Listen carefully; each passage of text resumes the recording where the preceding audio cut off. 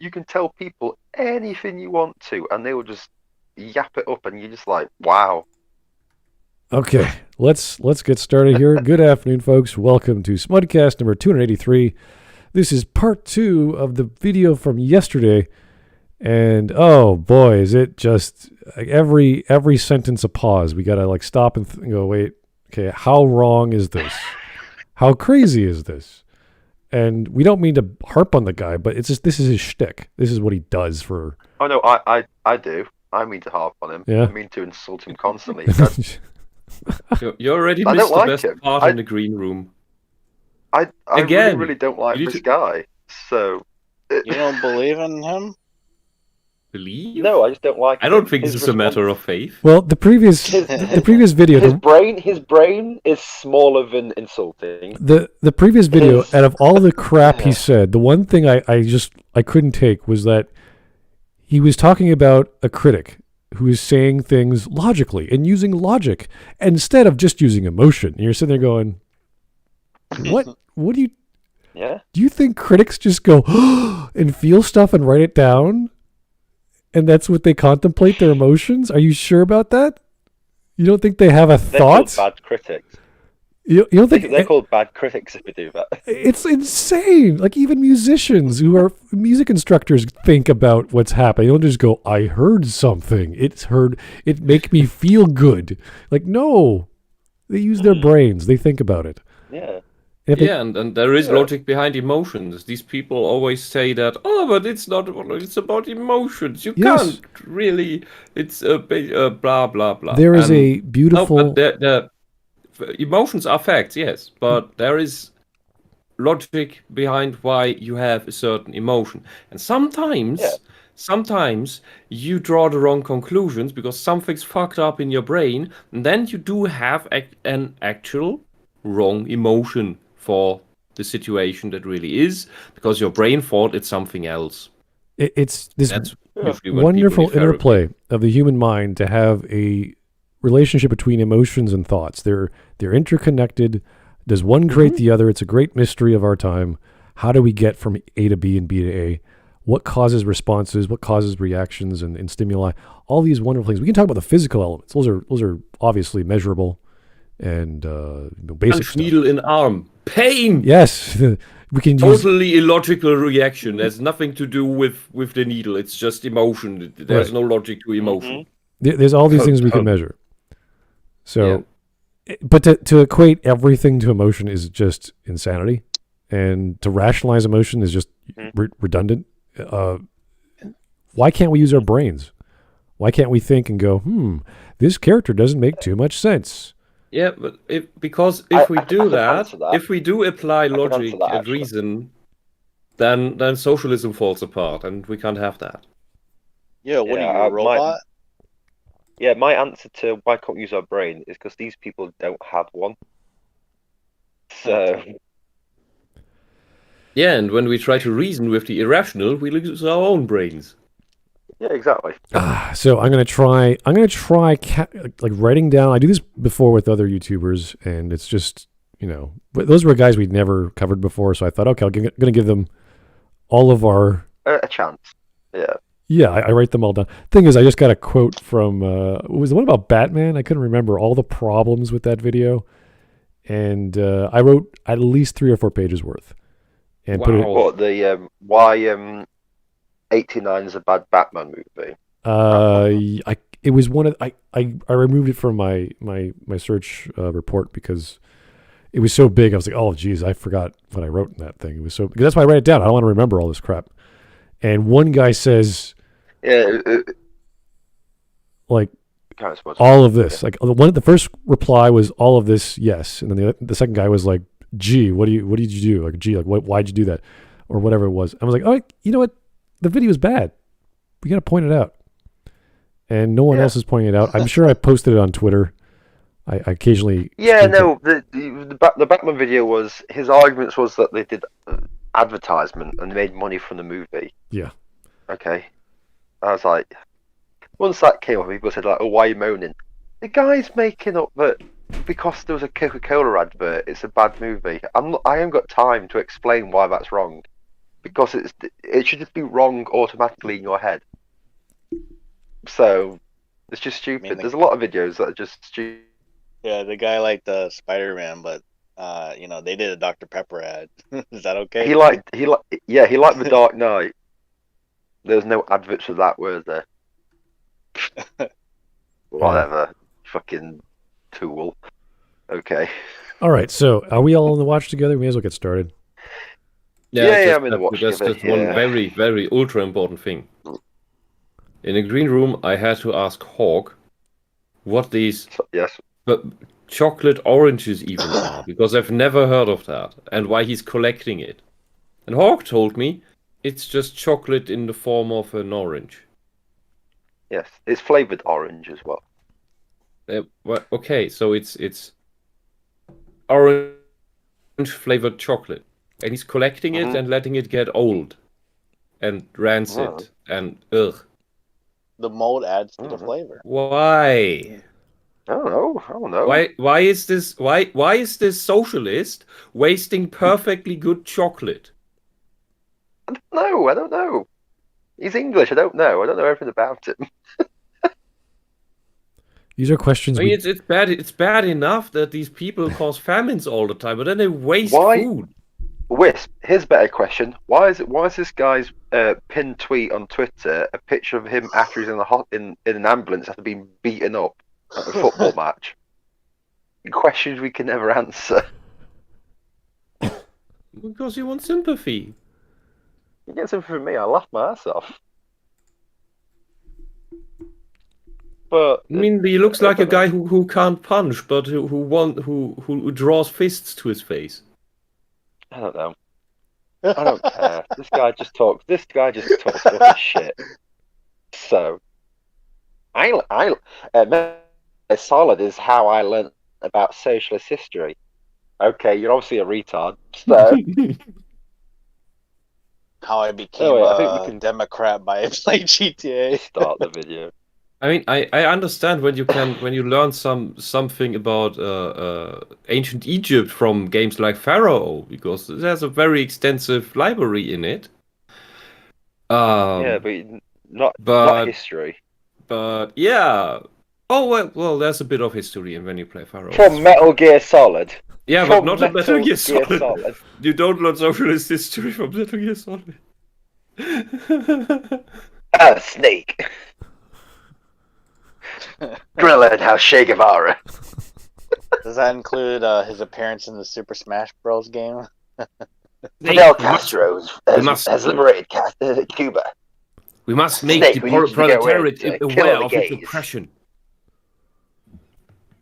Oh, let's not talk about Che Guevara anymore, please. Can we just stop and forget about Che Guevara's got a T-shirt. We can bring him up if he tries to be pro-gay or something, and we can bring up Che Guevara. Hey, guess what? Che Guevara's as good as me, because I've got a shirt now. Oh boy.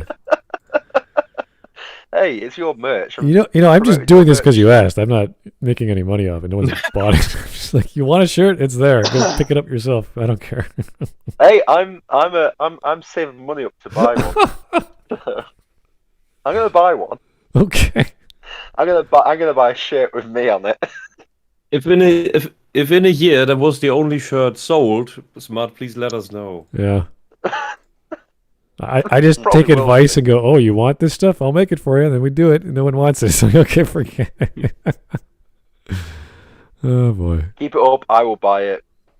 I've got Capitalism, it all ho! Yay! Anyway, well, it was my birthday. It was my birthday last Friday, so I've got birthday money. It's like, well, I'll try and get a, because I don't make the prices. I'm sure you can mess around with the numbers. I just upload and save. I don't press any other buttons, but I could probably find a cheaper T-shirt. There's other T-shirts to publish on, so I'm sure I can find a better one. Okay. Anyway, let's get started. Yeah. It was an interesting story to tell. It's not. Let's actually rewind just so we can understand what the hell he's saying. Yeah. And they said, they spoke a lot about this character Lev and the actor Lev themselves as transgender as well. So they felt it was an interesting story to tell. It's not the absolute focus of the game, but it's in there. But it makes me laugh. They somehow think like the trans community are going to love The Last of Us if we stick this in it, and let's screw over everyone else. That's what they thought, yes. We're all hateful bigots and we can't stand that stuff, and the only people going to like it are trans people. Like, the joke is that even the trans people don't like it. Yeah. You know, Yep. I mean, we've been over this Also, a little bit yesterday, Lev's not trans. It's a girl who wants to be a guy, but we're in the post-apocalyptic world. There's no surgery. There's no drugs. Honestly, there's nothing. Yeah, Sorry.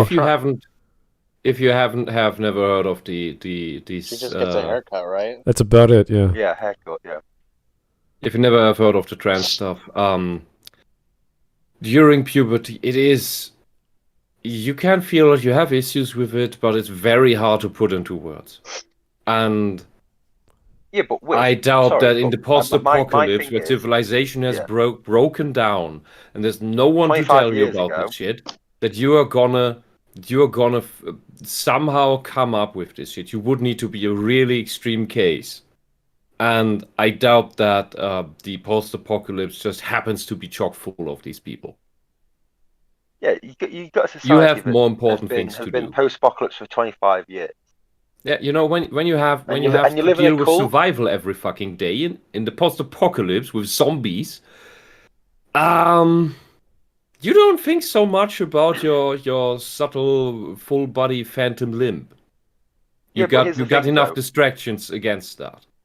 Yeah, but Wisp, isn't it a bit demeaning just to say that a girl shaves her hair, automatically she becomes trans? Isn't that like demeaning to people who've actually gone out of their way to actually go through the process? As in, like, oh, you just need to shave your head. Well, if she doesn't have any means to transition, she doesn't have any access to hormones. Yeah, but what I'm saying is people start thinking, all you need to do is shave your hair, then you become bloke. It's like, yeah, no, I know what you mean. I know what you mean. In that case, it's at best symbolic, but yeah, really, you're right. Because shaving your hair isn't gonna do much about any kind of gender dysphoria. Same as growing your hair out is as a male to female. Okay, so if you have no access to hormone blockers or supplements or replacements or surgery of any kind, are you still trans? Not really. I think the most logical approach is to define it by the medical condition. Gender dysphoria, whether you have that or not, makes you trans, whether you transition or not. Okay. However, there's no point. Transitioning. There is no point. It's short for transitioning. If you're not transitioning at all, you can't be trans. No. We're talking about a medical condition. You have no need. Yeah, that's why it's called gender dysphoria. Hawk, you do not have any need to transition if you don't have gender dysphoria. There's no need for that. But if you've got gender dysphoria, you just get called you've got gender dysphoria. When you start transitioning into a man, that's when you get called trans, because you're transitioning, which is what trans is short for. Yeah, So if all you do the problem with there are several issues with the term trans. Yes, transition is part of that, but it is initially derived from the old term for the condition, which is transsexuality, which means this is the way the Latin works. Trans means on the opposite side of thing, which means where this body A, mind B comes into play. That idea. Because that seems to be the issue. There's an incongruence between A and B. This is why it's trans. It's like in chemistry you have this a lot, where you have various symmetries of molecules, where you can have they can have the same what's the English word? Sum formula would be the German one. Some formula, yeah. Yeah. But the molecule itself can have different shapes. It has the same contents but different shapes. So either you have a symmetry where all things of one type are on one side and all of the others are on the other side. So that's standard symmetry. Or you can have this whole thing transposed, where we already get the word from. Yeah. Where you have this all mixed up, like it's where would that Lev be? Point symmetry. Where would Lev be? Where would Lev be on the whole thing of just cutting her hair? Cutting her hair does nothing. Okay, so Right, is so Lev what's is relevant is literally does she have actual gender dysphoria? I We don't don't know. think okay, there is no mention of gender dysphoria in the narrative at all. Is that solely about she wants to hunt and her cult only allows Yeah. that to boys? Men. Yeah, she only allows men. Yeah, so it's a social issue. Yes. That's not That's trans. what I mean. Yeah, that's what Yeah, I mean. that's She just cuts her hair, that's the it. girl in the. Yeah, it's like the old story of the tomboy that wants to play soccer. Yeah.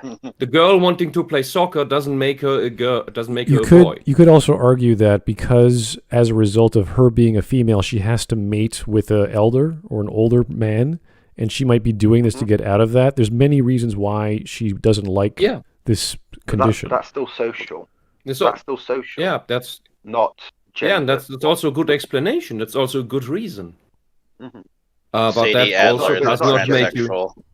Yeah, but that also does not make you trans. That Okay. just makes you want to get out of that horrible Right. situation. Okay. So we can easily say that Lev is not trans. Yes.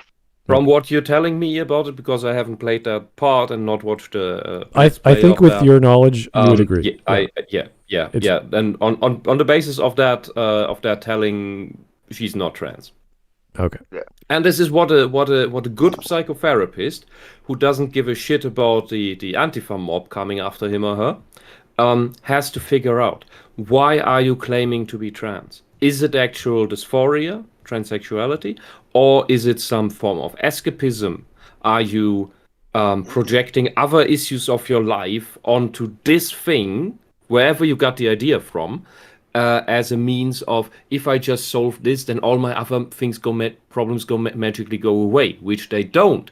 Which is one reason why people who get through with that with that being the actual reason, then realize, oh, now I transitioned and all my other life problems are still there. Well, that's shit. Oh, and now I have more problems. Well, I guess I'll kill myself. That's where some of the suicides come from in these statistics. Yeah. The suicide statistics are not really reliable because we have all these false cases in them. And these are just two examples of what a therapist would have to rule out.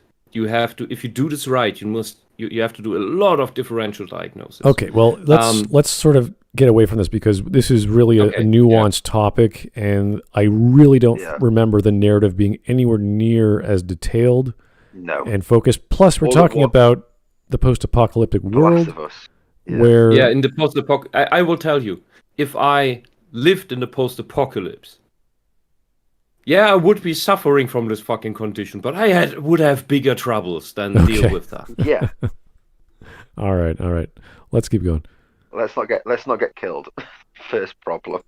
Sound like a very interesting story. Lev's actually one of my favorite characters in the game, and the story between Lev sure she and is. the struggle they went through is very, very interesting.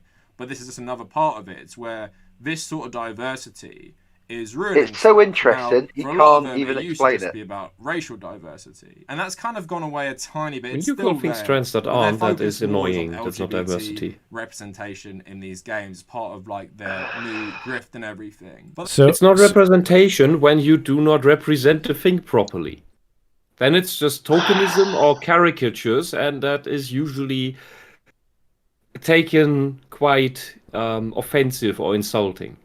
I don't And think for being the people, the activists who go up against this is we need to be against all these offensive things. SJWs have the most offensive takes on most things, especially in all the rainbow shit. I don't think rambling on or criticizing a game for having tokenism is a grift. I really don't. It's pointing out character problems or details of a character that shouldn't be there in the first place. there is no real need, to my knowledge, for Lev to be acting the way she is. Now, if it's mostly about getting out of that whole mating ritual or whatever, or trying to stand up to his cult, just escaping the cult, to escape the cult, to stand up to her mom, whatever the case, to like hunting as opposed to what the women do, then that's great. We can talk about that because there are some elements of that, but there's no grift. There's no people going, oh, it's just the SJWs. No, it's freaking Neil Druckman. And he just throws shit in there. That's all it is. Neil Druckman is one of the worst creators out there, and it's quite obvious that he is one of the worst creators because he's single-handedly destroyed this series. He's the Ryan Johnson of video games.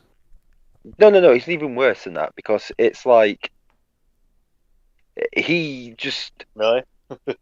Ryan Johnson does this stuff because in his head he thinks that subverting stuff is the greatest thing ever. So he's got that. Ryan Johnson's got that thing in his head, and I'll and that's the thing. Ryan Johnson destroys stuff because he thinks that's what makes things good. Neil Druckman destroys stuff because he just doesn't give a shit, and it's just a bit like he's just constantly he'll destroy anything just so that the women in the feminist camp like him a bit better. And that's the worst type of person that there is. Because he did all this to get like the Anita Sarkeesians on his side and stuff. That's all he did it for.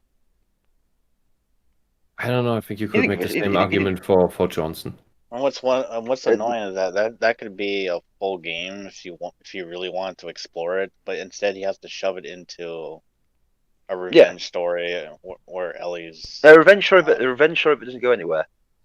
Yeah, and because revenge against a woman is bad, so he couldn't even do. He wants a woman to have revenge, but he couldn't get a woman to have a revenge against another woman because it's bad. So. Well, no. Ellie kills a bunch of women, a bunch of pregnant women, a bunch of people in general. Like she brutally kills the countryside. Hold on. Killing a pregnant woman is perfectly fine in the feminist agenda because feminists don't like getting pregnant. There's so many pregnant women, it's ridiculous. But no, seriously, God. killing a pregnant woman, feminists are fine with it because feminists don't want kids. They hate kids. They're never gonna have kids. They hate that. Well, of course. They hate reproduction. They like sex, but they hate reproduction. Yeah. So, but here's the thing. You're not a woman. So, you wouldn't understand. I wouldn't understand having kids. Yeah, I know. It's terrible. Yeah, me not having. Yeah. God, birth is so painful. Yeah. It's just wrong. Anyway, the point was that this is not a grift. This is people, and I don't even think anyone has said anything about The Last of Us 2. What would you bad writing? If it's badly written, it's just badly written. Yeah, but what would everyone here define grifting as? So we can all have an idea of what we would class as like a grifter. As far as I remember, grifting comes from the idea of that you graft a position onto yourself that you don't actually hold. So it's a fake opinion. It's grifting means you act as if you role play having an opinion that you don't actually have in order to gain a personal personal win out of advantage. Yeah, benefit. It's popular. When Last of Us 2 came out, it was popular to bash it because the leaks came out before that. And I for whatever reason, I did a quick plot analysis of the leaks, and that video exploded to 250,000 views or whatever.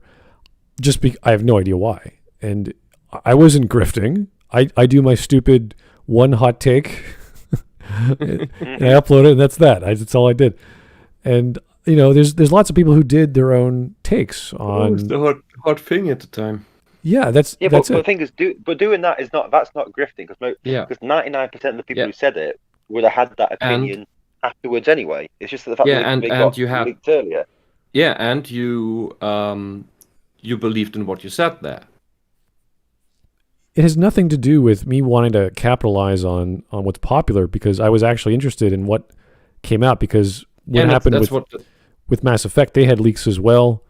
and those were looked at really negatively. And so I'm like, oh, geez, what's happening with Last of Us 2? And the leaks were pretty. They were right though. Mass Effect leaks were right. It's Again, grifting has two components. It's just because you make you chase the click doesn't mean you're a grifter. A grifter grifting requires that you also hold an opinion or espouse an opinion that you do not actually hold. So it'd be like you believe this snake oil is the cool hot shit, but you don't actually believe it. But you try to sell it in order to make money. That's grift. That's, for example, grifting. But it would be like the Kavernacle coming out when The Last of Us 2 released and being negative about the the leaks, when in reality he always acts positive about stuff. So that's what he'd just be doing the opposite of what he should be doing. But he's going down a certain narrative to make money off of people. Yeah, that makes him a grifter, an actual one. Yeah. And the most prominent example, or well known at this point, example of a grifter in BreadTube, I think most of them can fall into that category, but most of all is Vosh. For you can even see how Vosh contradicts the previous sentence he just says just in order to get a win. Play the con artist game, the confidence artist game, in order to impress his impressionable, naive, ignorant audience in order to make a bigger buck. Vosh doesn't believe in half the shit he's saying, if even that. And that is what makes him a grifter. That's horsecock. That's it. He believes in horsecock, yes. Yeah, horsecock, long throbbing horsecock. That's all that Vosh believes in. Okay, let's keep going. Do we want to get Voxes on at some point and just let us read Vosh's Discord? Let's not ever. No, ever do that. No, never. No. Horsecock read it mod once. in Red Dead.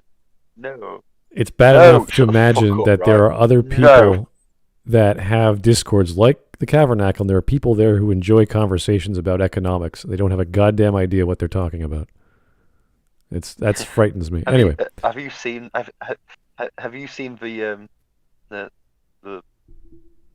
screenshots of Kavernacle's Discord? No, I don't want to. It's like absolutely amazing. Just go into Just go into your Discord and just have a look at some of the screenshots. It's wonderful. I thank I thank the people who are in there. It's like being in some esoteric hippie shop where they talk about their healing crystals and how the incense frees their mind and expands their consciousness. Just that it's about economics. They always like to talk about white people too. And zodiacs and stuff and all of that shit. All I know is just as much substance. I just like to imagine it's just a bunch of white people huddled up in a room just talking about white guilt. Right, it's like this. You could literally go, Eldolf Smittler tells you should kill all the Jews. And people in Kavernacle go, yeah, that's a good idea. Eldolf knows what he's talking about. Yeah, that's cool. Yeah. We should do that. To say, kill all the Jews to end capitalism and bring communism. It's like, what the fuck is all you people on about? You're all insane. What the fuck? Wait, the New World Order begins. They're all idiots. All right, let's keep going. They're all Here's Dolomaticus. Thank you, sir. Coin for the past 2 days of good discussion. Also, both Druckman and Ryan are narcissists who did what they did for their own egos. At the very least. That's, I mean, every artist at the very least. does that anyway, so... But I think wouldn't go that far. Is in it with Ryan. Not every artist is a narcissist. I hate. No. Not every artist is a narcissist. Every artist does what they do for their own ego. Like any mathematician does what they do for their own ego. It's they just have this urge in their mind that's I got to do this for me, and I'm going to do it, and I'm awesome, and I'm cool, and I'm smart, and creative, and beautiful, and brilliant, and whatever. So it's like the guy that has the drive. I need to finish this list and figure out the taste of every chemical substance, and then he gets to cyanide. Okay. Oh boy. Okay, let's keep going here. But with with Ryan Johnson, I will just say one thing. It's just the fact that in his head somehow he seems to think that destroying stuff makes it better. So Okay. It's the only. Die. I think there is something more to that, because the thing is, There when you probably is. destroy That's when you basic destroy thing. someone, something, or someone, when you destroy something, then you are the last person to have engaged with that thing, which means you have made the final impact on it, and you are the one who will be remembered for having done that. Mm-hmm. Oh, Whether yeah, that's a good or bad thing, but you will be remembered. Mm-hmm. And that is what the ego is about. I'm saying there's a thing where in his head, that's what he thinks. There's other stuff to it, but but that's one thing that I think is inside his head, which once you start understanding what's inside his head, start understanding why he does stuff. Doesn't make it better, but Okay. Well, he also enjoys the sadism that that he takes sadistic pleasure in destroying things and dreams and people. And have you heard him that, in my eyes, puts him beyond narcissism and into the camp of psychopathy, but that's another story. All right. Here's a donation from Francis Board Coppola. This infection is calling the fandom menace types grifters when he's an avid Vosh fan who literally admitted to being a grifter and defended others lying about their positions and being grifters. What an effing loser. Yeah. Yes. We know Vosh. Welcome to the left wing of YouTube. If it wasn't double standards, they have no standard. Okay. But I had the. But it's all about how it makes you feel. Yeah, I once had the. If anyone ever wants to do this, go ahead. I had the idea once, and I lacked the editing skills and the mind to get into it. But if you ever want to do something, I think funny, is take any Vosh debate, there are better ones and worse ones, and just ignore the other guy, and just take clips of Vosh from within that one debate alone, and mirror him to the other side so that it looks like he's arguing with himself, because he will bring up lines where he literally brings a counter argument to what he just said, and the counter position to what he just said a second ago or a minute ago. You can make from within one debate. I don't understand why people even follow him or listen to him. To be honest, you can make he's videos. Just a completely disgusting, horrible human being. Yeah, he's not even worth any time. Yeah, but you can make you can make videos where he's just arguing with himself and insulting himself. The guy defends if you put it that way. You can't. The guy defends child porn. You can't. There's nothing else. There's nothing else after that. It just end of. The guy's just. Yeah, he defends child porn and he believes in Nazism, or I mean, against Nazism. But I don't know what that means. The guy's just. Don't take him as in not like don't take him seriously as like ha joking, but as in like don't even listen to him. Don't even give him 5 seconds. If his name gets brought up, just ignore whatever happens after that. The guy deserves to be like removed because he's just the. He's malicious. Yeah, he's just a horrible person, and I wouldn't be surprised the next 5 years or so we'll be watching a clip on the news of him being arrested for something. Seriously. He's on the Chris. That's gonna come. That's gonna come. Yeah, I'm being serious. It's not even like I'm not even joking. It's probably gonna happen. And to be honest with you, I expect most of these left wingers to either end up having some police thing happen to them when they get arrested or something, or have to come out with a video apologizing for some really horrible shit they've done. So actual crimes.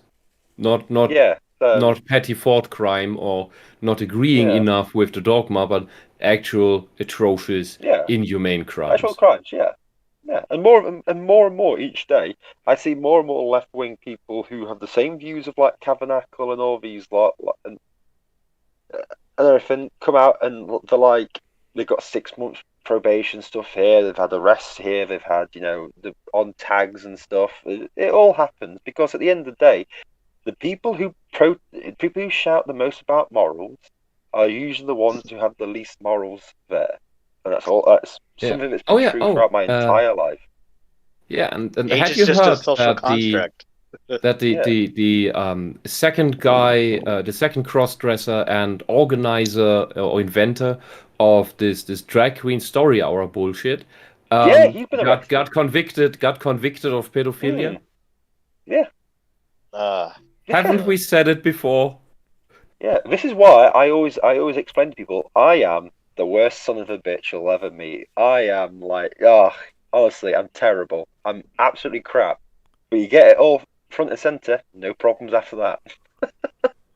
Go have a drink, it's fine. All right, let's keep going. Yeah, let's keep going.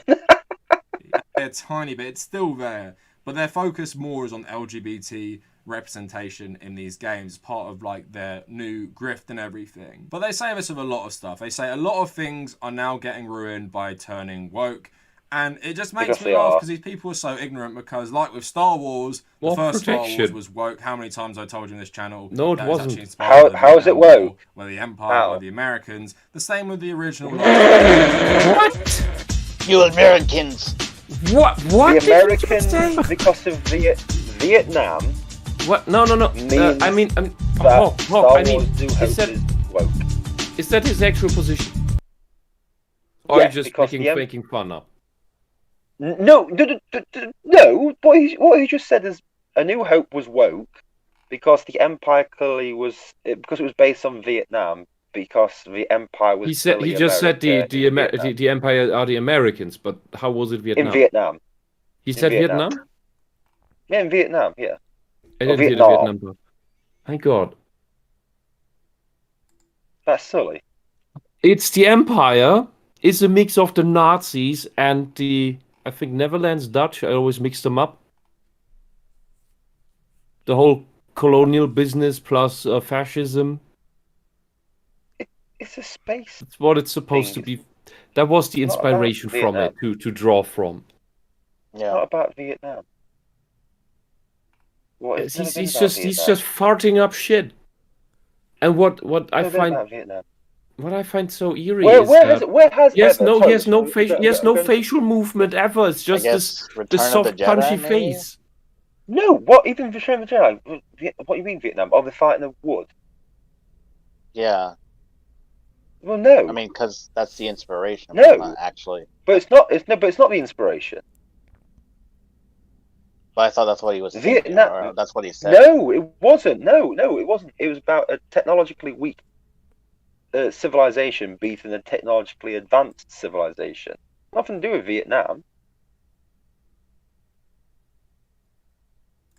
Matthew. It's never been about Vietnam. It's never been about Vietnam. Well in the chat. The Empire is based Germany with Dutch East India. Yeah. Interesting. That's the. Never been about Vietnam. That's been the idea. I want to hear this from him from Kavernacle again, whether he really said Vietnam. Yeah, just go back. Just back a little bit. Because like with Star Wars, the first Star Wars was woke. How many times I told you in this channel that was actually inspired by the Vietnam War, where the Empire, Americans. Okay. The same with the original Last of Us. If you play the original Last. Wait, the original Last of Us is also Vietnam? Oh, God. How? Everything is Vietnam. So wait a second. So Star Wars was based off the Vietnam War? Is that what he said? Star Wars is based off the Vietnam War? He said that. He said Star Wars is based off Vietnam. A New Hope. Wait, is he talking about A New Hope or is he talking about the first one? I'm always confused. Yeah, he said the original. A New Hope is the first one. Yeah, Star Wars 77. A New Hope. Right. Is based off of. And there's no Empire in Phantom Menace. So he can't. He's talking about the Empire. The Empire are the Americans in his eyes. You could. Okay, wait. All right, they're called the. You could argue that the writer-creator, like Lucas, was inspired by the events of the Vietnam War, but we really have to say what exactly. No, he's never mentioned the Vietnam War in anything that he's ever said. The Vietnam And it War can- and it's- Star Wars has yeah, and it's- never shared the same page of like piece of paper ever. Yeah, and the analysis has long been made that what the empire in A New Hope is inspired by the several factors of that. This is his headcanon. This is a complete headcanon. It's He always made this woke up. though. It's always woke. It's Always worse than been. Yeah, but it headcanon. It's wasn't woke. absolute fan fiction. He's turning around what Star Wars is.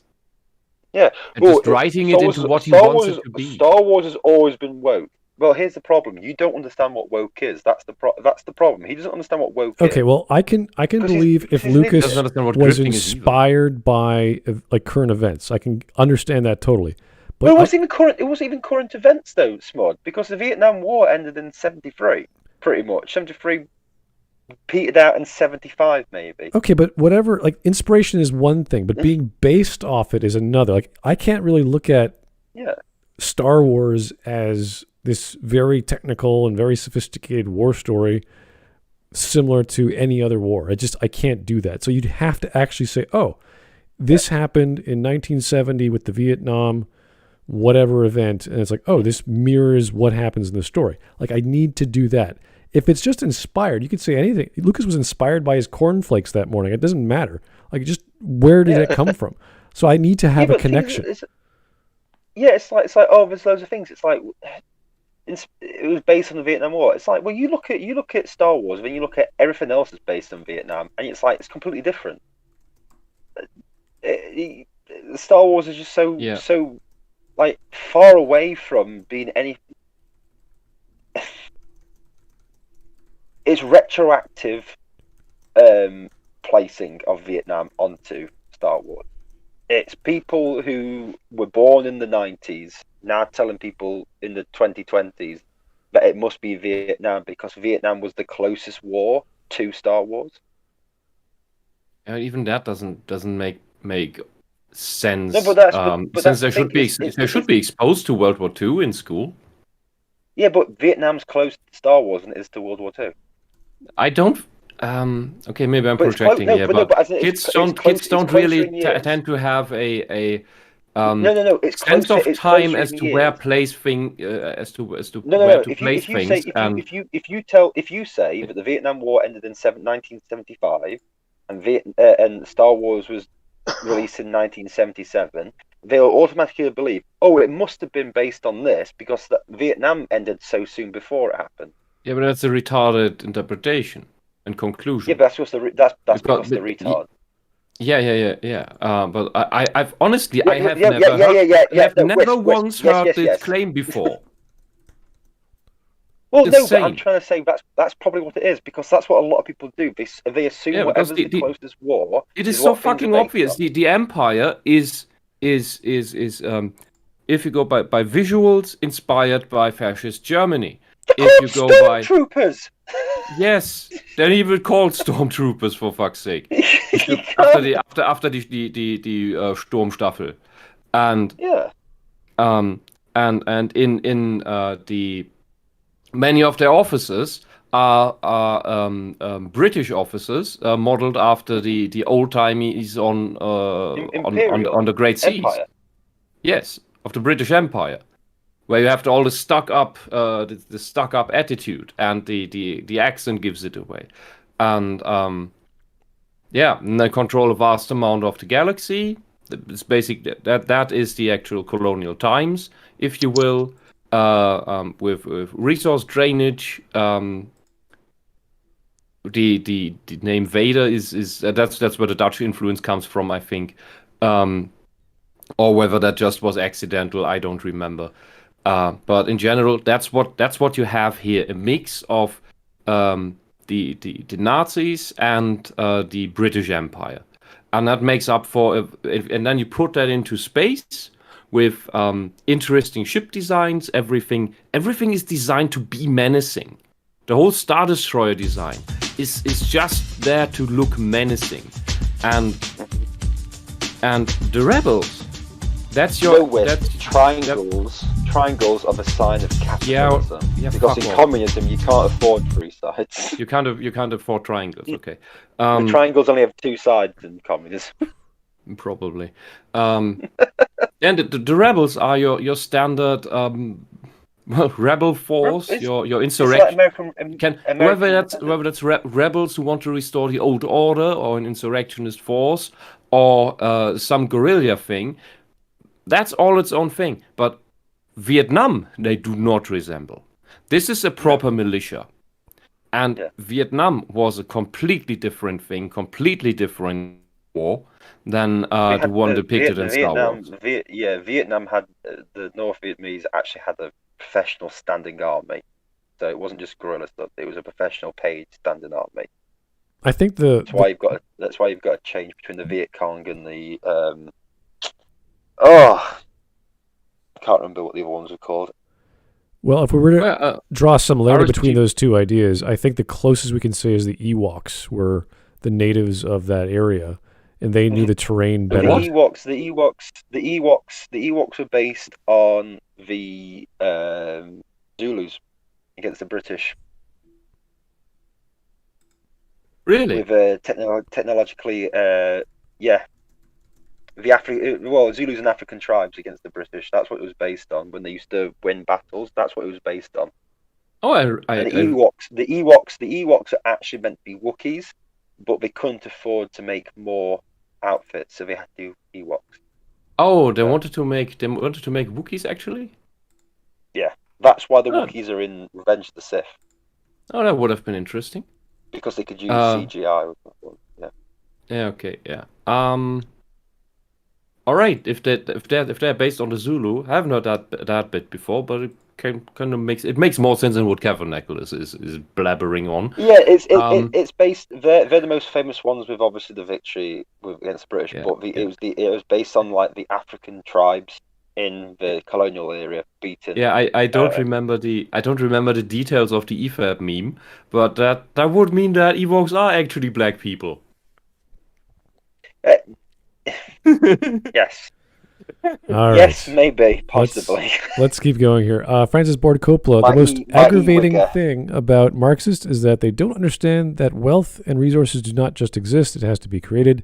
Side note, Vosh said the N-word, and his justification was he was saying it to own the person he was arguing with.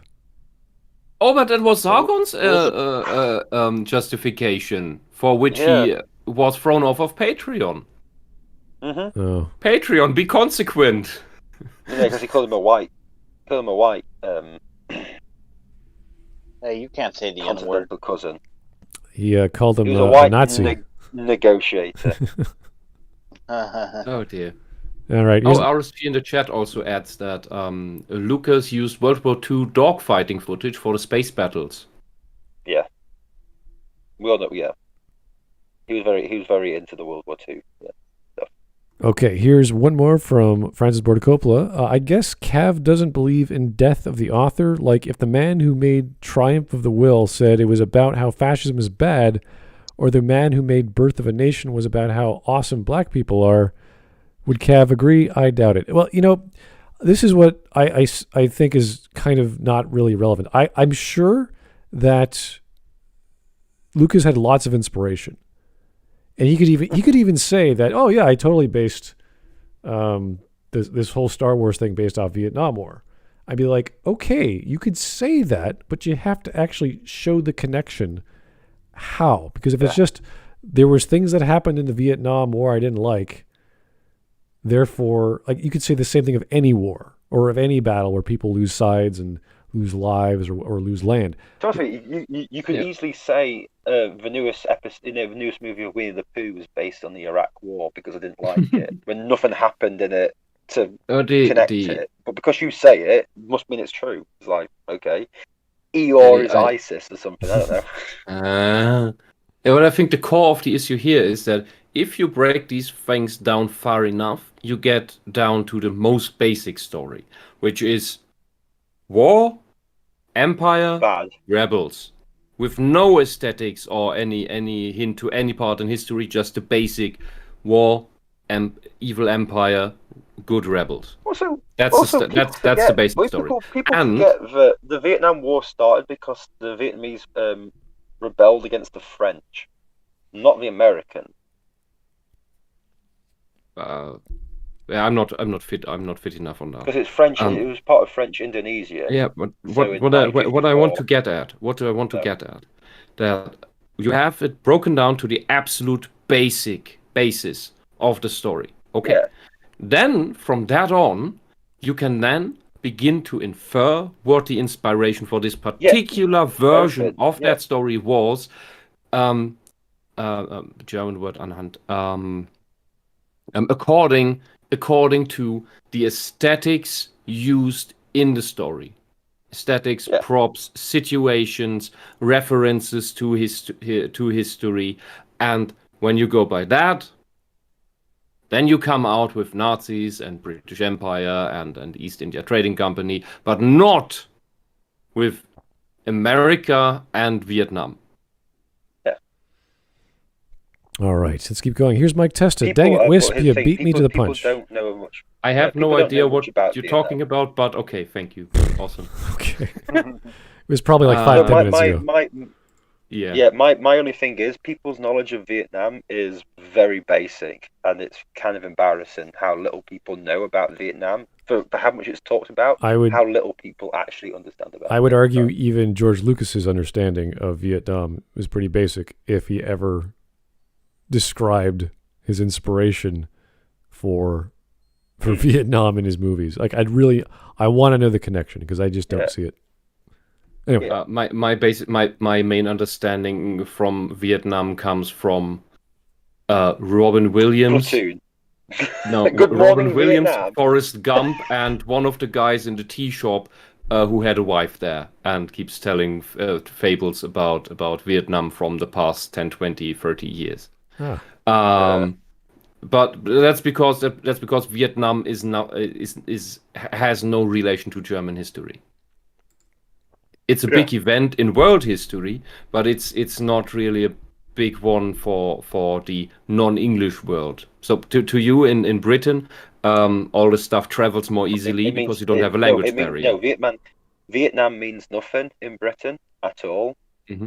It means it's a solely American thing. The only reason why I know stuff about Vietnam is because I enjoy history, and I enjoy learning about wars and history. So I learned up on it, which is more what Kavernacle does because he's a history grad. So beyond that, I only know that it is a much more complex issue with a bit with more detail, including about the end of that war and what could have been done had the Americans followed through.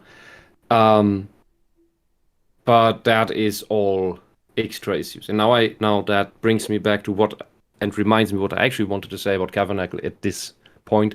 If you remember my recitation of George Orwell from yesterday, the likely reason why Kavernacle is coming up with the idea that the Empire in New Hope represents America and the rebels Vietnam is because he must make it about his ideology, that the bad guy is America and the good guy is communism, which is Vietnam. He could not do the same with the basic story of Star Wars and the basic inspiration of Star Wars. Because it would be even harder to map the rebels onto the Soviet Union. He's just doing this because he has to make it fit with his ideology. Yeah. All right. Here is Mike Testa. A piglet after cover in napalm. Oh, dear. Okay. Oh, dear. Help me, piglet, please. Yes.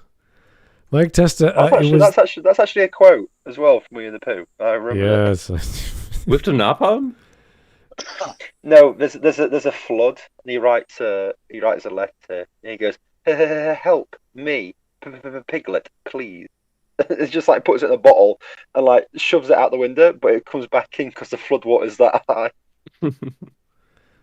That's from like the 1960s. That is. So obviously it was Vietnam. And metaphor for Vietnam with the flood. Here's Mike Testa. It was the Ewok joke. You beat me to it. Okay. That's fine. Good stuff. Let's go. Understand that game. Apparently, Jeremy Forgets the Game is a massive fan of it.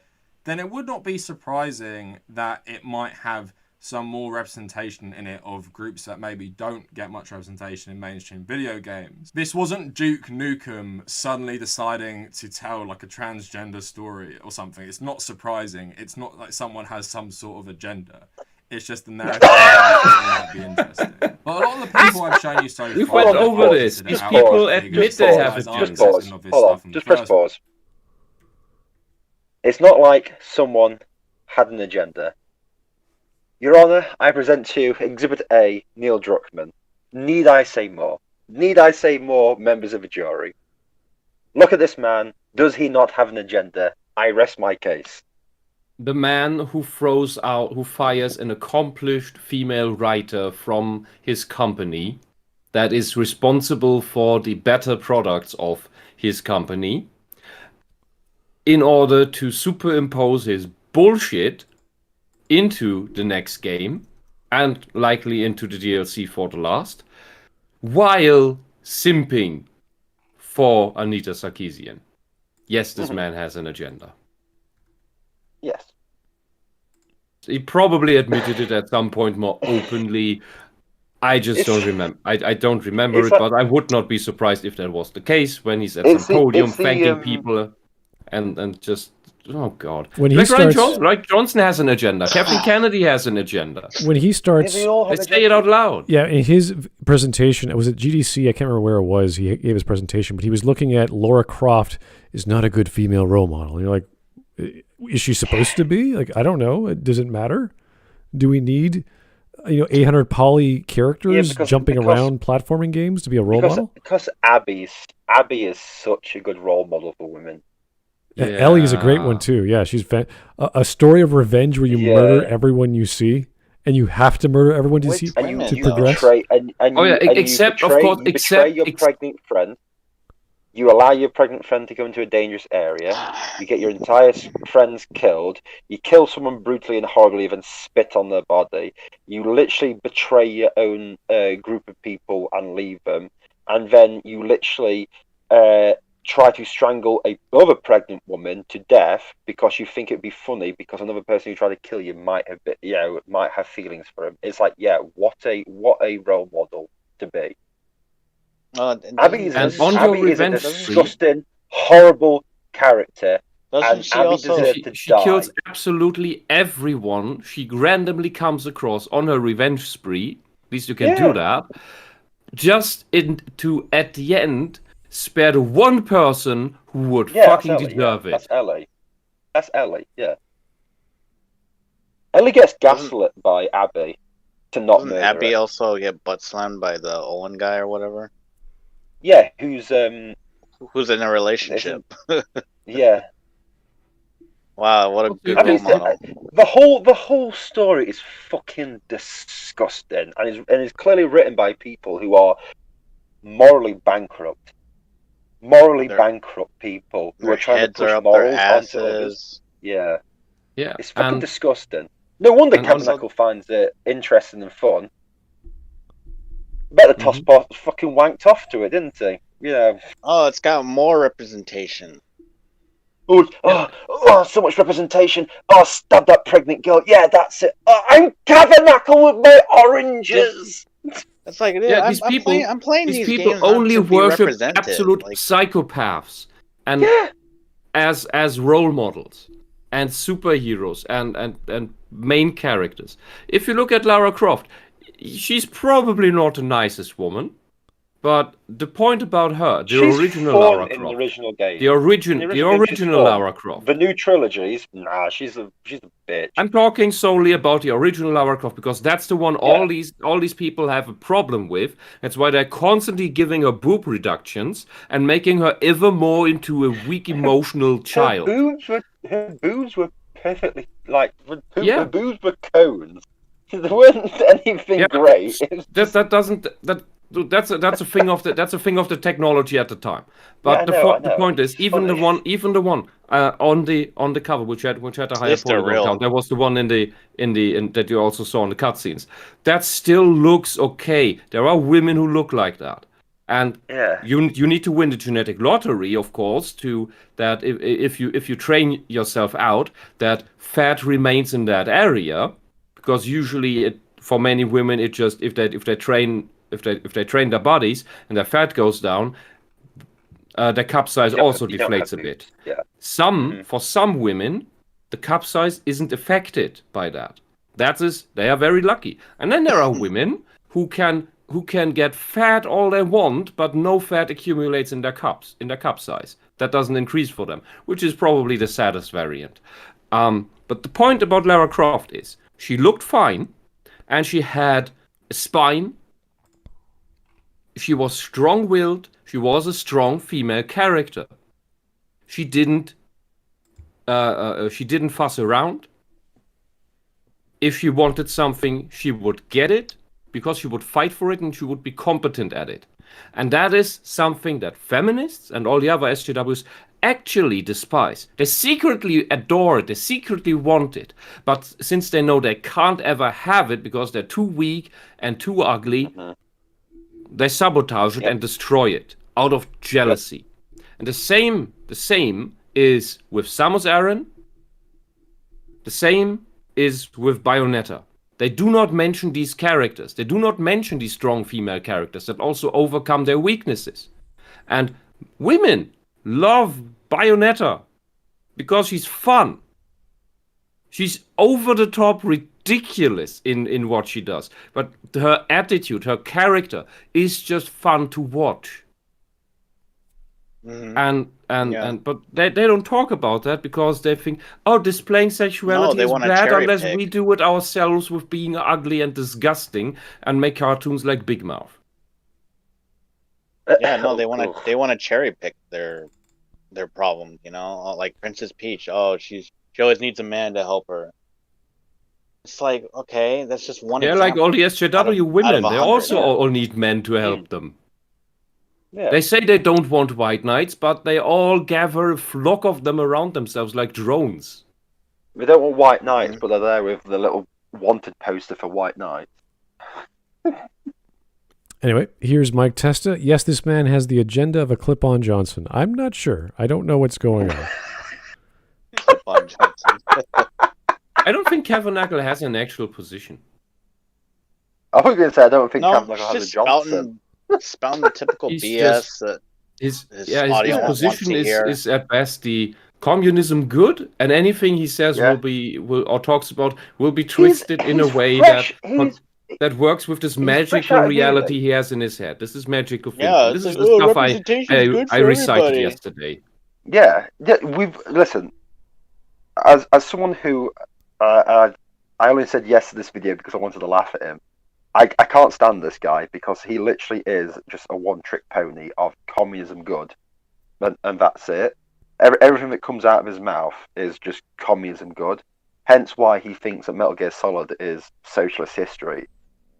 When he talks about his history degree, it's fucking laughable because he knows nothing about history at all. I wiped the floor what is history degree in?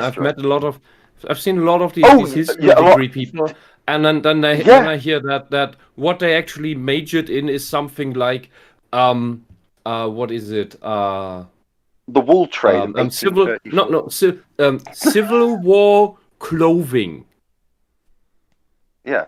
Some shit That's like then that. the one thing they know something about. That's the thing they majored in. They wrote their dissertation about. Yeah. But anything outside of American history, or even just with relevant things the Anglosphere of history. Yeah, but even that is super limited. These people's history degrees are worth not even toilet paper. Random history enthusiasts on YouTube know more about history than these hacks. Muggins here knows more. If me and him went up against each other with like history knowledge, I'd wipe the floor with him. Because I actually spent my time outside of school learning about stuff. He wouldn't know. He wouldn't know shit if if I told him that the Vietnam War pretty much started in 1954, he'd be like, wait, what, when? No, that's not true. I'd be like, yeah, it did. That's when it started, and it ended in 75. You wouldn't have a fucking clue. He thinks Vietnam's just platoon, and I feel like a it small happened way section of before Forrest that. Gump. Yeah, he'd say something stupid like that, and it's like with other stuff he said, it was he I can't remember what he mentioned, but I was like, no, that never happened, and he was just lying, he was just straight up lying about colonial stuff, and I was like, no, that never happened. What are you on about? Yeah, he tried to lie about Ashley Johnson like wrote Ellie basically when it was all Neil Druckman. Yeah. I learned my history from Command and Conquer. No, you make a joke. This guy learned his history from Metal Gear Solid. Seriously, he said, Smud, back me up. He said that, didn't he? Metal Gear Solid. He was saying something along those lines. Then he also referenced that the fact that he had a socialist professor. He was learning history from, and he sat there going, "So you learned socialism from a video game and your professor? Which, like, how does that work? I don't know." You're a socialist professor, not even a critical professor. So I'm not even. So when I say this, I'm not even. I'm not making a joke. I'm just saying what he's saying. So that's why I take everything that he said as a fucking lie. He's a fucking idiot. He's an utter tool and a fucking idiot. And everything he says is just ideology, his stupid ideology. Or I want some more subscribers so I can buy some more Terry's chocolate oranges. That he won't eat. No. I am so pissed that he is wasting good chocolate. Yeah, this average chocolate, don't worry about it. Average chocolate is still chocolate. It's not yet shit chocolate. Okay. All chocolate that is not shit chocolate is still good chocolate. Let's keep going, guys. Let's keep moving, yeah. It's just the narrative team thought it might be interesting. But a lot of the people I've Okay, so no. A narrative team does not go. Play the video. The writing team of a video game does not go, hey, you know what'd be fun? Let's do that. And they go, oh, okay. And they do that. That's not how it works. I'm sorry. I just love the fact that Smud, like what Wright said. It's like, Smud's like, yeah, let's count this in video. Says like 2 words, Smud pauses. Okay, fucking, right, we're going to stop here. Right, He's an idiot. Every second he says something stupid. It's really irritating. The narrative team didn't have an agenda. Neil Druckman was head of the writing team. He had an agenda. So, yes, the writing team had an agenda. They didn't think it'd be fun. Neil Druckman He even said he had an agenda? Yeah. Like, I had the secret agenda, right? And that's what he talks about. Yeah. Oh, but he didn't have an agenda. I just realized every one of us keeps missing something that is repeatedly and something different that is so outrageous we don't hear it the first time. Like me with the Vietnam thing and the Empire is America thing, and you know with the oh, he had an agenda thing, and it keeps happening. It's because these things are just so unbelievable. The writing team didn't have an agenda. Okay, the writing team constantly said they had an agenda. Well, so, Kavernacle, are you saying that all these other people who've said they had an agenda are lying because you're telling the truth, or are you lying? Either because he's you're just now really dumb and just talking out of his ass, or he's deliberately gaslighting. However, he comes across to me as someone who is not conscious enough to be deliberately gaslighting. He's just talking random shit that he would like reality to be. Yes, that is true. He's trying to I've got to put himself on a pedestal. It's just magical thinking of his part. He doesn't care about the facts. Even if you present them to him, he would just the next day or even the next hour he would forget about it all, even deliberately, to keep on with the same things he said before he presented him with the facts. Yeah. All right, here's Francis Ford Coppola. Cav missed the satire in Metal Gear Solid, he did. The games were not pro-socialist just because they had anti-capitalist undertones. The game's thesis was both the superpowers were exploitative and harmed the little guy. God, how is he so dumb? There's lots of things happening in Metal Gear Solid, or the Metal Gear Solid series. So I wouldn't be surprised if people only pick apart the things that they actually liked. And usually that's not political nonsense, because that's just a setup for all the actors to do crazy shooting stuff. people. For shooting But it's people, also- for giant robots, for whatever. It's all crazy crap, right? So you Yeah. can get... Giant robots, a nanomachine. Well, that's number... Actually, no, nanomachines are you never... bring up an important bit here as well. Is that these people, like many narcissists, have this habit of purely black and white thinking. It's either extreme 1 or extreme 2. And you cannot, there's no nuance between that. Which means that's why he thinks Metal Gear Solid is teaching him about socialism, that critiquing capitalism in any way means you are pro-socialism. That is his logic. You cannot critique capitalism without being pro-socialist. That's what he believes. That's why people have problems with Fallout, isn't it? Because they don't know, do they? Because it's equally taking a mickey out of both sides, capitalism and communism. That these communists, like, their brains go melt, don't they? They can't understand Fallout. Yeah, well, that's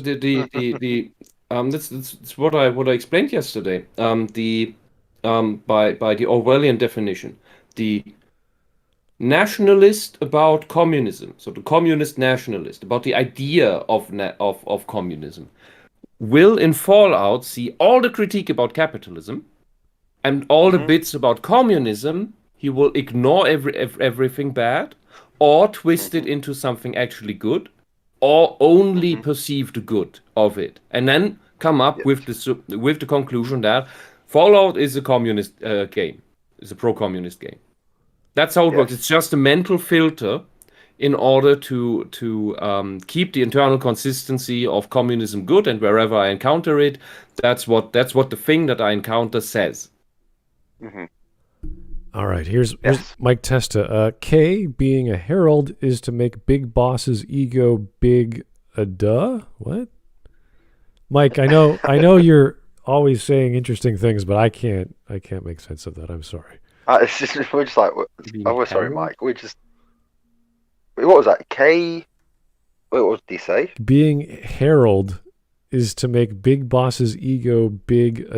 ADUH. I don't know what's going on. To make big boss. I don't know. It's okay. It's Mike. It's Mike. Yeah. Let Mike be Mike, and we'll say thank you, Michael, and we'll keep going. Hopefully, right? Consider outright bigots. These guys aren't accepting of this stuff in the first place. Oh God, here we go. Everyone's a bigot. Everyone who disagrees with Mr. Kavernacle is a bigot. Okay. Even And the the reactionary. minorities. And the Hey, guess what? Even the minorities. If being a bigot is being opposite to him, I fucking Ola Milamo bigot, and that's me. I am a bigot because I do not want to be the same as Kavernacle. Yeah, I'll eat my bigot sandwiches. Yeah, call me Mr. Racist. I'm Mr. Racist, bombastic, Mr. Fantastic. I'm just anything opposite than Kavernacle, so I don't care.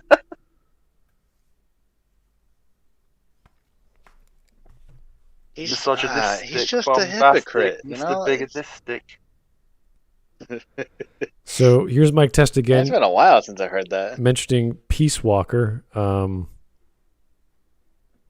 I know where you're getting the reference, because Peace Walker was, a bigger reference. Peace Walker was a Metal Gear Solid game, yes. Yeah, and there were references to the Militaire Sans Frontier and all this other stuff that happened in the previous game of Portable Ops, and it's a continuation of the characters and being a freedom fighter for another person and yada yada. Other than that, don't know. Not sure what you're talking about. Anyway, let's keep going. Behind this political argument that diversity. It's not a political argument, buddy. Imagine being somebody who hides behind a political argument. Kavernacle. It's too many cuts now. I'm lost. I don't know what he's referring to. People who didn't like what happened in The Last of Us Part 2 are bigots who are hiding behind a political ideology. Right, the fans from the first one. Okay. What? But the people who hide behind the political ideology. Kavernacle has said that these people are wrong because they hide behind a political ideology. Kavernacle, the What? man who hides behind a political ideology. Yes. Everything is projection. Everything. Every single sentence. No, I need every one of projection. these soundboard buttons that I just can hit, these big red ones, and just that goes projection. You need Zach's like bonk. No, back to horny. Back to ideology jail. Bonk, bonk, bonk. No. No, bonk. Bonk gives me headache. Back to communist jail. Back to communist jail. Back to the gulag you go. Let me just hear Just that call one it more horny time. jail, I'm a that's what little he is. I'm a little Horny confused for. here. Yeah, These just so go back. far, Yeah. like, I'd consider outright bigots. These guys aren't accepting of this stuff in the first place, and they hide behind this political argument that diversity is a political choice. It's part of the woke agenda. Yeah, it is. Everything's a choice. What Okay. are you talking about? No, not everything is a choice. Being gay is not a choice. I think we established that. But Yeah. if you want to say crazy crap, you have the choice to say crazy crap on YouTube. Yeah. What you say is that you have a choice about what you say. And your actions, you do have a choice in your action. These guys are bigots. Every action you make is a choice. That's not saying your sexuality. Your sexuality is an action. No, that's. But every action, yeah. But every action you do is a choice. So everything you do is a Yeah, but is a choice. the more Everything you important thing. are isn't a choice. Yeah, but the more important thing he said here is that we, the non-communists, are not accepting of the diversity thing, that the things that he lists under diversity, that is being having a non-standard sexual orientation, having a, by his definition, a non-standard skin color, and or having a disability, and that we are not accepting of that. When we, the non-communists, have more of this diversity shit naturally going on, that these idiots need to enforce within their own ranks, because no one buys this shit except these white socialists and the black supremacists from BLM. Nobody else buys this socialist crap, and some of the Africans in the ANC. Yep. I've always noticed to reinforce your point. The people who talk the most about disabilities are always the most fully abled people. The people who talk about race are always the whitest of white people. And it just it goes Exactly. on. Or the blackest of black, or the most Han Chinese. They also talk a lot about being the master race. But You just don't hear that because you don't speak Mandarin. I speak Mango pretty well. Thank you very much. Okay. Okay, I didn't know you speak Mango. Yeah, mango. It's the mango trees in the Caribbean. I don't know. Sorry, I'm making a joke. How many beers have you had? How many beers? I've been out for my birthday drinks a week later, so quite a few. Okay. Anyway, here's Joe Crazy. If Kavernacle learned to be a socialist from Metal Gear, then I learned how to be an imperialist from Minecraft. Joe, you're making these jokes, but he did. So you probably did learn to be, I learned to be a Nazi from Wolfenstein, so it's perfectly fine. Don't worry about it. Oh no! Now you're making the pro argument for the people who wanted to censor it in Germany. Oh yeah, he played the non-Nazi version of Wolfenstein. There's no Nazi symbols. I played the Nazi version of Wolfenstein. Yeah, our Wolfenstein was indicated, which means censored. And in order for a game like that to be released in Germany, at the time, you would need to remove all references to the Nazis, which means all the swastikas and Hitler. Even though you are shooting up Hitler until he's fucking dead, you're not allowed to do that because that's glorification of Hitler by the people who made these laws. Oh well, Germany. Germans will German. Yeah, and it often brought up the counter argument. Well, you are forbidding me to shoot up Hitler, and you call that glorification of Hitler. That sounds like gaslighting. That you actually want to prevent me from shooting up Hitler because you want to protect him, because you are glorifying Hitler. And that made a lot of people very uncomfortable for many years. Wisp, is this the Heroes Germany I keep being told about? I have no fucking idea what that even means. The Heroes Germany.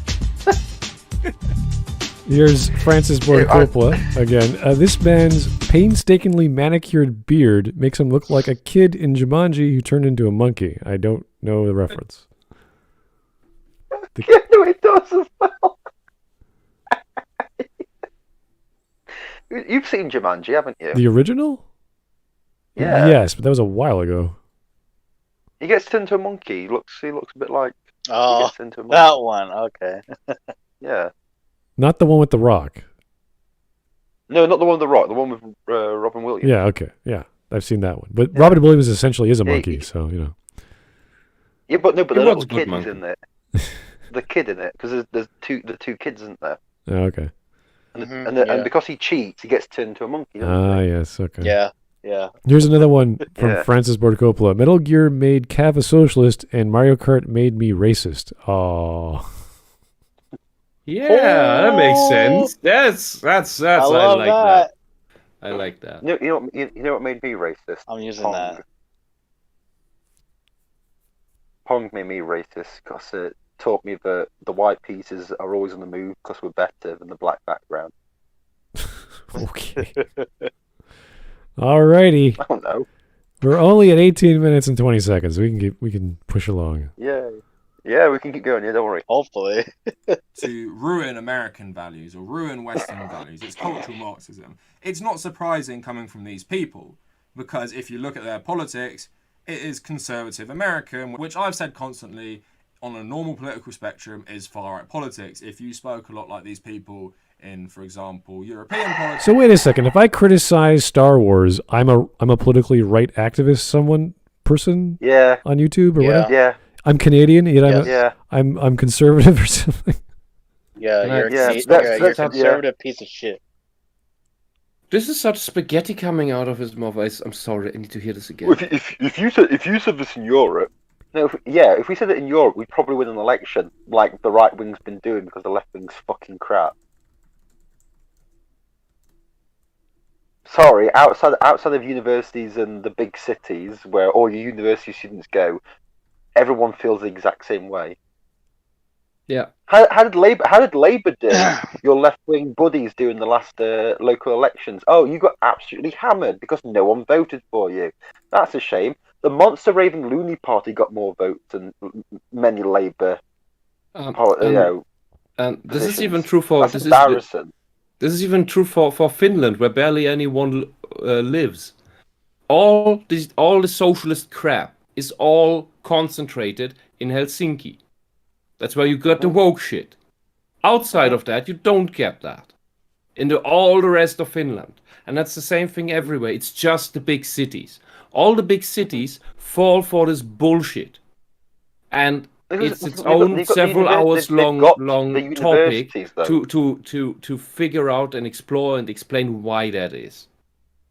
You look at the places that have the majority of left wing stuff. There's always a university in the vicinity, and it's always the rich parts. Yeah, rich part with the university, always the same, 100% of the time. Yeah, because the everyday worker doesn't have time for this shit. The everyday worker knows what work is. The everyday worker knows what value is. The everyday worker knows the worth of money and how to put food on the table. A socialist from a rich family, from a rich background, doesn't know fucking shit about anything. These are the fucking these people are the bourgeoisie that they hate so much. The everyday person has actual problems that require solving. These other people, who are the left-wing stuff, make up problems that they know never need to be solved. Because it just gives them something to complain about. And that's it. Yeah, you ask for a solution, they can never find it. Yeah, it's why they want this woke diversity stuff, because they know it's never going to be solved or be done. It's just something to continue moaning about and protesting about. It gives them a day out, doesn't it, from their boring lives? It gives them a little bit of validation in their uninteresting lives, and that's it feels it. like it's just gone overdrive ever since the lockdown shit happened. Well, that's because it's going into overdrive because most of these people, and I'm going to be honest with you, they could used to spend time posting on Facebook about how great their lives were, and then they got locked down, and they couldn't lie about their lives anymore. So then they had to jump onto these problems. So this is why everything's increased.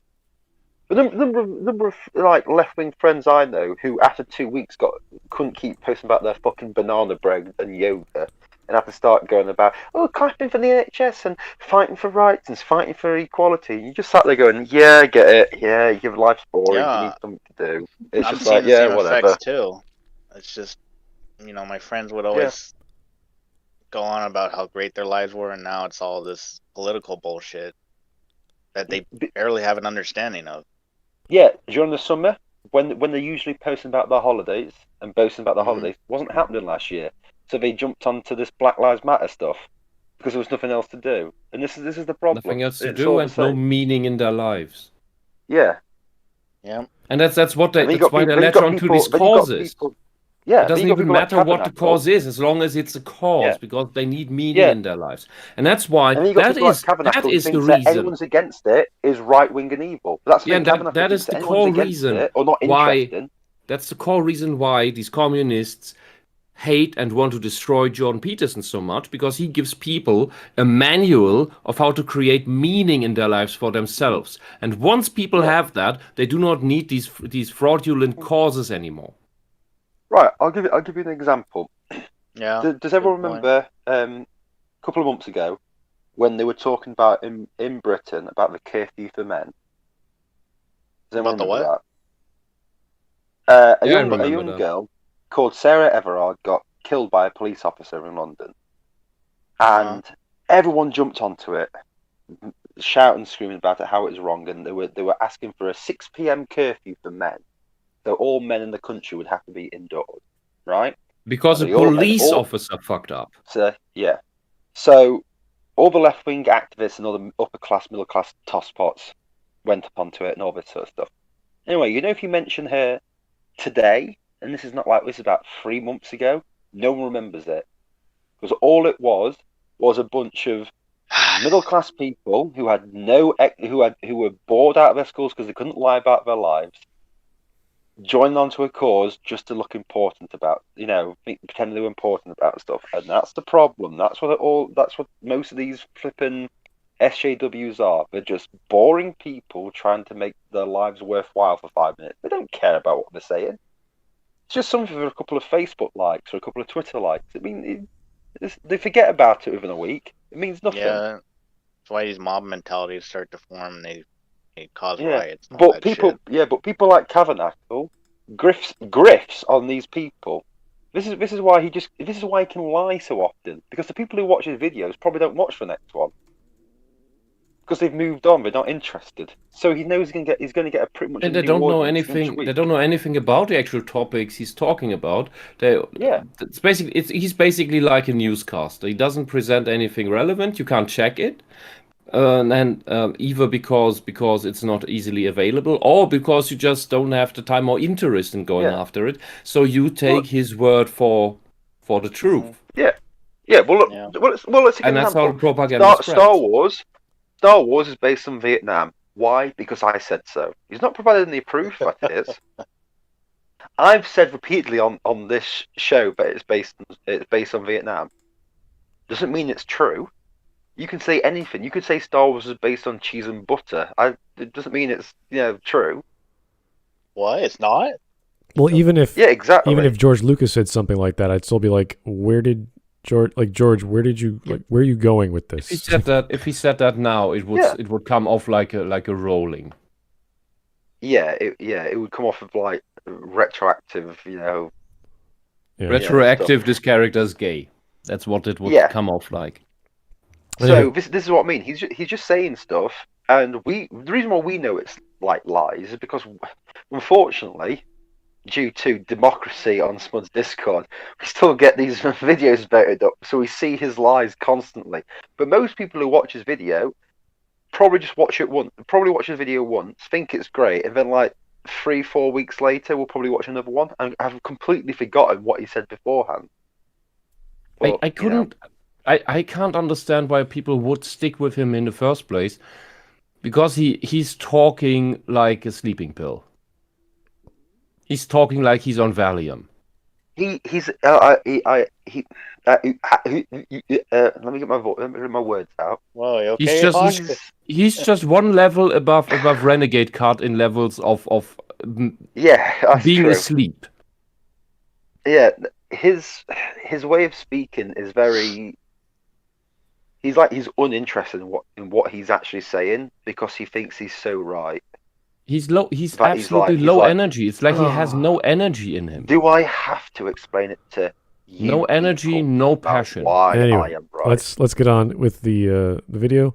Sorry. Here's Mike Testa. Hawk, this man is on the path to villainy, isn't he? Yes.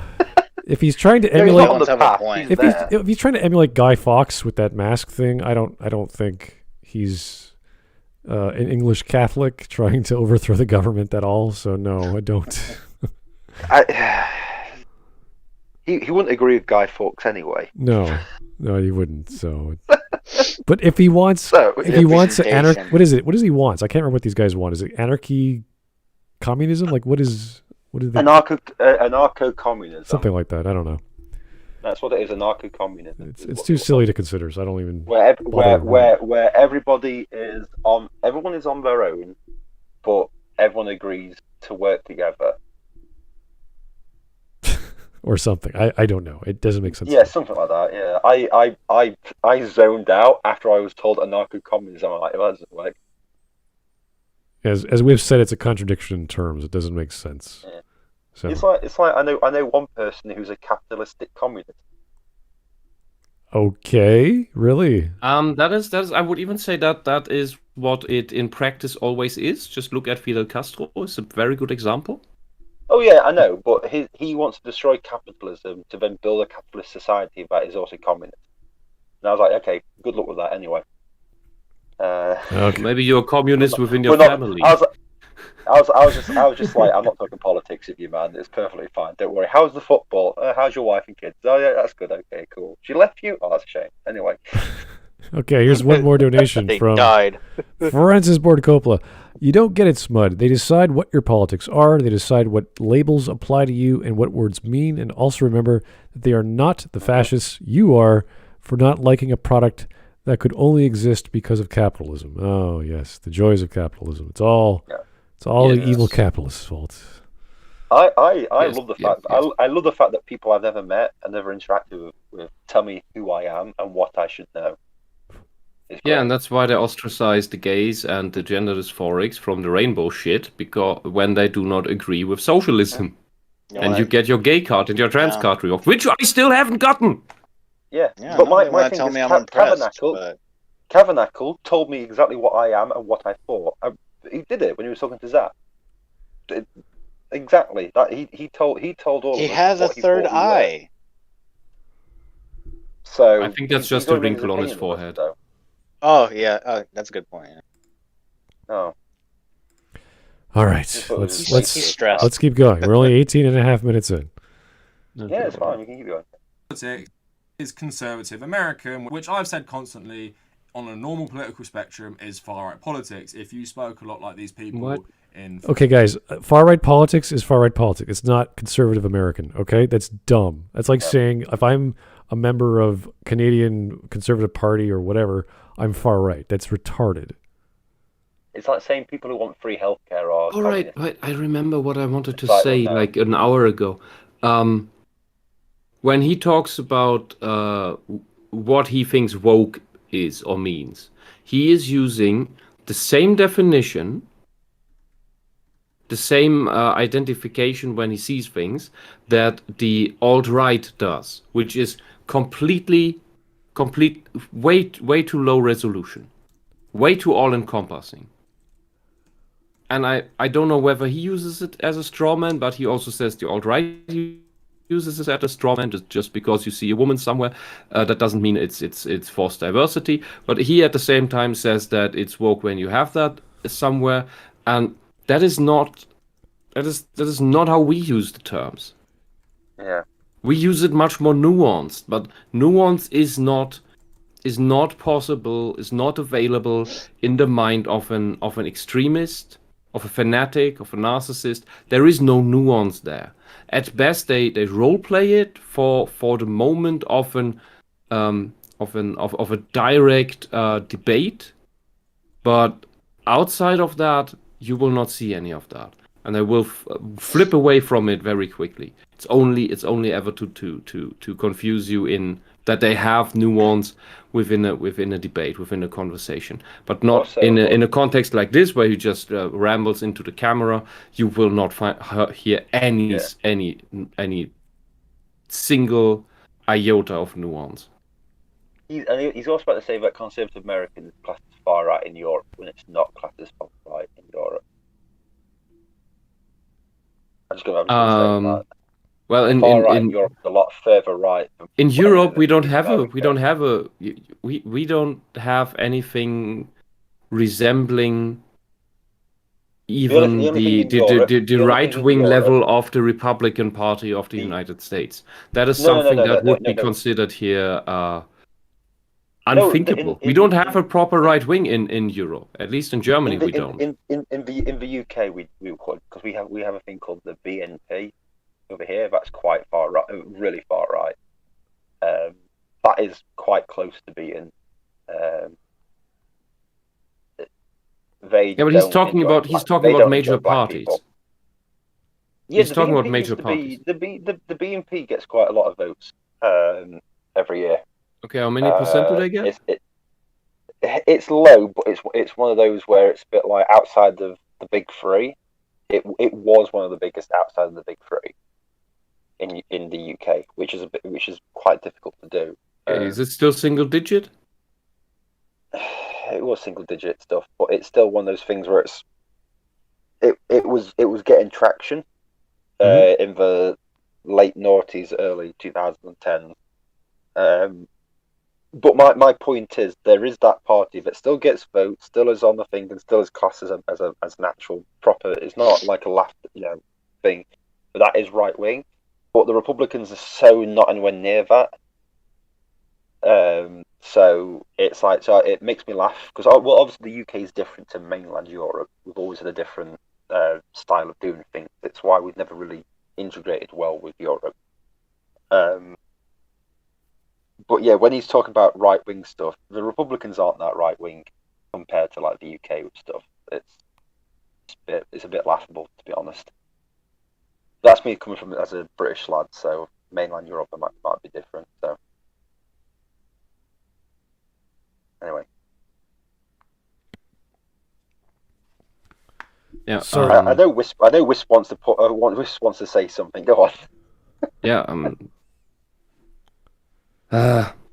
There is some point to it that Europe has a different composition of this left-right thing, but that's mainly because in Europe almost everything is left-wing. Even the conservatives are left-wing, if you will. Even the AfD in Germany has a lot of left-wing policy in it. Like it's like the socialists are driving so far, so hard, so fast out of the Overton window, over the cliff of the left wing, that they drag absolutely everyone with them. Yeah. And since if you go by conservative is a relatively useless useless position and useless politician, because that is just a generational. I conserve with what I grew up with, what I deem normal by my personal experience. That is just bullshit, because that just means that the socialists just need to keep on pushing, and that means the conservatives of the next generation will be more left-wing and more left-wing and more left-wing, and you will end up with conservatives who are openly communist at some point. It's like recently there was a great cartoon from Freedom Toons about exactly that. Which one was that?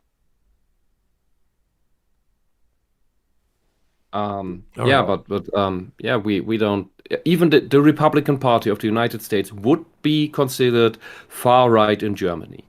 That much is true. That is because the Overton window is so far left that we don't have anything like that. We do not have a libertarian party, if you will. We do not have something like that. We do not have libertarian values here.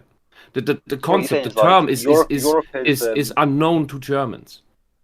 Europe is literally far left versus centre left in politics. I'm not even going to respond to Mike Testa at this point. I don't know what the devil he's trying to do now. My Japanese is too rusty to decipher that. What did he say? Well, it's not even English, so I'm not going to bother. Anyway, let's just keep going. Oh. Okay. Hawk is great. Give him money. Okay. Oh, okay, cool. Thanks, Mike. For example, in politics, you would be associated with the far right in Europe and the mainstream far right parties. But like with my little series, I want to drag this into people who I'd consider maybe centre right and possibly centre left. So two people I spoke about before is the Act Man and Angry Joe. Now the Act Man made a video about SJWs in 2017. So who knows if he actually believes this stuff anymore? And I'm not saying he necessarily does, but what I want to use it as is a good example of how these people often rationalize these arguments about diversity being part of some radical political... You've literally got Anita Sarkeesian right there, front and fucking centre. And Zoe Quinn. These people are these are people not just with agenda, they are abusive. Zoe Quinn has a kill count at this point. Yeah. She's a psychological abuser, like most people with a mental disorder. But Zoe Quinn is proud of it and doesn't even try and lie about it anymore. Of course, because she's a borderline psychopath. Yeah, but now that people have believed that she hadn't done anything, she's like, no, I actually did do it. Ha ha ha ha! I got away with it. Aren't I great? It's like fucking flying ball. Of course, he looks up to her. Of course. And who's the guy in the back? That's the guy who got kicked off of PPS. It's either Carlos. It's not Carlos Mazza. No, it's not Carlos Mazza. It's the guy we thought was him. Oh, really? He was on that. It's the guy. I remember. It's the guy we covered. The other gay with the lisp. Why Link should be a guy? He did that video. A girl. No, not Link should be a guy. Link should be a girl. You know, when I say guy. Duh. Okay, I was like, what? That sounded... Yeah, sorry. Sorry, that was me being fucking retarded for some reason. Well, you're watching a Kavernacle video. Of course, it's going to rub off. I'm watching a Kavernacle video after 10 pints. Yeah, it's terrible. It's... I'm getting a little stupid just watching it. I can't remember what his name is, but we thought it was him, but it's not. But he really is... All three of these people that are on this screen right now have got clear agendas and are feminists and SJWs. They're clearly that. And they admit that they are. Yeah. So they don't hide it, they admit it. So the Act Man is completely right. Yeah. Especially Anita. Everything sexist, homophobic, all this. Anita hates video games. Yeah. So... Yeah, and Kavernacle is, of course, ignoring all of that because it does not support his propaganda. And Zoe, like what Wish says, Zoe's just a psychopath who likes money and destroying people's lives to the point where they kill themselves. So, yeah. That I know such people personally. It's not fun. Oh, Zoe pushed someone to. Zoe literally kept pushing someone to suicide and was happy that she got him to kill himself. Wow. Anyway, let's actually listen to some clip of this video because I've heard it before, years ago, but it's relevant. So. Yes. Okay. So on the Ackman's video, he was talking about some backlash to The Witcher 3 that said it didn't have much representation, and then he was going into the arguments that because it's like a Polish story and everything like that, we do not need to force politics onto it. He also says, like many anti-SJWs, is that we're making race an issue. It means because it's a Polish story in Polish medieval times, it doesn't need people from every race on the planet shoved into it, because that doesn't make sense. I would go one step further and say, because it's a story that was written and it was written a certain way, it doesn't matter where it came from in a fantasy land of ancient Poland or medieval Poland. It doesn't matter. It's a story that some guy wrote, and that's the way he wanted to write it. Yeah. It doesn't need XYZ elemental P in it. It's just amazing. How is it anti-SJW? How is that? Because you're not letting in the diversity tokens. There's plenty of diversity. There is colorful characters in there's elves and witches and all kinds of crazy monsters. Yeah, but that doesn't count for them. They need their classic. So these people, the Kavernacles and the anti-communists, that isn't enough for them. They don't understand that. These people who claim to be fighting against stereotypes have very exact images in their stereotypes in their heads of what a black man and a black woman look like and act, and what an Asian man and woman look like and act, and so on, and what a gay man looks like and acts. And if you do not do exactly that stereotype that these people have in their heads, which are almost caricatures, insulting in some instances, then you are not doing diversity right.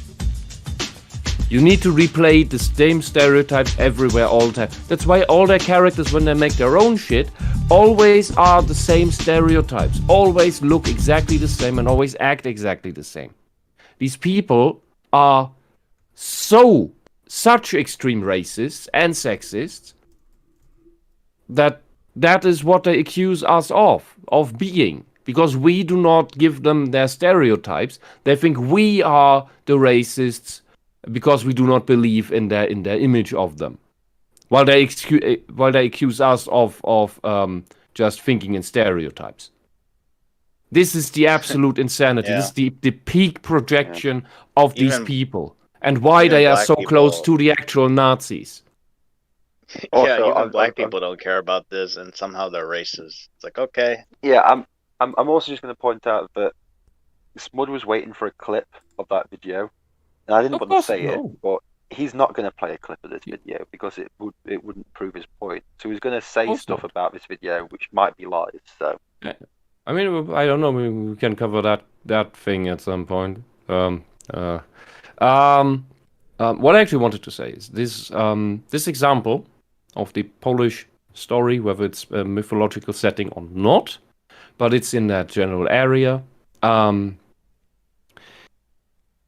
Here they want to force this in. And this is where the flip argument is not a fallacy. It is relevant. Because it shows us the hypocrisy. For if we did the same thing in an African setting or a Chinese setting and forced in people from every race on the planet for diversity, the Kavernacles would complain. Because then we would be reducing diversity. Because... as we all know by now, after years of being exposed to this shit, and many have come up with the conclusion themselves, diversity does not mean people from all races, and that all look different. It just means less white people, less gingers, less what they perceive as white, let's say, rather, and more black people. And more Asians, as long as they're not white supremacists, which they now are, and that's like, all it is. Yeah, because it's ban all white people.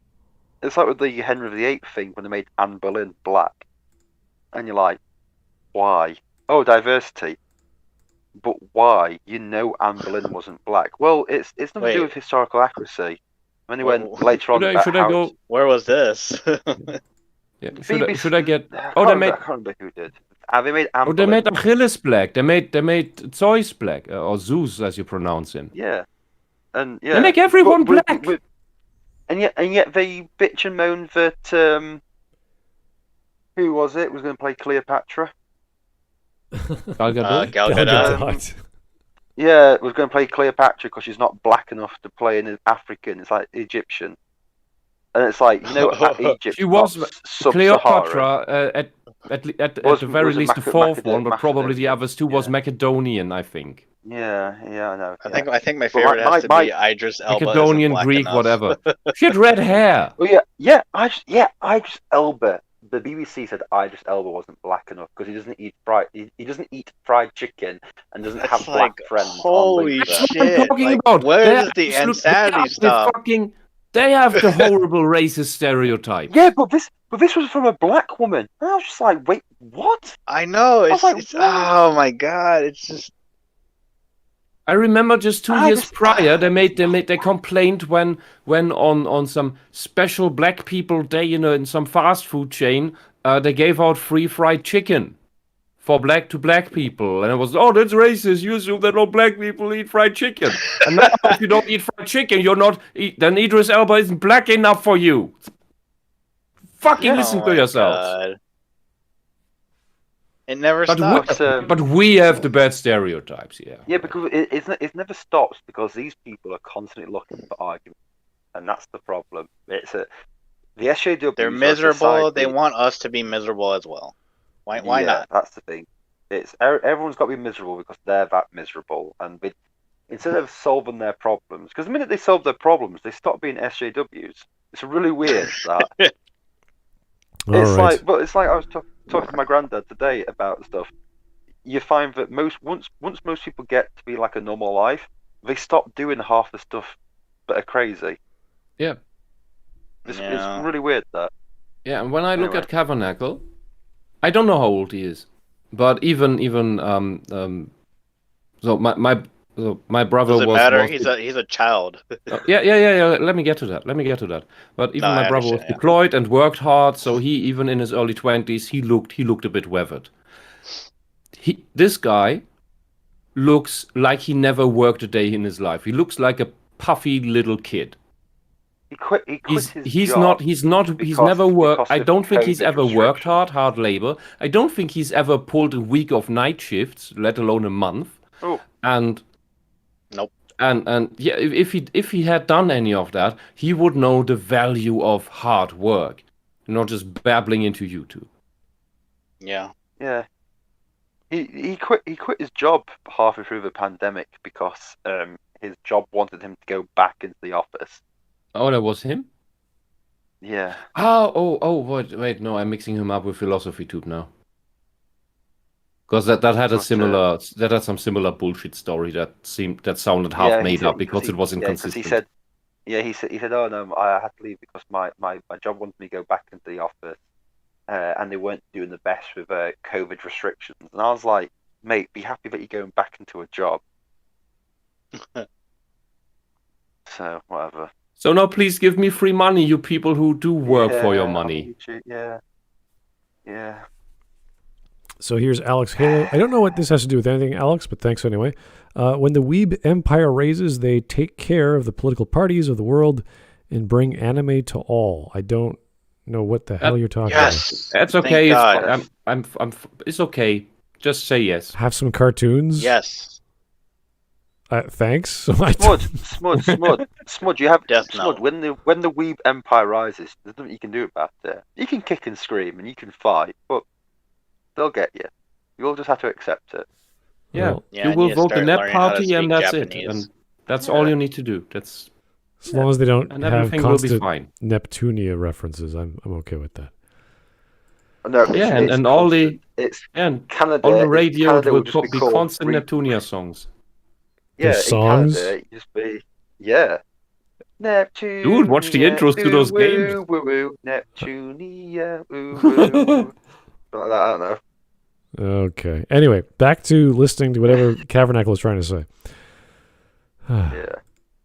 Racial before, and he also says about the argument that most gamers in America are white, so it makes sense to tell more white stories. The real problem is seeing a lack of diversity as a problem. That's the main when culture boil you down have, the man. quality of any art or Dude, you are. Here's Wait, the. this is- What? Why is it Dragon Age Origins? What's happening? Wait. This guy. It's not about white stories or telling white stories, because that's not. That would imply that because you have an African minority in America now, that or an Asian minority, that you would need to tell African or Asian stories in Hollywood or America in general or whatever else, or video games. But you are not doing that.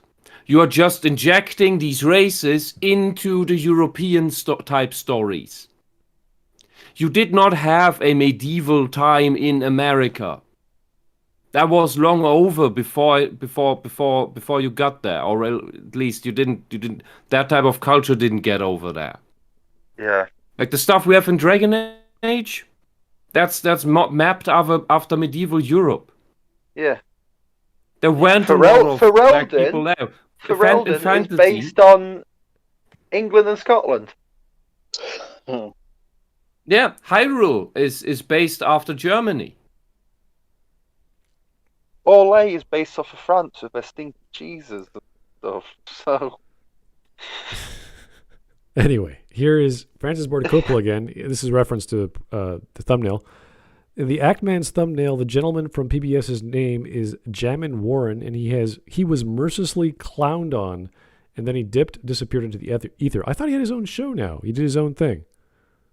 No longer with PBS. I think that got cancelled. Oh no! Obviously he left PBS. Like that was a while ago. Yeah, no, but I think his show after PBS got cancelled. Oh really? That too?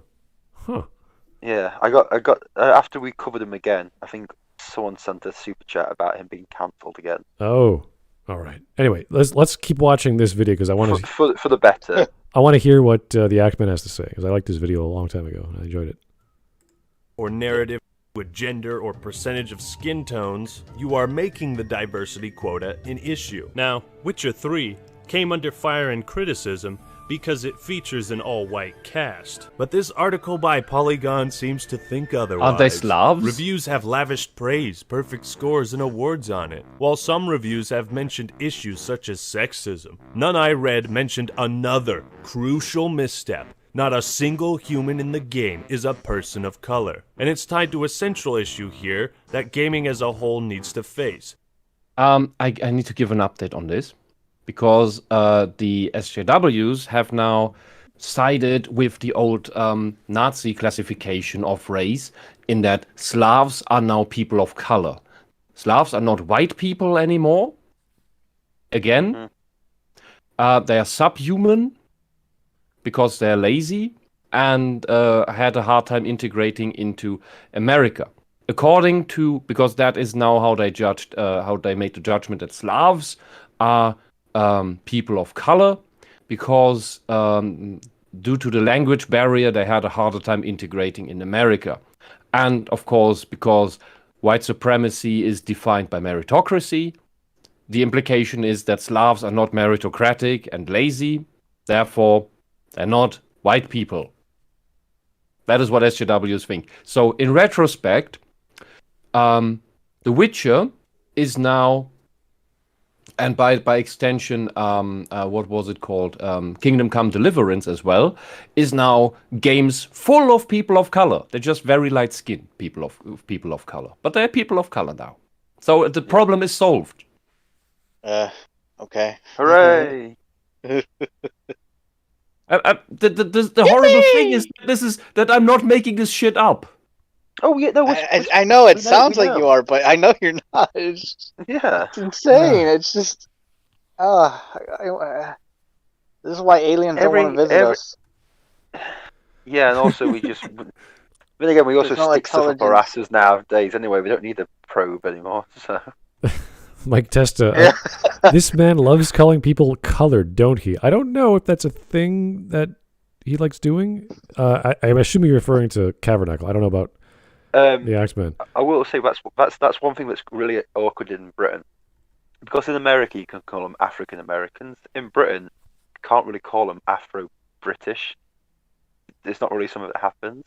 So these left-wing idiots don't know what to say. They made up the whole term African American was made up deliberately in order to distinguish them from the American identity, if you will. There was already a newspeak trick that is about 100 years old by now. We have a word. We have the word BAME in the UK, which is also horrible. Just black and minority ethnicity, which is just really awkward. But that also makes it sound like black is not a minority. The Church of England and like the religious stuff have now come up with a new word, which is like the Ugumaka or something like that. Ugumaka? Don't ask me. Yeah. what? That sounds that sounds like an African slur. It's I don't know. It was on the podcast thing that I was watching, and it's just really weird. So the reason why these you'll find like Kavernacle or other people say a lot about coloured is because in the UK there is no other way to colour other than coloured. Now see, I call them our continental cousins. So call me crazy. I just call them British. Yeah, that should be the idea. Yeah. Yeah. But you'll find a lot of people. You find a lot of English left-wing people saying and bringing up coloured and coloured people and people of colour, and it's a bit like, that's why it seems a bit awkward. So, well, we get what people are trying to say. It's fine. It's okay. Here's Fran those damn darkies. Oh, okay. Those damn Africanos coming over here. Okay. Black people. Here's Fran Mataraki for the donation. Thank you, sir. I loved the Ratchet and Clank, and there was no single black person in sight. They made Amber from Invincible black, and she's an insufferable cunt. Okay. Yeah, she's a cunt. Yeah. Yeah, she's the exact woman you do not want to date, you do not want to have a relationship with, and you especially do not want to marry and be stuck with for the next 40 years of your life. No? Wisp, she's not the woman you want to subject your children to. I think Wisp, we did a thing on the Sloppy Seconds with Amber, yes. And someone was trying to say that Amber's not that bad, and every single clip of Amber that he showed from Invincible had her with a fucking bitch face on. She just looked so angry. She just looked like an angry. She's always angry. Woman. That's all it was. Yeah, she had a frown in every single image this guy showed, and I was like, she's nice. She's nice. She's got a happy-go-lucky personality, and literally, it's just like a frown that could like slice through vibranium. She's oppressed, Hawk. That's why. I'm just like, wow. She's just so happy about everything. Look, that frown of happiness. I'm so happy. Good, I'm so fucking happy. Happy. Why are you not fulfilling a secret fantasy that I am not telling you about, and you're not doing it exactly to the way I envision it, and therefore you fuck up and I need to punish you. Oh, you know what character that does? You know what other characters doing that?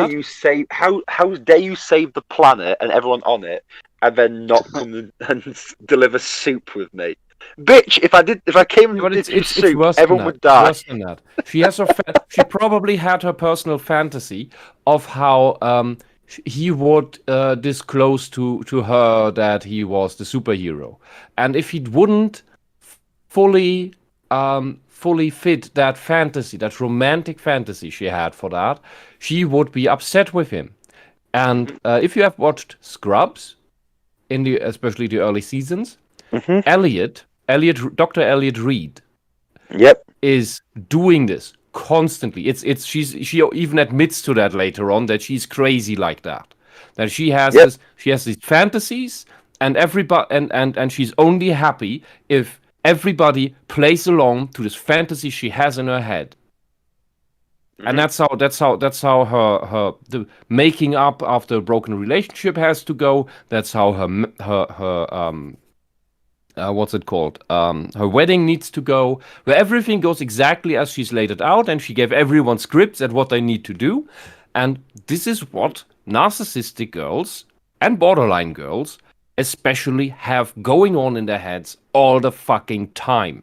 And they will punish you for not fulfilling the secret fantasy they do not tell you about, because Elliot at least tells you about it at some point. Thank you, Wish. Oh, Whisper's telling that. Whisper's just saying everything that I already know. I've been in these relationships before. Yeah, I know. Yeah, but there's a lot of guys out there who and who run into this and then just go, what the hell is going on? Why is she mad at me? It makes no sense. Yeah, because she didn't even tell you what she wants. You are supposed to mind read magically what exact hand movement you need to do. It goes down to that. Or that the flowers you brought her do not have this one special little thing that she never told you about and never dropped the hint that she likes it. But because you didn't bring she's roses. mad now. I hate roses with 3 leaves on it, and you're like, I brought one with 4. You son of a bitch. To be spontaneous. You should be. What was it? No, what was the thing? Be spontaneous, but don't mess up my plans. Yeah, no, was it? I want someone who's spontaneous but also follows a rigid plan. I'm sorry, you can't do that. It's double bind. That's called double bind. They always want someone sensitive, but they always go after the bad boy. Yeah, I want a tall, short, light-haired, dark, brooding, sensitive man who is who concentrates on work but also has free time, and also doesn't want kids but wants kids, and is a good family man who hasn't got time for being a family. Yeah, bitch, straight out of jail. Yeah, I might as well just kill myself now, then hey ho. I guess I'll die. Yeah, I guess I'll just die alone. Okay. Just get some cats, girl. Just get some cats. Just get a dog. Yeah. All right, let me.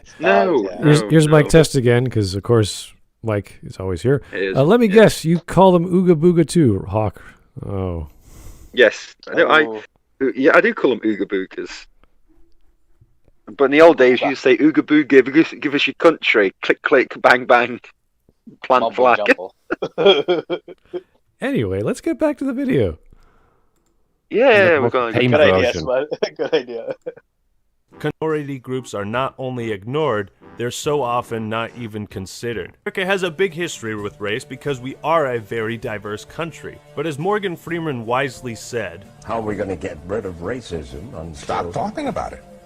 Stop making it an issue. Stop trying to put race into every discussion, into every piece of media and art. Stop trying to make race an issue. Is there a lack of diverse people from different cultures as video game protagonists and in the industry? Perhaps. But it's not really an issue. That's just the demographics of America. Now, if you want to change what video game companies appealed to, you'd need to change the demographics. And good luck with that. So, of course, this stuff is quite ridiculous, but they're using more, I guess. Okay, what part of that was ridiculous? Can anyone say what? I was like in agreement. Okay, he's making an argument. He's saying you can't change the demographics. You have to appeal to who they are. I think that's pretty much what you do when you make a product. You give to the people what they want. And the issue is not a non-issue because people don't care about this shit. They want to have a good time. They want to have fun. Exactly. They want an interesting character. I don't care if I control a blob. Morgan Freeman was so right, by the way, in what he said. Yeah. It's a non-issue. There's nothing to talk about. People are people. Let them be. Yeah, you stop addressing me as a black man, I'll stop addressing you as a white man. Stop talking about it. Yeah, but the truth is, these socialists, these communists, they do not want to get rid of racism. They need it to exploit people and to brainwash them and to make them dependent on them and to keep these stupid, divisive movements going. They do not want to get rid of racism. They want more of it, and that's why they're playing this game where they portray themselves as, oh, we're anti-racist, which is just racism, you idiot. You just turn the arrow around. Don't you? I can't You remember. really think we don't catch up to that? That you just turned the arrow as to Oh my where God. racism is pointing? Yeah. There was someone, I can't remember who it was. For some reason in my head it's like Thomas Sowell, and I don't know if it was. But they asked somebody like, why can't we get rid of racism? And this person responded, well, because the people who push for anti-racism make too much money from racism. Could be Thomas And it was Sowell, true. but I'm not sure. But Big, for some large reason, mansions. yeah, but it's like, Yeah, it but just went like it's true. the anti-racists make too much money from racism, so they'll never stop it, because once racism's gone, they've got to find another job, haven't they? Yeah, and they also and that's what happened in the 90s. In the 90s, this was Work all for a looking living? really good. And then the left parties noticed, oh fuck, this issue is gonna be solved. What do we tell the people then to vote for us?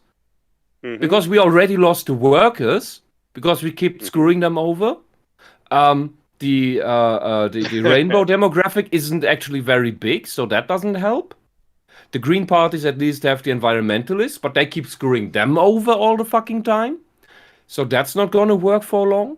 Well, look how much was it? They needed to get it back. They lost. needed to get racism Good back stuff. on track, Like, for they yeah. wouldn't have any. They're running out of demographics to screw There's over no and to money make in the cure. vote for them. Yeah. There's no money in a cure. Yeah. We can only treat it, no cure. But everything that was just said in the act, man, that was completely correct. That was fine. And him just saying it's ridiculous.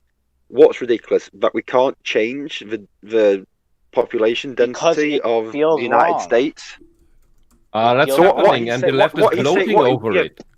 Yeah, what So he's saying is the alt-right is weeping over it, and the left wing, the radical left, is saying it's a conspiracy theory that's happening and that people are pushing for that, and secondly, they're saying that yes, that's happening and it's a good thing. Yeah. Which is, by the way, the exact same thing that Nazis go about the Holocaust. They say, no, it didn't happen, but also it was good that it did. Yeah. All right, here's another Mike Testa sentence. Hawk, Mark just needs to stop dying to death for her. Who's Mark? Oh, it's the son from Invincible, right? Oh, we're talking Oh about... yeah, Mark. Yeah. Oh yeah. Mark. Oh, that's yeah. where we Invincible. went. Yeah. Yeah. Thanks, Mark. just Thanks. for Oh yeah, good- just for dying. good Yes, measure- dying to death. Dying to death. Oh no! Oh my god! That fucking idiot! Oh, when he went, people are dying. Yeah, yeah. People are dying to death. Who's that? Yes, That's an actual line. Yeah. Yeah. No. In the video we were covering about Invincible, a guy was on it saying like, people are dying to death, and we're like, yes, that is what happens when you. That is what happens when you die. But he was trying to They say must like, be people are dead. dying to death. Destroy I was what's like, left of if them. it was a fantasy setting, I could imagine that. Oh, it's the Grim Reaper and going around and killing people directly. And No, but he just said it. But one of the lines of this guy who's saying about how Amber wasn't how Amber was a good character, and it's all racism is why people don't like her. Was that people are dying to death, but Mark shouldn't be saving. And you're like, what? People are dying to death. Yeah, that's what happened. And you're like, God, this guy's a fucking idiot. So yeah, I get what It's Mike worse is than saying. death. What's worse And than death? just Double for good death? measure, I actually got a Mike Tester super chat. We're gonna write this down in Smud Law. okay. And just for good measure, so they don't accuse me of just equating. Oh, I'm acknowledging white genocide and equating it to the Holocaust. No, that's not exactly what I'm doing, because that's why I say for good measure, communists say the exact same things about communist atrocities. The gulags, the famines, the large exterminations of the kulaks, and other groups of people, Che Guevara and the gays, for example, and they will always say, it didn't happen, or it did happen, and if it did happen, then it was good and justified. So shut up.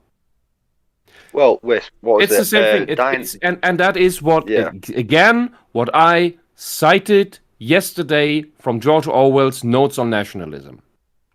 Mm-hmm. It's like, put your point across, Diane Abbott, who was pretty much second in charge of the Labour Party. The woman with two left shoes. The woman with two left shoes. They talk about Mao, and she goes, Mao didn't kill millions of people. But if, say, something similar to Mao killing all those people happened in Britain, it might be a good thing to help out the country. She said that in Parliament? She said that on BBC News. Okay. It's recorded. She's still in power? Yeah, she got voted back in, yeah. How has she not been tried for treason? She's in the London borough, so they're all idiots. It's just. But it's one of those things where it's like they will say that something didn't happen, but then these fucking socialists are the very people. Yeah. These fucking socialists are the very people who go on about, well, if there is freedom of speech, there also needs to be. They also need to. We are not canceling.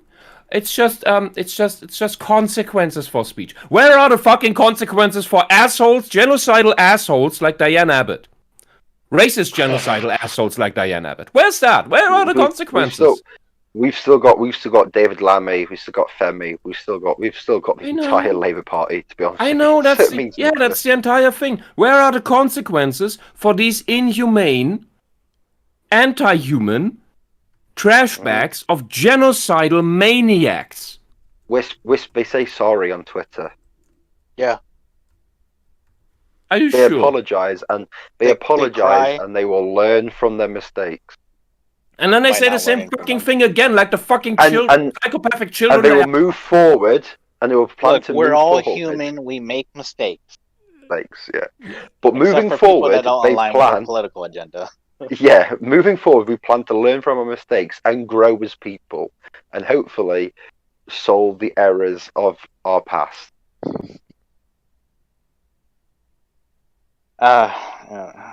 Anyway, we should carry on this Kavernacle video. Which are we're almost there. We're almost there. I'm just not going to take him apart now, so we can get through the fucking video. Yeah, we can all agree that the Ackman was correct, but Kavernacle is wrong with whatever he says from now on. I mean, look at that face. Anyway, he's trying to explain that it's ridiculous what the Ackman said, and it's ridiculous what Morgan Freeman said. So let's. Because he's a racist. Yeah. Use their logic. We get it.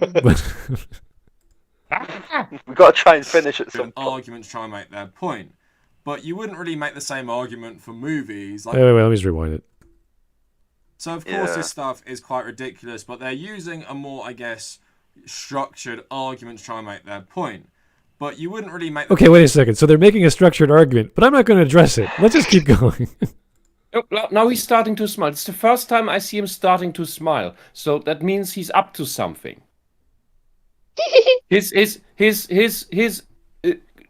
Watch his facial expression throughout the video. It's completely dead. When he's now having an emotional reaction here, that means he has some giddy plan he's up to, which is probably full of lies that he is conscious of for once. That's just my prediction. We'll see what's going to come up. The same argument for movies. Like, I don't go to the cinema and say, I want every movie to be like John McClane doing stuff because I'm a white guy and that's what white people want. You do not want to do that because with movies... Nobody does that! Okay. Yeah, whatever. What world are you imagining in? Get out of the door and get back to your fucking job so you meet some real people for once. Yeah, let's just keep going. Dude, it's like, I'm Mexican. It's like, I would love a John McClane movie again. I like a good John McClane movie, actually. Yeah, yippee-ki-yay, motherfucker. I just... What is this nonsense? It's just... But video games and movies are quite similar. I don't care. Yeah, let's finish it. Media, it's often, especially for me, in what I choose to consume, it's about learning. It's about learning about other peoples, other cultures, other societies. You're not learning People anything who are about not like anyone. me.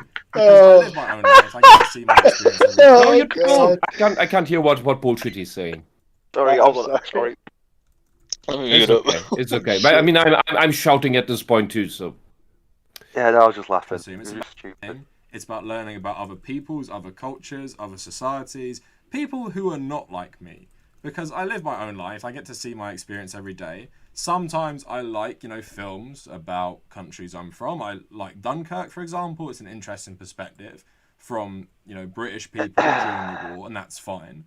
But then I was thinking in my head, I would like a film about the Gurkhas in World War II, because that's a really interesting group of people who are linked to the British Empire, but I've never really seen a film about them, and I'd like to see that. And there was a bit of a backlash to Dunkirk for not showing any minority soldiers from the Empire, and then 1917 did show it, and they showed some Sikh soldiers, Sikhs who fought in large numbers for Britain in World War One. Of course, got a massive backlash that it was trying to wokenize and push woke politics on the war movie, and it might have taken some. Hawk. Wait, did it? Yeah, it did, and haven't- the reason why it's a haven't problem done is because it didn't happen the way it showed. So And they said it was like based on a true story, right? Or yeah. or loosely, right? So Yeah. were Sikhs present at the battles shown in that movie No, historically? no, not Then it's not to my knowledge of it. Yeah, mainly then it because would be then it would likely just be criticized by history buffs.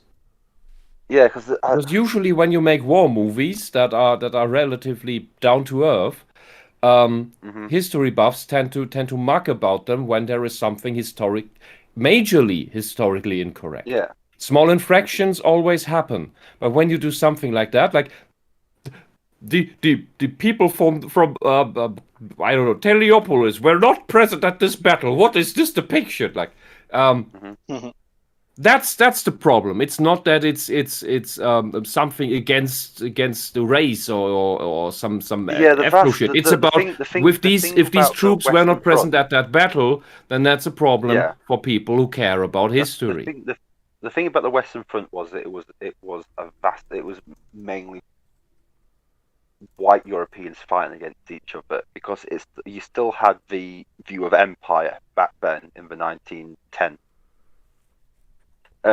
Where you most likely see the foreign troops would be in the Middle Eastern sector against the Ottomans, because would be where they'd be most suited to. And that's not to say that there wasn't maybe scattered around, but it's not in the size of what 1917 showed. Yeah. Do you think they would make or he would be in favor of a movie about the Muslim troops that were employed by the Nazis? Probably not. And to be honest with you, I doubt he'd be interested in anything that the Gurkhas did, because the Gurkhas are incredibly patriotic to Britain, and he wouldn't like it.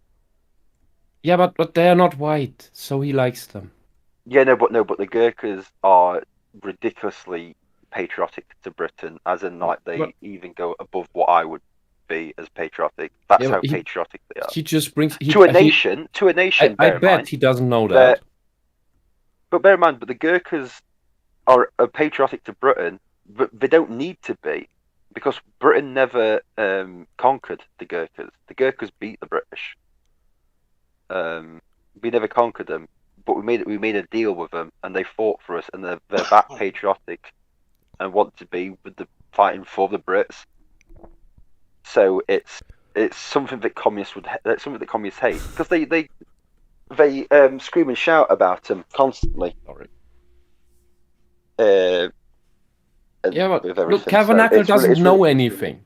He doesn't know anything. Oh yeah, I know. He's a history grad. Of course, he's just bringing it up because Gurkha. That sounds like something different. That's and I want to see Gurkha. That sounds like. So I'm name dropping it so that I sound like I like something diverse. Gurkha sounds like an Indian dish. That sounds foreign. So Have some gurkha with your chicken Yeah, tikka but that's or something like yeah, that. and that's the reason why he brings it up. And he doesn't learn anything about different cultures because he has these absolute ridiculous stereotypes in his head. He doesn't know, and that's why he brought up the same bullshit with oh, it's bad that there's not enough diversity in the Polish and Also, Hungarian games. I like When how, instead of see, he wants to learn about different cultures, but he doesn't care about African stories that would be made by Hollywood. I will say Right? one thing. I will say one thing. He mentions Dunkirk, about enjoying that movie, and I thought, of course, he likes Dunkirk. Dunkirk was a defeat for Britain.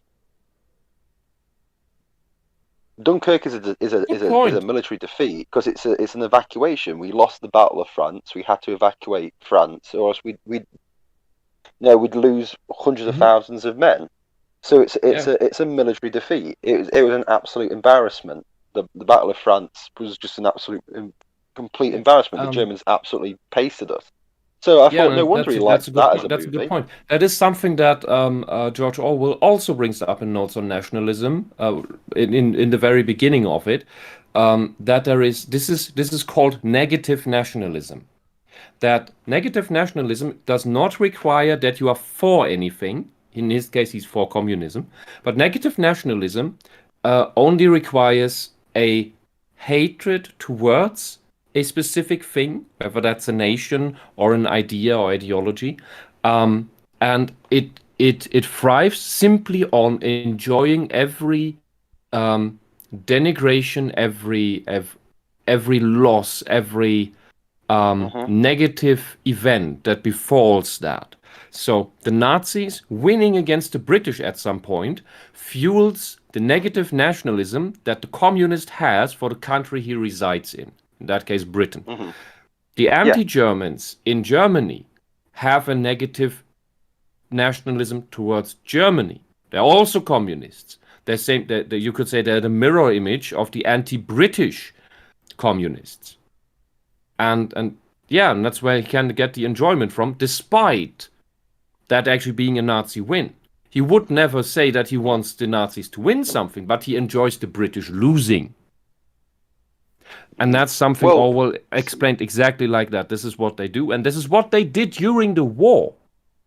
Well, there were British who were enjoying, who were celebrating every loss of the British forces. Yeah, that is true. But it's like with movies and stuff. Everyone knows the movie. Well, a lot in Britain is the movie Zulu, with Michael Caine and everything like that. And they want to try and get that movie banned because of the way it portrays the British versus the Zulus and stuff, right?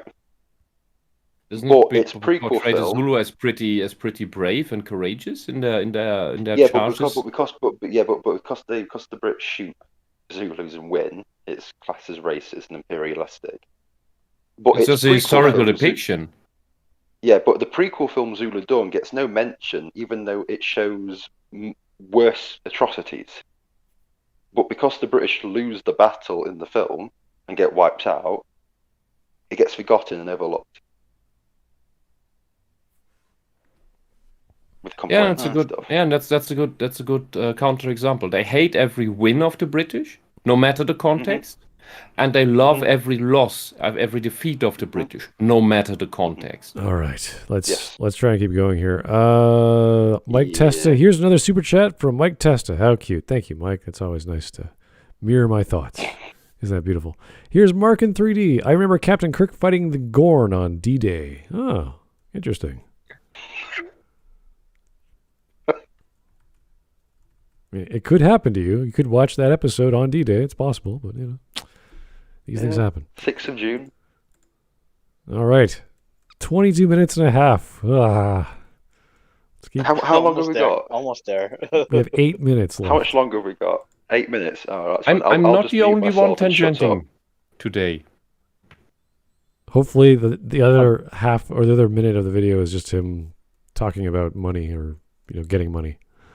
Or selling. Capitalist. Yeah. His OnlyFans. Oh.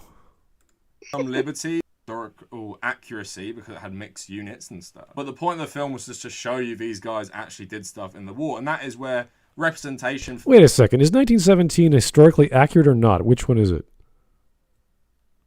Did he say it's They historically say accurate? they want to be. They want to be, but it's not. Okay, if it's not, then if there's things that are in it that are not accurate, like the Gurkhas or whatever, then they're going to piss people off. That's pretty straightforward. Yeah.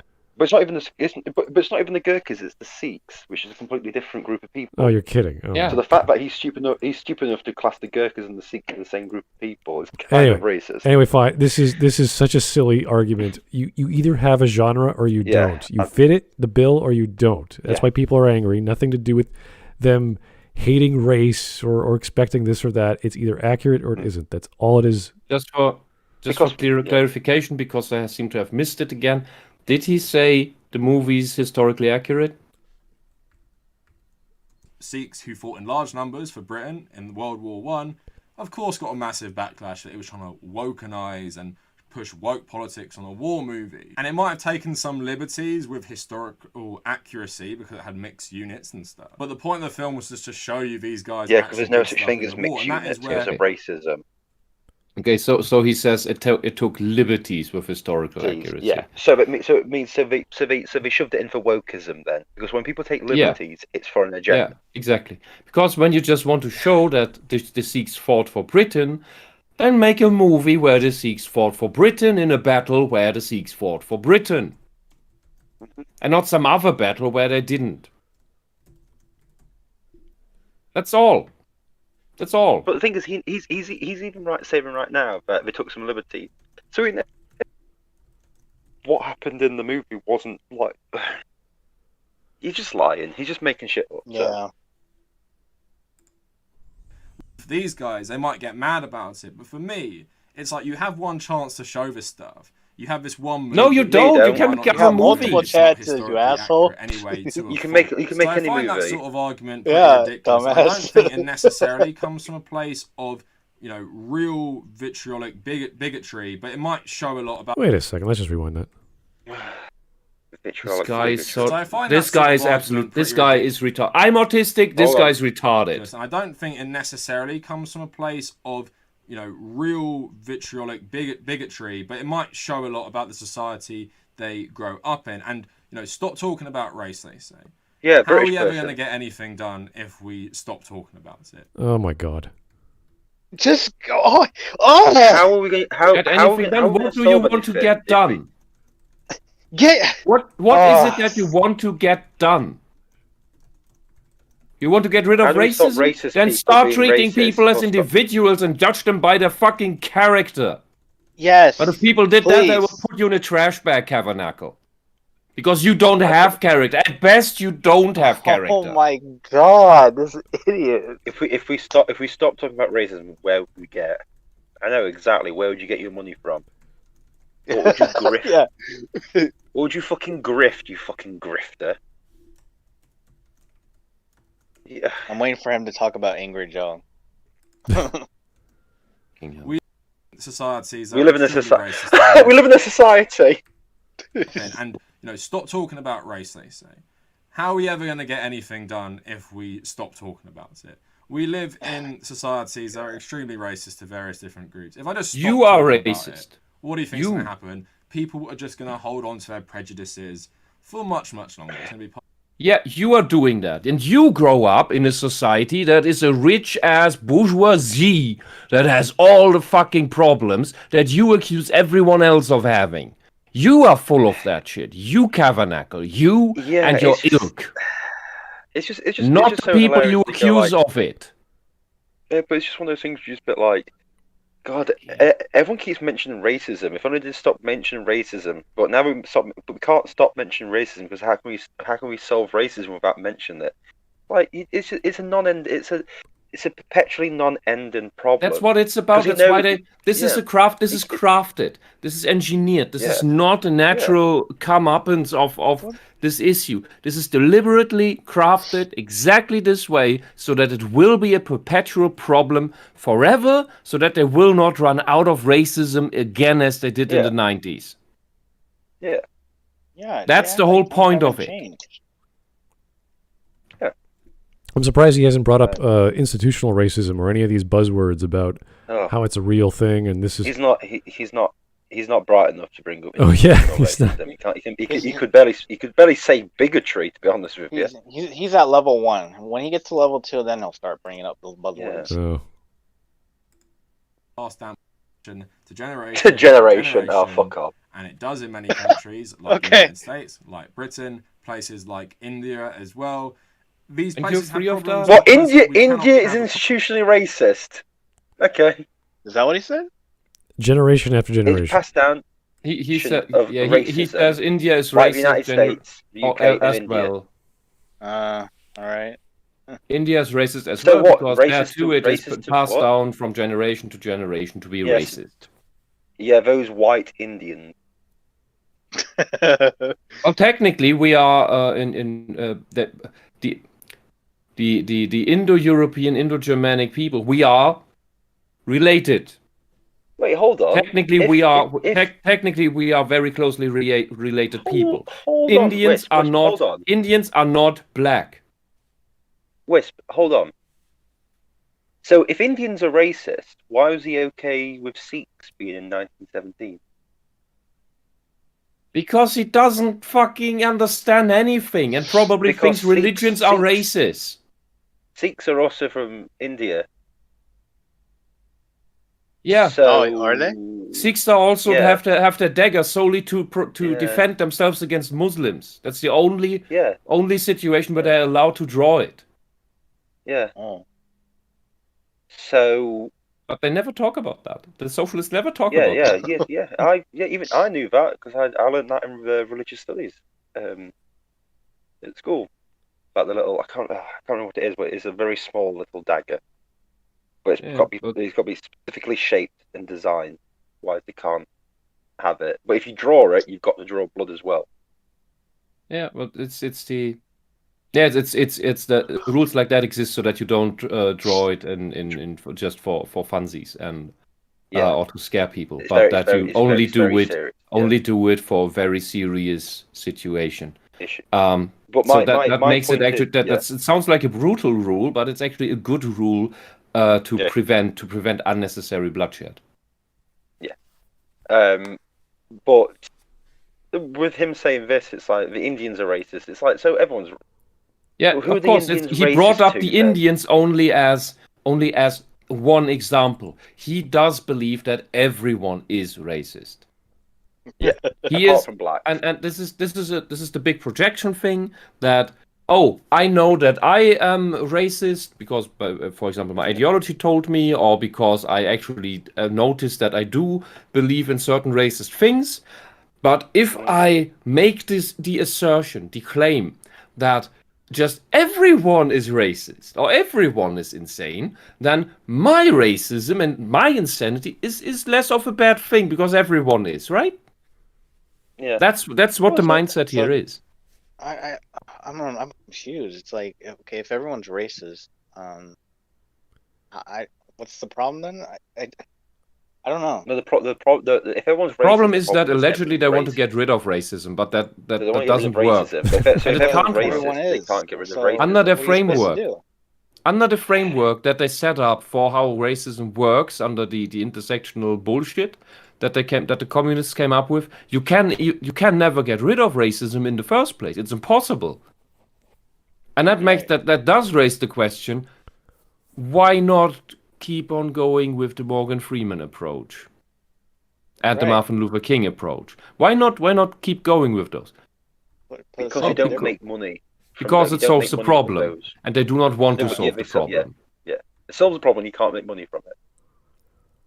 Okay. You can't make money from it, and you can't get votes from it. Here- if the problem is solved. Here's Mike Testa. Hawk, remember when Pooh killed Piglet? Me either. What the?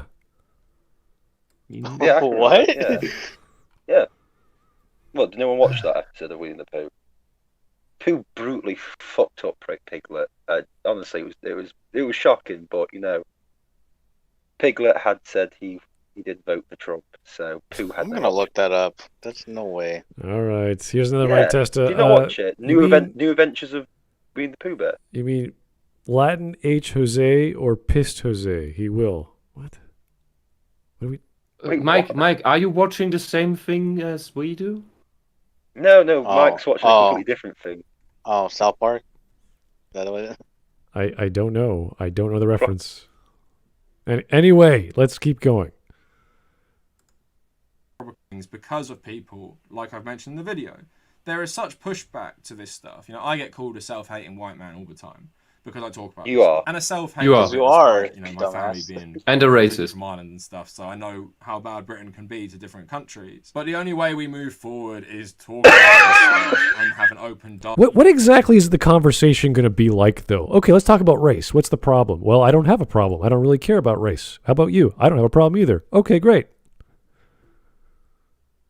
No, but No, that's not okay. That's not okay. That makes you complicit Racist. in perpetuating racism because you do not acknowledge the race of people.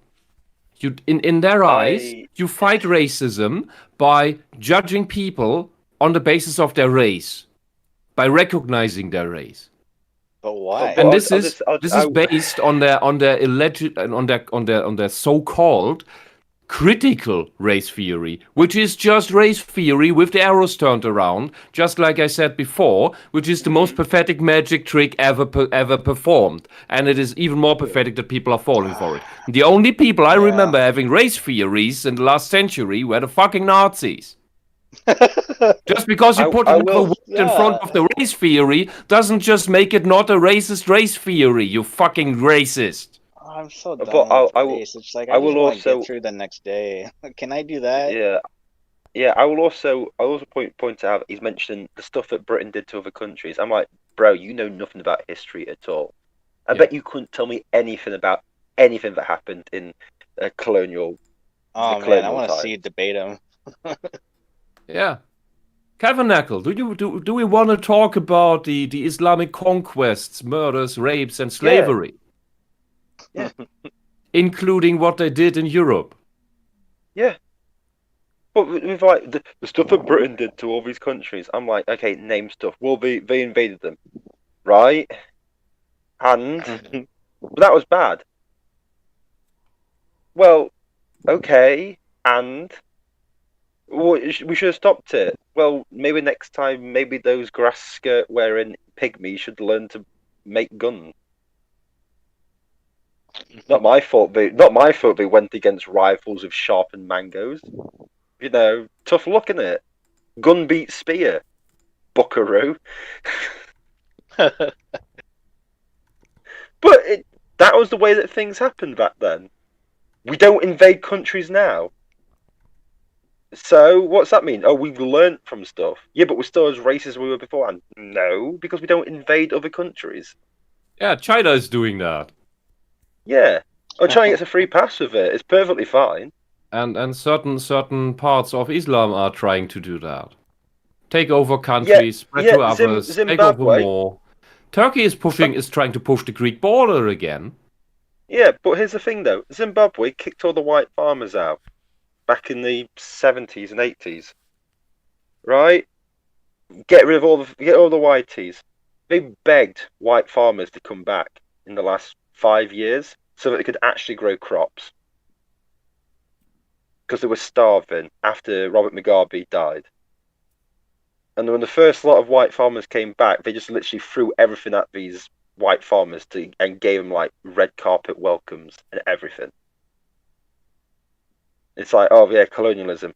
It's like with colonialism, you know the reason why Africa's got cities now? White man built it. Because in the 1800s, when the white man got there, it was mud huts. And I don't care what people say. Oh, there was these empires and all this sort of stuff. It was just they were mud. The Zulu mud huts Empire and shit. was straw huts. Yeah, straw huts, and they were one of the most powerful empires in the south of Africa. It's still an empire, but it's also still straw hut. It's a straw hut empire. The Egyptians. Oh, that's the Egyptians. They built pyramids. Yeah, and that's about it. That was about the Yeah, and the Egyptians they went built black. Yeah, but the Egyptians built those 3,000 years ago, then never did anything afterwards and regrets. To the point where white people came along with guns and completely destroyed them. Yeah, and Islamists have now taken over and claim to be had to have anything to do with the ancient Egyptians, which is ridiculous. Yeah, here's the problem. Africa, no offense, that's great, but they were behind the Spartans and the Romans. They were behind them. By the 17th century, they were still behind the Romans and Spartans in levels of technology. They still can't wrap their heads around bloody aqueducts and to bring water to them. They still walk 15 miles a day to get to a water source, but don't dig trenches to move water to their village. It worked the past 5,000 years.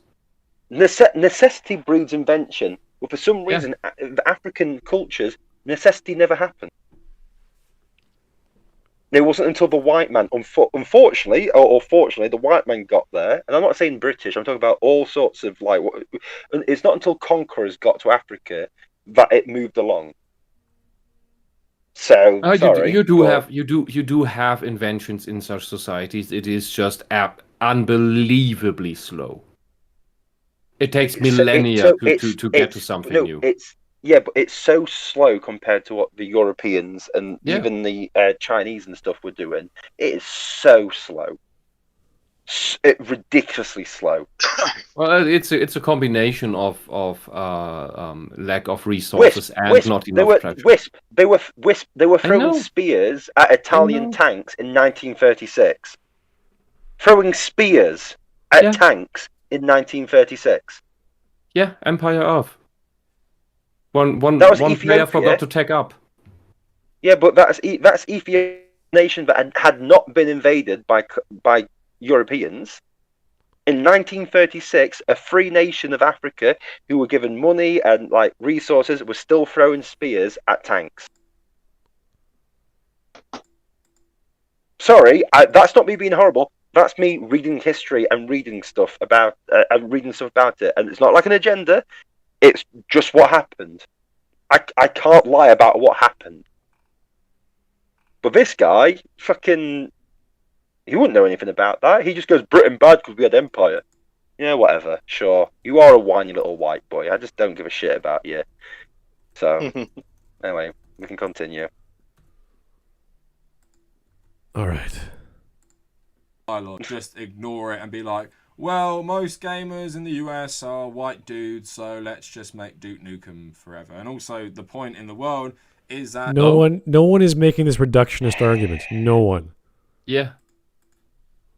And Kavernacle, a large portion in the Western world of beat 'em up players, fighting game players, are black people for some reason. Is that relevant in any way to this? Because those games aren't deliberately made for them; they just like them very much. There are I do not know of fighting games that are deliberately designed to appeal to black people specifically. They're just good fighting games being made, and black people like them, especially over other demographics. That's all it is. There's a lot of. Here's the different thing. Demographics have different preferences. There's nothing special about entertainment is entertainment. I don't complain that the football team that I follow has 6 black people on the team because the town where I come from is majority white. No, I just want them to play good football. Yeah, I don't. And that is, you know what I mean? Yeah, and that is just about the interests prevalent in a certain demographic. That just latches onto something because it is enjoyable, and that is not because the characters within that look like the people who play the fucking game. That's not the case. This is how narcissists think. Kavernacle. Only narcissists require that they see characters on the screen that look exactly like them. Yeah. Yeah. Anyone else who's not who's emotionally mature can play a game and enjoy a game and enjoy a movie and enjoy a book where the characters are not looking like them because they relate through the story, the things that happen, the actions. It is irrelevant what skin color anyone has. Oh, yeah, Like because some of the games you're showing, Metal Gear Solid, for example, that's not a European game. That's not an American game. That's a Japanese game. with a white guy. There's a lot of white people in Metal Gear Solid, actually. Yeah, but it's a Japanese game. Yeah, but there's a lot of white people. And tons of these Japanese games have all sorts people of who like characters. Metal Gear And usually they're depicting Wisp. Asian characters. But white people And we don't can't make complain about Ghost of that. Tsushima. Yeah, but Wisp. Here's the thing, though. Imagine liking a series like Metal Gear Solid that's got majority white people. That's kind of racist. I mean, imagine being a person who takes so much information from Metal Gear Solid. What a racist he would be. I'm not saying any names, but he's wearing a baseball cap back to front. So. Oh, that's his style. That's his brand. Yeah. It's a super Bring hello. interesting brand. They want their fashion back.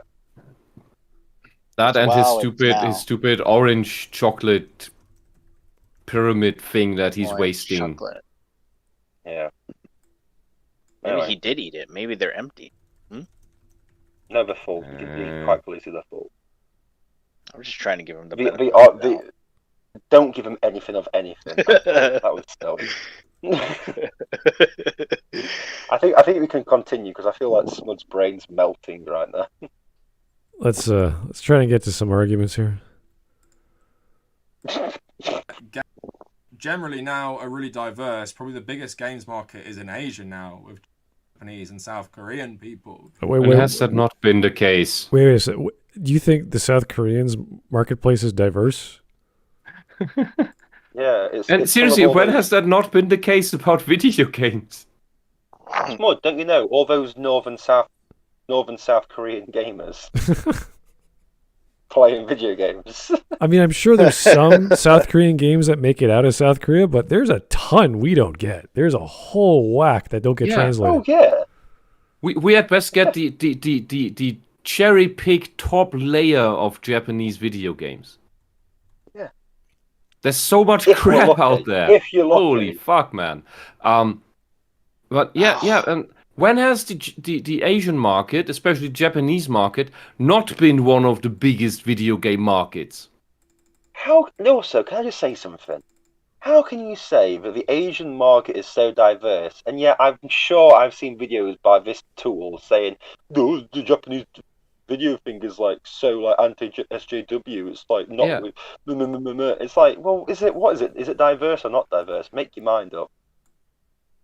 Yeah, and what Kavernacle? What country originated the companies of Nintendo, Sega, Sony, and Atari?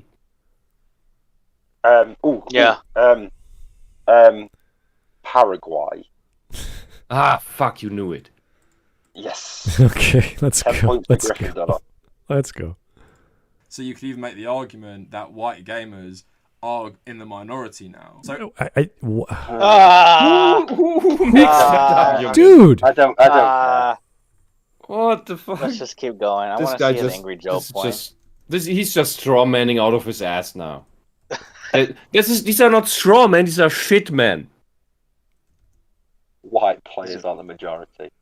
Okay. This is And what's verbal the problem diarrhea there? men. Yeah, but then what's the problem then? But what's the problem if white people are if white people are the minority? What's the problem? Yeah, exactly. Then why are people making more white stuff? Oh, it's because white people are the majority. But We I need thought to we were the press them minority. even further. Yeah, We're it's almost bad- there. it's- We're almost there. We want them to get a 0. It's bad when white people, when games contain white people because white people are the majority and because that's oppressive. And it's bad when when games have white people in them because or too many white people in them when white people are the minority because they don't deserve having so many games done. Like everything just points in the direction of don't make stuff with white people in them. Yeah. Kavernacle, and Like you're telling us that you do not seek to erase white people at the same time. He also says that I'm not a self-hating white person. Yeah, you are.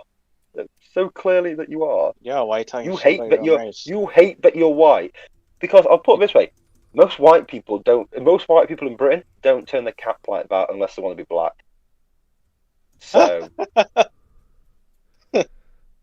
or they're bald or balding, and they just don't want to show it off. no, they wear flat caps in the UK. Oh yeah, Balding. Yeah. Is that the beanie that Tim Pool wears? Tim, the fence sitter Pool. Yeah. Yeah. Okay. But he also wears like the flat cap. Like Cockney stuff. People wear that up north. All right. They started going bald. Okay. Well, my friend started wearing it. Whatever And it keeps made his you hair warm. worse. Whatever keeps your head warm during the winter months. That's fine. Mm-hmm. Especially W's. those winter months of June and July. Yeah. Not made this stuff an issue. And even if I wanted to take his point about The Witcher more seriously, I could say something like, you know, maybe that's a fair point with Poland. It doesn't have much representation. And maybe, you know, as the author said, it's meant to be about medieval Poland in this world. But again, The Witcher's a weird one because it's quite a diverse. No, I want to know. I want to know what this. I want to know what he fucking means with Poland doesn't have a lot of representation. Representation of fucking what? Poland is, I don't know, 99% Poles. And the native Polish people, or whatever you want to call that, the Slavic people, Polacks. Yeah, I mean there's a little patch of gingers somewhere, I think in Warsaw or something, but that's it. Otherwise, it's all the standard what you call white people and now call people of color for some magical reason. But that's all Poland is. So what do you mean with Poland doesn't have much representation? Of fucking what? Of Nigeria? Why would when Poland is 99% white Polish people, why would it need representation of Nigerians and Paraguayans and Han Chinese and Mongolians and Papua New Guineans and what? Why? This area of Poland would look better if it was Uganda. Yeah, Like, what you're saying, Kavernacle, is Poland would be better if there were no Poles. Yeah. You know who The said Western world, something like that? The Western world would be better if there was no Western world and it was just Africa. Yeah. Wait, Yeah, what were you gonna say? That is, of course, the thing. Yeah. You interrupted interrupted my next. He actually thinks like Hitler joke. Yeah, Okay. Sorry. Yeah. And I knew where you were going with it. Yeah, of course. Okay. Yeah.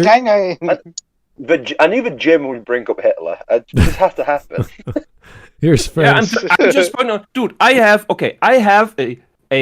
Everybody tells me that because I'm a German, I have a historical duty to point out where fascism is on the rise. Beware the beginnings, where the genocides that are like the racist Nazi stuff is going to happen. Shut the fuck up, is going to happen, and it's the fucking socialists doing it again. It's socialists. Doesn't matter whether they're red or brown. He wants to get rid of the Poles and Poland because they're not of the correct race. Yeah, but Wes, my thing is when people say, "Oh, the Germans should do this," it's like, yeah, but most of the Germans who are alive now weren't alive in the Nazi times. It's like, so how they know what happened? And it's been completely erased, pretty much, from German knowledge because You know what's really erased from German knowledge, Hog? You know what's really erased from German knowledge? Socialism. Yeah, that the last period, fucking what was it, 40 years of the fucking GDR. 1962 to 1989. Those are the years that get Oh, that shit started before. deleted. That shit comes right out of Weimar because the fucking assholes, the fucking commie assholes from Weimar survived through the Nazi times and then set up this bullshit in East Germany. Walter Ulbricht, a so-called democratic socialist, which shows you what that democratic is also just a Potemkin village that doesn't mean anything. Because I tell the quote he brought up, this is the guy who was the architect of the GDR, of socialist East Germany. In 1945, he said, we must have everything in our it must look democratic, but we must have everything in our hands. And that is what democratic socialism truly is. It must look democratic, but they have everything in their hands. And that's the same fucking shit that the Soviet Union was. That's the same fucking shit fascist China is right now. That's the same fucking shit that Nazi Germany was in a way. Because you have your unity party, and your unity party decides, and your unity party is always right, of course. And that's the same fucking shit that the EU is. Only that you're still allowed to say no, but they just give you the same fucking proposal over and over again until the people get tired, and then it gets through eventually. It's the same fucking shit. And here is another fucking socialist who tells us that, yeah, well, the people in your country are of the wrong race. We need to do something about that. Need to obliterate them. Anyway, let's see what his point is about. His yeah, I agree with this. I agree with that. But let's get to some super chats first. Here's Fran Mataraki for the donation. The fighting game community of FGC was mostly made of blacks and Asians. Also, South Americans love King of Fighters and Street Fighter. Yeah, cool. Fighting games appeal to all kinds of people. It's crazy. Especially when you're talking about really popular ones that are easily accessible, like Smash Brothers and all the versions thereof throughout all the Nintendo years. Street Fighter, the movie, the game, Mortal Kombat. Right. Oh, not those. No, not the movie games of the game. Those are scary things. Whoa. The movie game of the movies game. Yeah, I don't even know who wants those, but yeah. Anyway, Mike Testa again. Okay, here's another Mike Testa, guys. You gotta listen to this one. A man in a corn suit is a teacher, just like Kaver. Oh God, he's referring to Jake from the Bible Reloaded. That doesn't really do religious critique anymore because it upset the especially the Quran critique, because that doesn't really fit with the SJW narrative anymore that the US atheism movement went into. For some reason, Jake is donning a corn cob costume when he's on streams because he thinks that, I'm wearing a corn cob costume and yet I am the most reasonable person in the debates I'm in. And no, Jake, you're not. You are fucking dunce. Wow, I thought Mike was making a joke, but I guess that was a reference to something. Oh no! No. Mike makes loads of references. It's just that we don't know what half of them are. Yeah. If you want to see a good example of this, I think Adam Friended and PSA Sitch covered this at some point.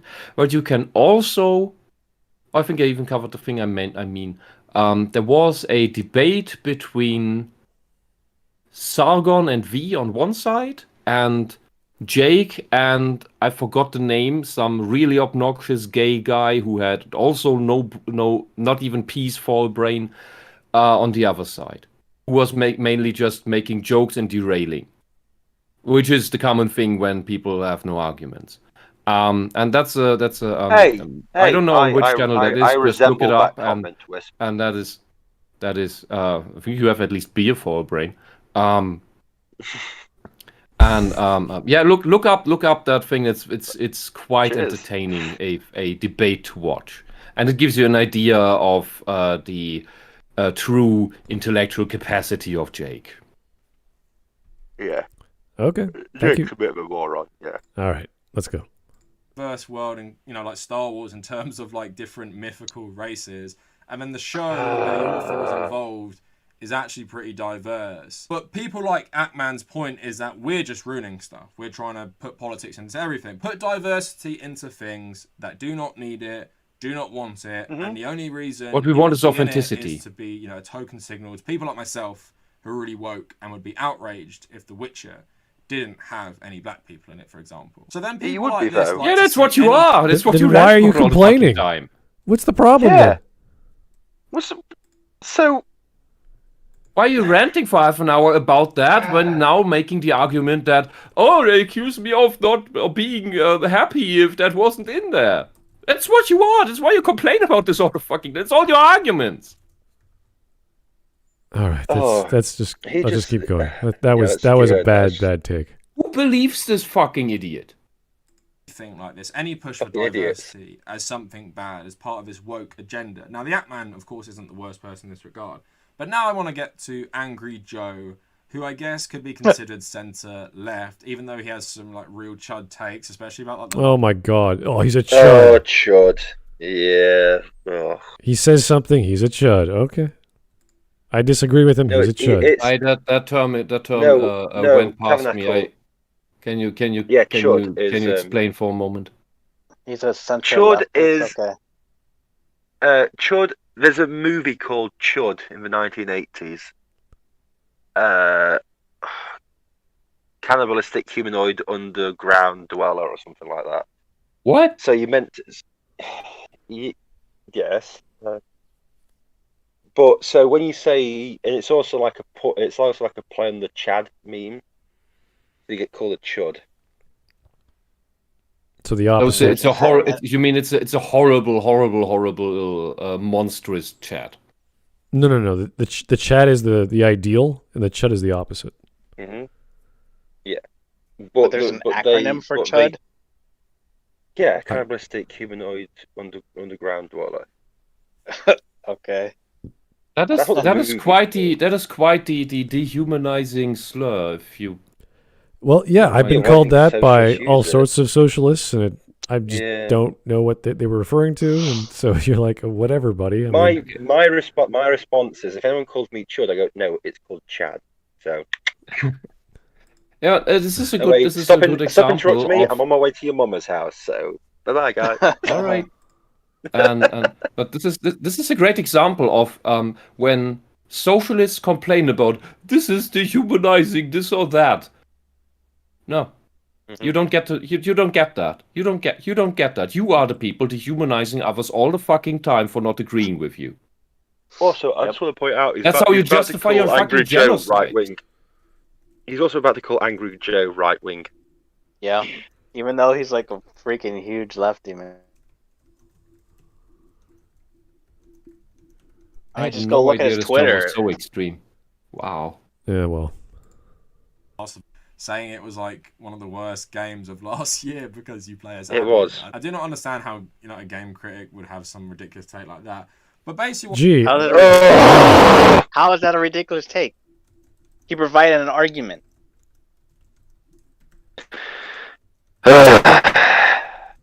Ow. We're This is why I somehow don't supposed to review games, sympathize is it? with a monster. Yeah. Also, the game's boring. I know What that's an subjective, asshole but this it's guy is, Yeah, man. why would I boring. wanna keep playing a game that forces me to play a character that has a horrible story, I don't. looks Yeah. horrible, is completely unlikable. The game tries to force me to emphasize It's a empathize psychopath. with that It's an character. absolute psychopath who cares about and- nobody. Yeah, and the game forces me to play that. And in the boss fights that I've seen of the game, where you play against Abby, you are not even allowed to kill her before the time is right. Yeah. Like, what the hell is this? This is bad game design. She's pregnant, and Abby goes, "Good." Good. Yeah, Wow. I'm just like, yeah. No, I'm not joking. That's a real thing. Yeah. Yeah, she's about to slit Dina's throat, Dina. and Yeah. Ellie goes. No, she's Ellie, pregnant. Ellie goes and says, "Don't, she's pregnant," and Abby says, "Good," and she's about to do it until Lev calls her name or something. Mhm. And if he didn't do that, or she, I can't remember now. Yeah. Wow, that is true evil. Mhm. That is true evil, absolute Yeah, but people, true yeah, evil. but people And this say, asshole, and this asshole game from this asshole creator tries to brainwash me into sympathizing with her.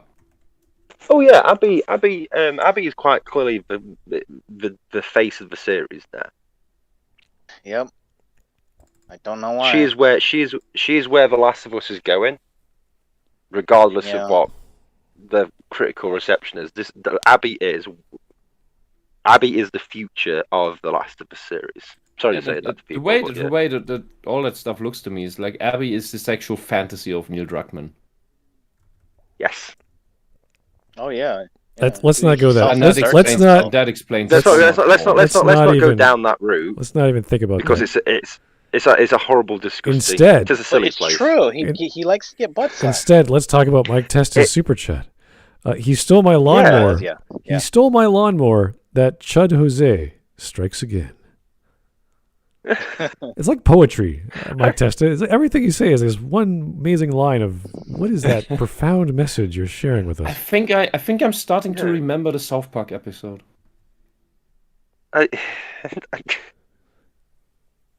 It's like poetry. It makes a trilogy of bad movies. I was gonna say, did any of you guys ever see that? I think it was a Korean Twitch streamer. He was playing Last of Us, and then got to the part where Joel died, and he the game out and fucking broke it. Yes. Yeah. That was awesome. The first 20 minutes of the game, he just cuts it into. Yeah. I actually tried to watch like a playthrough to see if I actually, because I never got into the first Last of Us. Then it was going on, and then Joel died, and I was a bit like, I'll just see, because I wasn't too connected to Joel. And then I was just like, God, this game is just, it drags, and it's just dripping with an ideology of just like, it's just. Yeah, it's just. You can't separate the ideology from the gameplay, and that's the problem. It just drags. An additional 15 hours that does not need to be there. There's additional 30 hours that don't need to be there. To be honest. God. Yeah. Okay, let's go. A video on this as well, the dystopian development and marketing of Cyberpunk 2077, is that CD Projekt Red as a company has been involved in numerous little controversies about transphobia. Now, before the game came out, which one? Which controversy? Can anyone remember which controversy they were involved in regarding transphobia? Because I remember one. I remember the ad campaign poster, and that is an example of you cannot please these people. You cannot ever please them. Because it literally had a pretty one with a schlong in a. Okay, wait. Yeah. I remember an in-game advertisement that someone during a playthrough screen captured and was saying, "Oh my God, this is horrible." That's it. Yeah, but it's not. This is the actual thing that the SJWs should be into. That what is depicted on that ad. That is what they should be into. Yeah, because it was sexualizing trans people. And we're like, what? So all trans people. Yeah, but that's what you fucking SJWs want. You always talk about fucking sex all the fucking time. I mean, we saw that Maggie Mayfish video. They, it just ups the stakes. I care more. Yeah, well, people should care more because there's a schlong. That's interesting. I didn't even know about the transphobia stuff. This is this is such an irrelevant, inconsequential thing. There is no reason to get angry about this. This is in game. Yeah. In a world I where found it funny. People are modifying 80% of their bodies. Who the hell cares? Your penis. This is one of these and the Cyberpunk 2077 is one of these cyberpunk type futures where body modification is so advanced that how do I say this? That this stuff is easily available for the fetishist types and not just some basic sloppy stuff for people with medical conditions. It's like everybody can do it, and that is the whole. Isn't that the kind of society that the SJWs want in the first place? Because when they say trans, they do not mean transsexual, they do not mean transition, they mean transcendence. They never say that, but that is how they use the word when they use it. They want to transcend the sexes. They want to transcend gender. Mm-hmm. Talking about the controversy, did anyone remember the other controversy that happened with Cyberpunk? What? The only other one I could think of is the aside from microtransactions, There was the first And the person. glitches, Like and- everyone was pissed off about the first Yeah. person mode. Yeah. Which people want to see their One penis. one of the controversies was, with the size of your penis, you couldn't make it less than 5 inches. Right? Oh, So I'm being serious here, and people Yeah. were complaining because they couldn't accurately represent their own penises in the game. okay. That is the most pathetic form of narcissism I've ever heard about. Yeah, I was literally like, guys, why are you saying this as an actual Yeah, it's like complaint about the game? It's like you're putting a "kick me" sign on your back. Like, why? Why would Yeah, you do but with this game, I just realised it was just a game for complaining. Like, Yeah. CD Projekt did all these things to get these people on side, and they were never going to be happy about it. They spent more time pandering to the SJWs than actually making a game. Yeah. And that's why it turned out so shit, because the priorities were all wrong. Oh, you know what? I just remembered. So one of my friends, he thought it was sexist because there was more genitalia options for males than there were for females, and he said, "Not all pussies are the same." I was just, I don't. I do And know. it's not like he's not a Chad, so it's like I don't know. Apparently, how he knows that, they but- talk. I haven't played the game, but I know they talked about before the game released that you could modify your teeth, you could modify your nails, and even the length of the nails, and what kind of art is on the nails. Like all these stupid, inconsequential cosmetic crap. You're like, that's neat. That's really detailed. But you don't even see in the first person view. well, Yeah. there are certain scenes like when you hold your gun, you can see the nails. I assume, but this is wonderful. This is all like icing on a shit piece of cake, which when it came out, you're like, this is a pile of shit. So it doesn't and really matter what the hell it looked And like. the icing isn't even covering the whole cake. No. The icing's not even on the cake. It's smeared on a wall somewhere while like someone's taking a dump in the mixing bowl. And you're just stood there in the kitchen going, what the fuck? You eat nothing but frosting. You just The get only fat. controversy you should care about the game is that it was broken on release, and it's still broken. And it's still broken now, and they've stopped releasing patches to fix anything.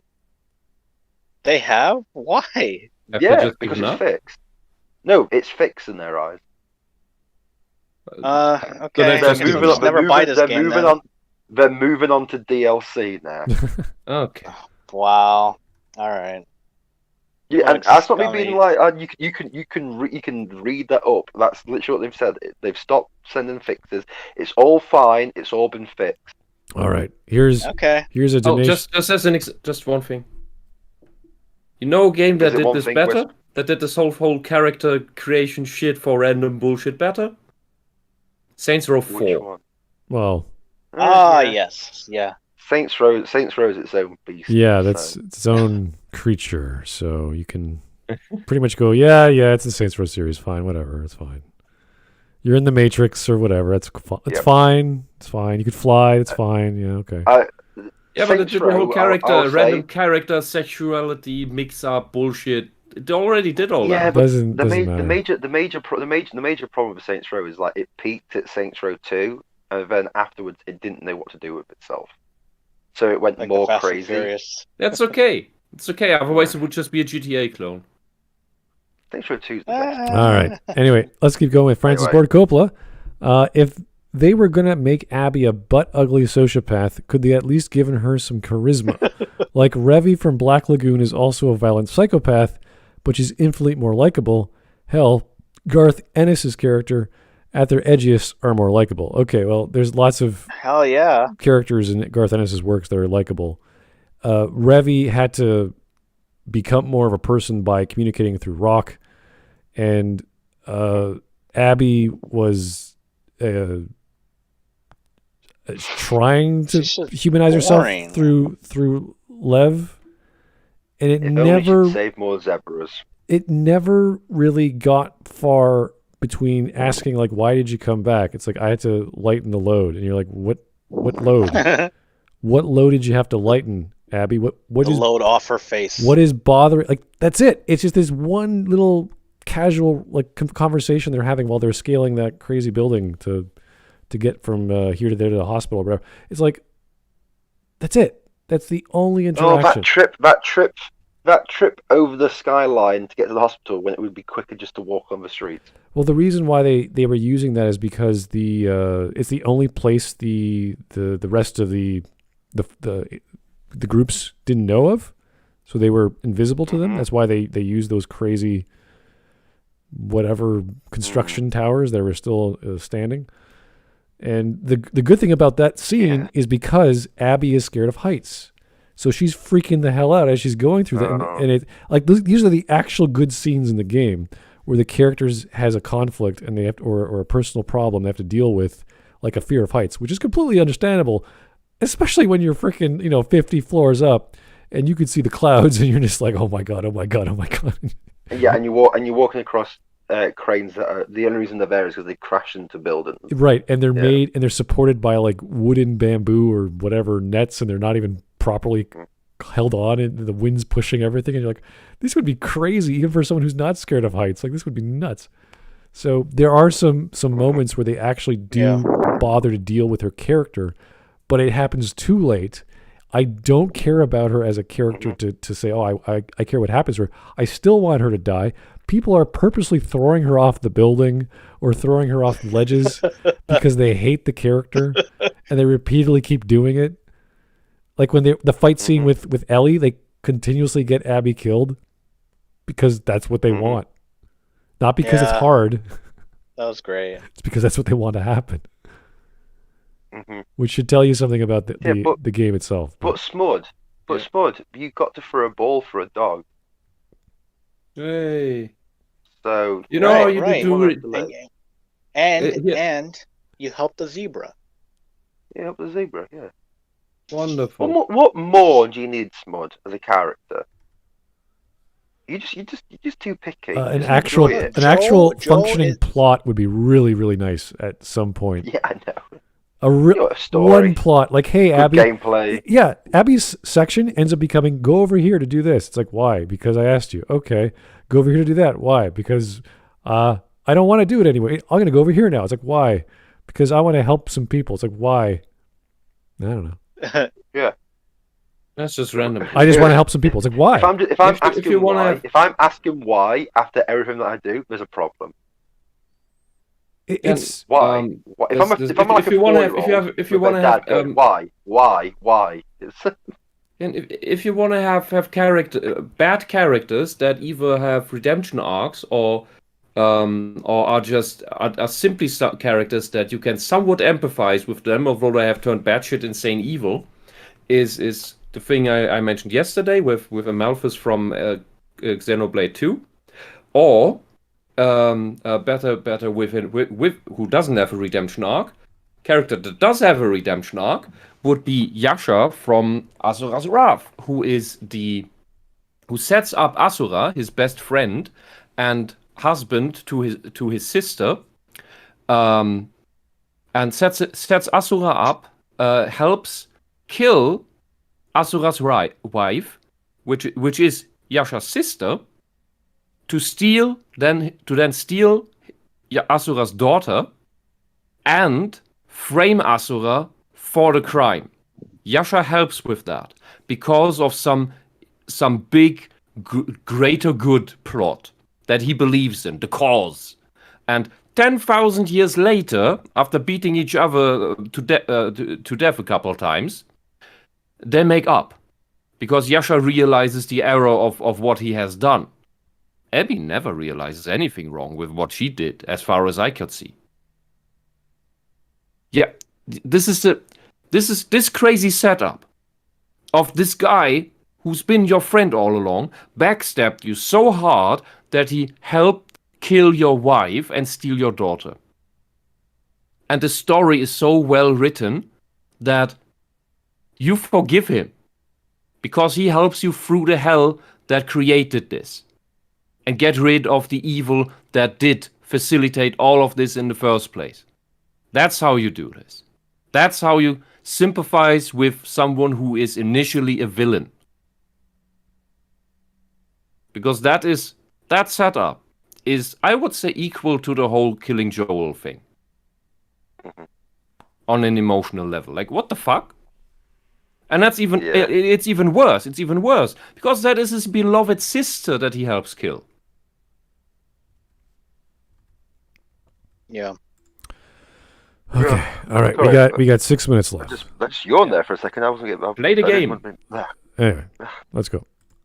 Almost there. European advert with a trans person on it, and some trans people said, "I don't like this. I don't trust." No, some SJW transgenders said that with enough sensitivity, given their history. Then Angry Joe started ranting about how SJWs are trying to ruin everything. Yes, they do. Having a go at a company that was like a paragon of good gaming. That's funny how that turned out. Targeting, you see how transparent their bullshit is, and how they are either virtue signaling or completely ignorant or reaching for reasons. And then there's also the transphobic thing, whereas one of the pictures has a trans person and there's a big fucking dick. How is that transphobic? Explain to me.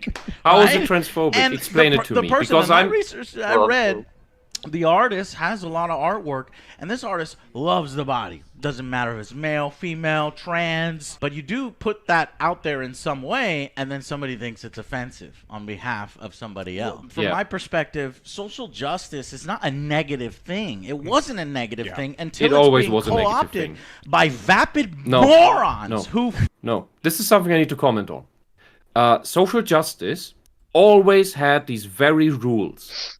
To talk, to see the oppressor and the oppressed, and to then create justice between the two, which in the which means taking away from one to give to the other, to just essentially turn around the arrow of who's the oppressor and who's the oppressed, and this facilitates a divide and conquer situation, and it just does this with everything. This is where you get this speaking on the behalf of people who do not want to be spoken for.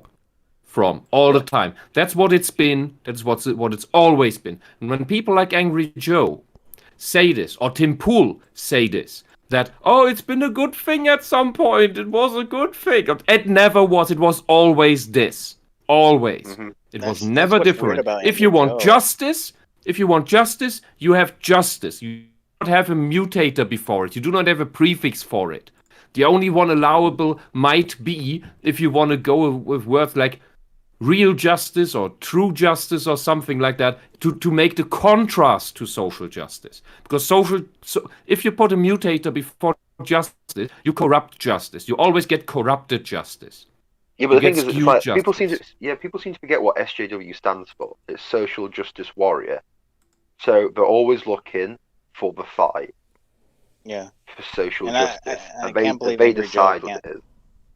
Angry Joe is a wannabe fence sitter. That's the problem. Well, no. I think he's an average guy. Always fence sitting. I see him as an honest average guy. He doesn't have all the facts. He makes sense of what he can, and he's fine. That's fine. You don't have to know everything. I'm okay with that. Know enough. Fine. Yeah, with him I don't. I'm not upset that he doesn't know these things because he's not. But what I think is he's a fence sitter. As in, what I mean is, he doesn't want to offend either side because he hasn't got all the facts of anything. Yeah, but he'll say things, and you can tell his brain is going through stuff, going, this doesn't quite make a lot of sense. But instead of going like the logical way of, oh, that doesn't actually make sense, I'll distance myself from it, he tries to defend things so that he doesn't anger either side. And that's why I say he's a given his game reviews. Yeah. Yeah, but at some point, people do get scared of the mob. That does happen. Because he acts like how you should when it comes to video games and the kind of bullshit they try to pull on you. But he can never do that with the SJW agenda. Yeah, because he's scared of him. Yeah. I don't think it's because he believes in anything. It is because he's scared of them, like everyone else. Because it's a witch hunting mob that knows no bounds. That goes by the creed of by all means necessary, and that means absolutely everything you can imagine, up to the worst atrocities. That's what this whole canceling, which is censoring and destroying people, comes from. And but when he tries to say this, oh, social justice was a good thing at some point, and they just corrupted it. I can forgive him saying that because he's a video game reviewer. Or film, and I think he does movies too, or whatever. But Tim Pool, I cannot forgive for that because he wants to be a political commentator instead of just a reporter. And Tim Pool should know better, but he too is afraid of the mob, and you can see that in his body language at times. Well, like especially the one time, doing all this. Especially the one time when Raka Ali was on Tim Pool. When Raka Ali was on Tim Pool in the. Yes, and in the first few minutes you can see it, and Rucker just hits home some hard truth so bluntly that it makes Tim Pool go into a completely defensive position with his body language. I've never seen it that extreme. That is something to just look out for that Timcast IRL episode with Rucker, and it's just in the first few minutes. So you don't need to look for it. We gotta keep going. Okay. Yeah. Thing is, when these people try to say it was a good thing at some point, they try to appease the left, but it doesn't work because the left cares about social justice right now, and they do not care what it allegedly was in the past, which it wasn't. It was always this, and you need to acknowledge that. That's all I want. Right, I'm sorry, it's so many words again. That's fine. Okay, here is Vladimir Dragunov. Thank you, sir. Angry Joe, anti-SJW. Pick one. I'm not saying he's an SJW, but he's definitely not an anti-SJW. When he says stuff like that, it makes you go, what is Joe trying to get at? Like, he likes it, but doesn't like it when it goes crazy? It's like, that's any extreme take. If there's any extreme take, then it doesn't matter where you are on the spectrum. You just don't like the extremes. So he likes everything in between. I don't know. It's really not. I don't think about these things because I don't care what's in someone's mind politically. It doesn't make sense to me. Yeah. To see just how right leaning is Winston Churchill. I don't think about that. It doesn't bother me. I think Joe just tries to appease his audience to a degree.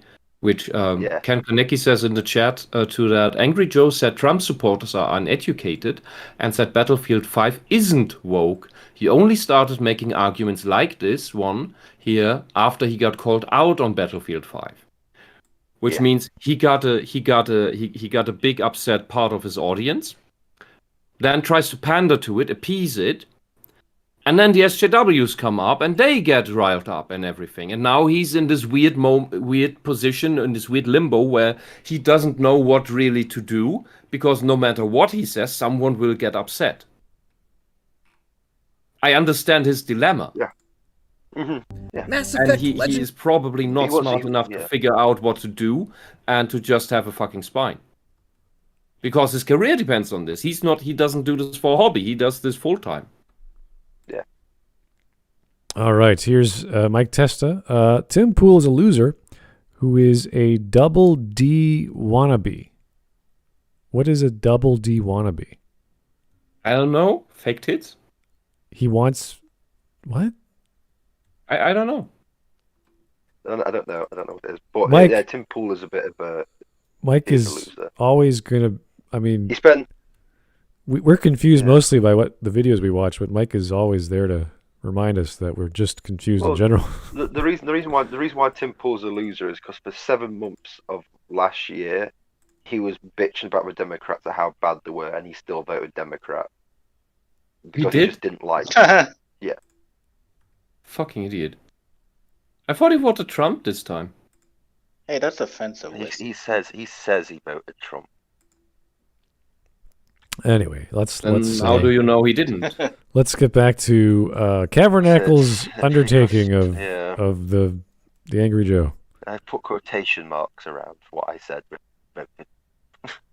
Complain about every little goddamn letter in the word in order to take the that T is offensive. Now, in the video I done on this, I read a good article from a trans gamer who talked about how bad the representation of trans people was actually in Cyberpunk. Poor guy. But again, I don't know why Angry Joe seems to think people may be having a problem with this proven really bad company who. Okay, they have proven. What did he just say? What article trans gamer? What is a trans I gamer? don't know. I don't care. But I think he's referring Do you to. transition from not playing to playing? Oh, don't even. Let's not even think about it. Let's focus on the bad elements of CD Projekt Red, which is lying to shareholders about being sold on the Sony online network, whatever, however you download games, because they took it down because people were complaining and they wanted to appease people, say fine, and they got sued by whomever. We don't know what the outcome of that is yet. We haven't heard back, so that's bad. Secondly, they lied about the quality of the game when it came out on the Xbox One or whatever, the oldest one, the oldest Xbox version, because they released it on so many platforms, and it was considerably worse. Like, it was worse on every platform, but the Xbox, the oldest, was the worst. So that is where we will attack properly CD Projekt Red. We can talk about their business practices and how their internal ones, where they deal with burnout and how long times and all this pressure to perform and get the thing out the door. The crunch stuff as well. Right. Yeah. And we could talk about the lack of QA to make this game work properly, and they didn't essentially do that when the game released. So that's where we criticize it. That's where it matters. The product, the quality. Nothing else. Yeah. How they make the pie or the sausage, I don't care. It's none of my business. You can work there from your own free will. That's that. It's none of my concern. I don't care. Yeah. That's it. That's all we should work. That's it, yeah. And the game still sucks. The game's still broken. So the game sucks, yeah. Just because it's, like I say, it took, a bit, same amount of time as like the Red Dead 2 to be made with similar stuff. But one thing about the crunch, Rockstar rewarded its staff for the crunch, while CD Projekt Red just like completely fobbed them off and did bad stuff. But it's like, okay, we can complain there, but what's this got to do with the SJW stuff that people are complaining about? I do know that the Twitter or the social media people on CD Projekt Red were very apologetic to the people complaining about this, the SJW crap online. WikiWheel people. Whatever that is, I don't know what it's called. So people were like, why are you trying to appease these weirdos? Like, what's the point? They're not the guys who care about your game. They're certainly not the guys who care about The Witcher 3. So what's happening here? So there were some problems with social media, the communication at least. The other problems I noticed were not the shareholder meetings, but the reports. Like, they would have public, what were they called? They were just basically end of year reports or end of month or end of quarter reports, I think, where they would say, we did this is what's going to happen, this is what we're projecting, we say this is the due date, and they established it like September 10th, that's the date, and then got pushed back, and it kept getting pushed back. So one guy said, no, we're doing it for whatever. I think it was November. What was the release date for Cyberpunk? Was it December or November? November. Yeah, I can't recall. December 20th or something. Really? Just before Christmas, weren't it? Really? I don't remember. It was really just before Christmas, yeah. Okay. I could be wrong with that. I never bought it, but that's No. Like, that's the thing. I'm waiting at least another year for this thing to shape up. So that is. But they're not adding anything to it anymore. Really? There's no more fix. Yeah, they've said they've done with all the patches. That does not make sense to me, because there's still mods. But they're looking to do DLCs now. So I'm like, are we going to try and slip them into the DLCs without everyone noticing? That is weird. I don't know about that. Okay. Ken Kaneki says something important to this. There was actually two different social media people. The previous one was fired. The one who still gave the SJWs some salt. Yeah. Faced with one that bent the knee to woke Twitter. I think I remember that happening. Yeah. It was a mess. Yeah, so, it's the same times they did the big yellow GIF or the big yellow JPEG when they apologized on their Twitter feed. It's like all this stuff, which I would say is pretty horrific. And if they did not have the standard they had with The Witcher, this would have killed the company. And yeah. this is almost the same as what happened with the DLC, with the extended cut with BioWare when Mass Effect 3 came out, because that was a huge controversy. And they said, okay, we're going to fix it. We're going to fix it. Just wait. A month later, we get the free DLC. We're going to fix it. We're going to fix it. Matt Walters comes in. No, we're not fixing it. But nothing happened. It's like, yeah. We're just going to add some screenshots. We're going to add some more dialogue. Yeah. It's like, that's not what we want. The ending is horrible. We're going to add more plot holes. We're going to add more questions. Imagine adding, add more glitches. Imagine adding more plot holes to an extended cut that you made to fix plot holes. Oh, like the Snyder without cut? Fixing. Yeah, the extended cut was made to fill plot holes. That was in the original ending. They didn't fill any of the plot holes in and added more plot holes. I was just like, wow, what this is. I thought, well done, Mac. Great writer. But it's headcanon. I mean, it could have happened. I still have people in the background to this day, every month at least, bitching to me saying, "Oh, your analysis of the whatever IT, the indoctrination theory is wrong. This is my headcanon." It's like, I don't care how dumb you are. I don't care how blinded you are. They made a shit game. They made a shit patch to the ending of a game. They made more DLC to fix that, and they still fricked it up twice over. Yeah. Deal with it. I don't. Don't make up fantasies in your mind. It's nearly 10 years now. If you want to pretend that Mass Effect 3 ends with your character doing nothing and just being an unconscious gibbering wreck in some rubble, you have that. That's perfectly fine. That means everything that happens when the beam goes into the screen is a dream of some kind, and you're trying to tell me. And Shepard is just on the floor like a gibbering wreck while Harbinger's mowing people down, and people go, "Yeah, that's a good ending."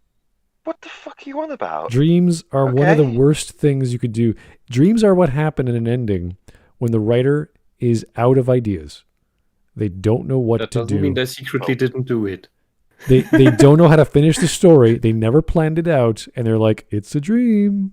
You get to guess." But here's the thing: they didn't plan it out. Yeah. It's just Casey Hudson says, "I want to make a trilogy, but I'm not going to plan out." Yeah, exactly. You didn't know what to do with the ending because there was so many choices. There was thousands of things they had to calculate in Mass Effect 3, and there were like 890 or whatever there were, the number for Mass Effect 2, to figure out all the branching paths. And they said, you know who would have made a proper ending out of all that mess?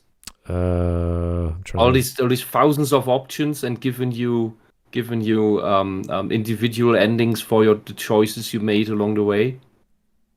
Okay. Some Japanese artists. Yes, Japan would have done it. Yeah. I could have done it. No offense. No.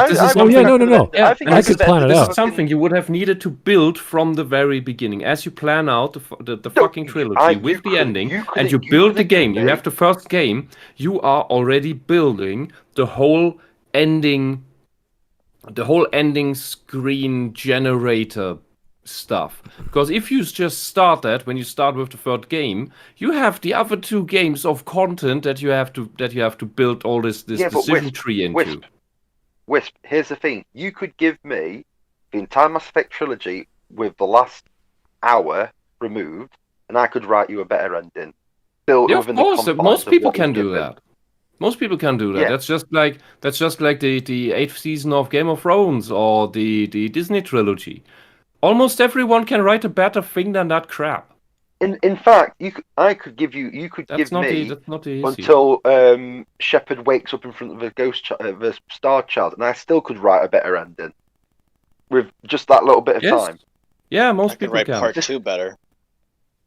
Yeah, but anyhow, I've moved on from Mass Effect anyway. Yeah. It means nothing to me anymore. Let's try and keep this. Because it's getting kind of late, so let's try and keep this going. Yeah. Here's Mike Testa. Mike Testa was making an Ed, and Eddie reference. Yeah, I've never watched that cartoon. Sorry. That's the Double D wannabe? Okay. I don't get it, but thank you. Here's Black Mercury. The character from Ed, and Eddie. Okay, we get it.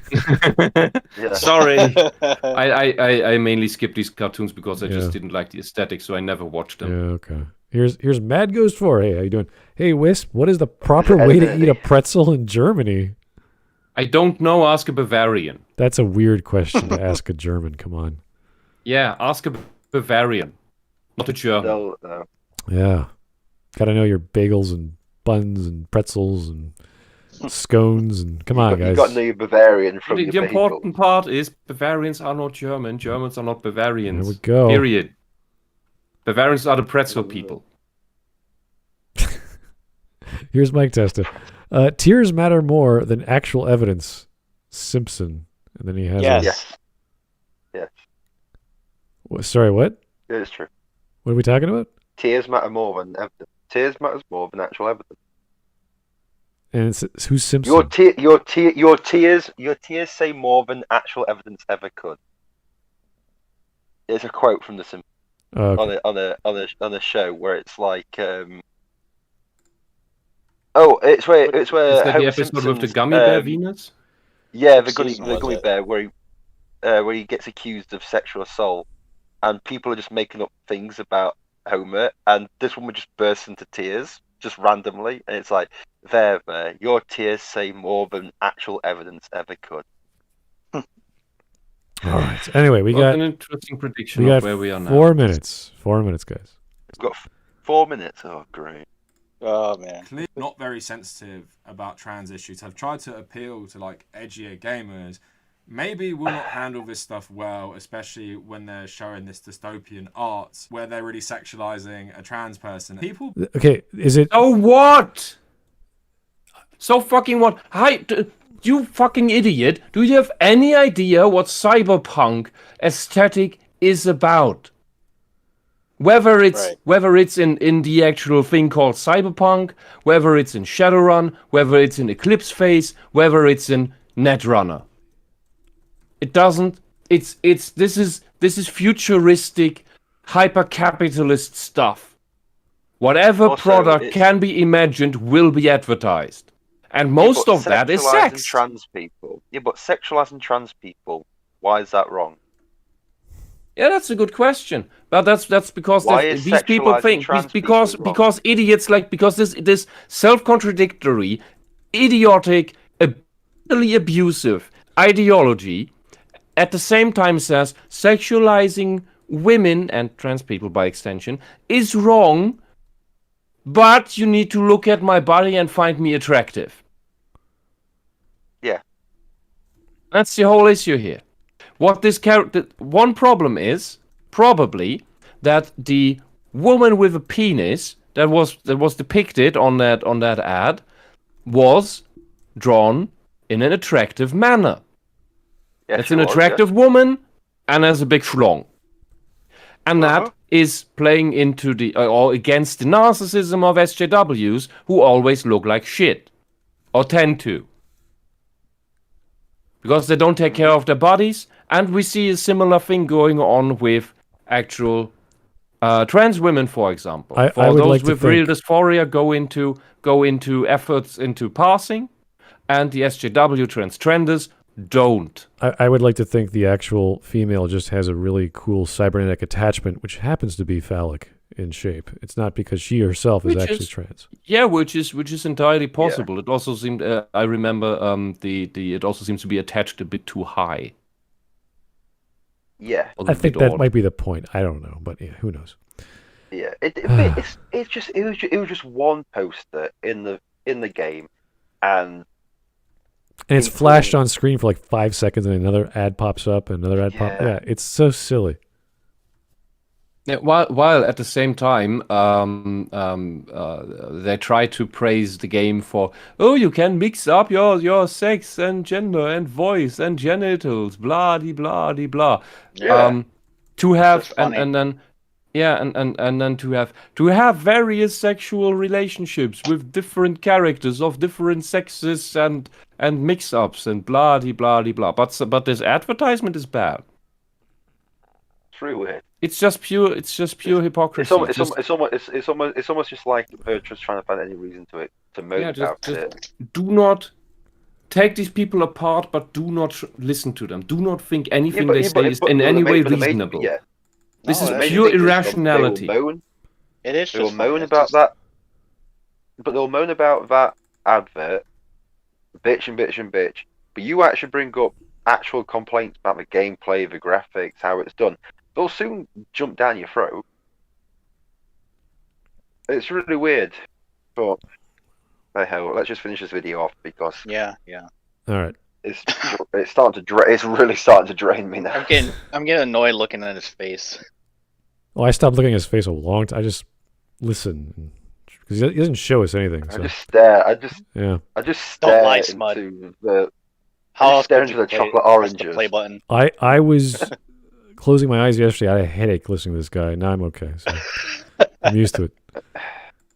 Being concerned about that isn't just someone reaching and people just making stuff up to get mad about. Yes, they are. It is just someone sharing their concern. It's a trans woman telling you they are. I don't think Angry Joe is anti-diversity. I don't think he is. What's anti-diversity? Then why you complain? My own argument with him about his stance on the National Guard. Funnily enough. But what I want to do is show how there's like. Shut the fuck about the National Guard. You're British. You don't know anything about it. Where did that come from? Why are we talking about Angry Joe and the National Guard? Yeah, but what? Why is this British This guy's an cunt thinking idiot. about the He's National just Guard? bringing up random stuff he's heard. All right, That's all. let's just go. I don't care. Whatever. Yeah. So like this guy. you have Angry Joe, who's probably more moderate, and he says stuff like that, and that's disappointing for someone like. Why? Why is it disappointing? He has an opinion I disagree with. Position. Oh my God, he doesn't think the same way I do. It's disappointing. Oh. Yes, that's all it is about. He believes in my same values, but he's not a clone. Because Angry Joe is not a clone of Kavernacle. That is sad. Yeah, but Kavernacle is so far left. It's fucking unbelievable.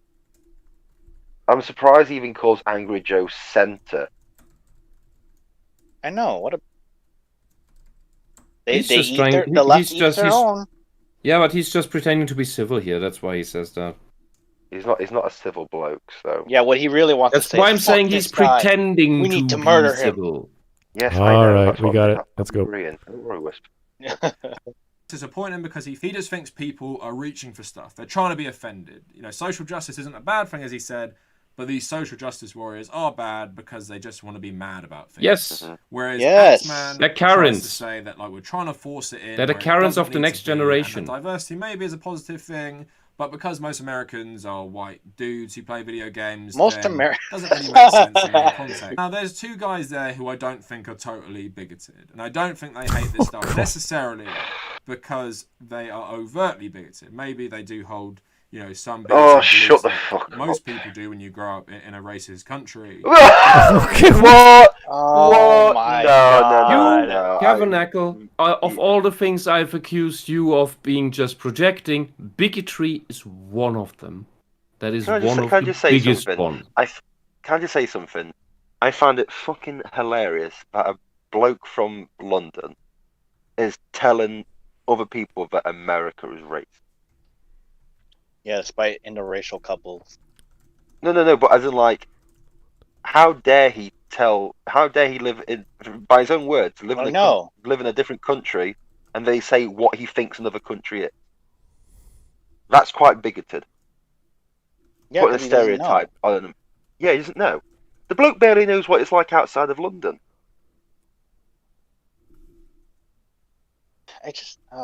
Oh man. He's an absolute tosspot. Honestly.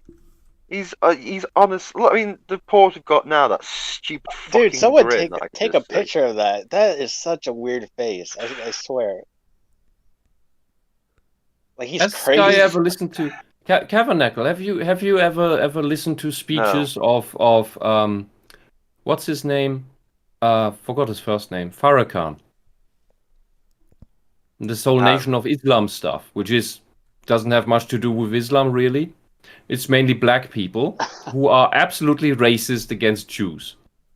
Yeah. And blame Jews for absolutely everything, and are great fans of Hitler. But to say like Louis Farrakhan. Angry Joe is grew up in a racist country. So you're saying Angry Joe's white? Angry Joe's Isn't not Angry white. Joe Hispanic? Like, I don't know. Something. That keeps that. changing. I mean, whether that's what I mean. It's like, how do you know they're white? That also keeps but what changing. I'm saying is, but what I'm saying is like he's such a fucking cunt. I'm going to say he's such a horrible, disgusting cunt. And he thinks he's so much better than everyone else because he comes from pure privilege. This wanker here comes from pure privilege. Yep. Yeah, I mean, He thinks he's so much better than everyone. In reality, he's worse than everyone. He's fucking nothing. He's a fucking loser. He's an absolute fucking loser. That's why he's complaining. Who begs for money. That's why he's complaining Exactly. about it. Because he's got nothing else to do. That's right. He's not working because he's fucking quit his job. Why did he quit his job? Oh, because apparently he's got no people in his life too. Yeah, it was more because you were trying to brown nose your way up the corporate ladder and it didn't work, did it? So that sucks. Sucks for you, doesn't it? You couldn't even brown nose your way. All right, let's get going. Flick your way through the ranks, could you? Yeah, you pillock. Necessarily Pillock. Because they are overtly bigoted. Maybe they do hold, some bigoted beliefs like most people do when you grow up in a racist country. But then you go on to the other people. Wait, so they're overtly bigoted, but you just go on with conjunctive maybe. Everyone's a racist. Is it overt or not? If it was overt, you could give direct examples. Does this guy know how words work? I mean, shit. No, he's an idiot. When I go to work, I don't care what color somebody is. Most people don't. Yeah. What the fuck? Most people just want to get the work done. It's racist country. And it is irrelevant of skin color, when the worker is shit, the worker gets reprimanded or fired. When the worker is good, that doesn't happen. It's nothing to do with skin color. I like how the title of the video is it's title of the video is how anti-SJW bigotry fuels outrage at woke forced diversity. But the only outrage has really just been him being outraged that people don't think the same way. Yeah.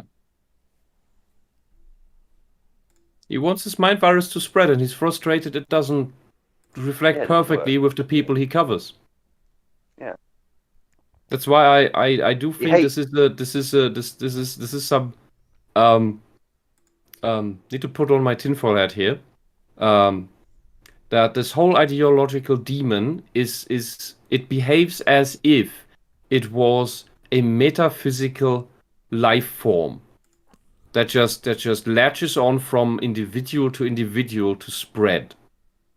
Killing off the previous host through the insanity, the mental illness it induces over time, and then latches on to spreads to more hosts, to new hosts. Yeah. And it keeps them immature, or it regresses their maturity, and then it's really like a pathogen. Yeah. All right, let's just keep going. Well, let's just hope for a fucking advert. And get the outrage to the Star Wars stuff. Then you have No BS and how he talks about token diversity in The Last Jedi. And then you have the backlash to The Last of Us Part 2. And you have these brought up no bullshit. Yeah, he's an idiot. Diversity is politics. Just me. Yeah, if you complain about Star Wars and the tokenism there, complain about Rian Johnson who fucked up Finn's story. That would have been really cool. Or had a chance to be. No matter how bad J.J. Abrams' writing is. If you want to complain about racism with the whole Star Wars thing, complain about the Han Chinese, who really hate black people. And they hate them so much that this is something that I was just recently informed about, because I never noticed it.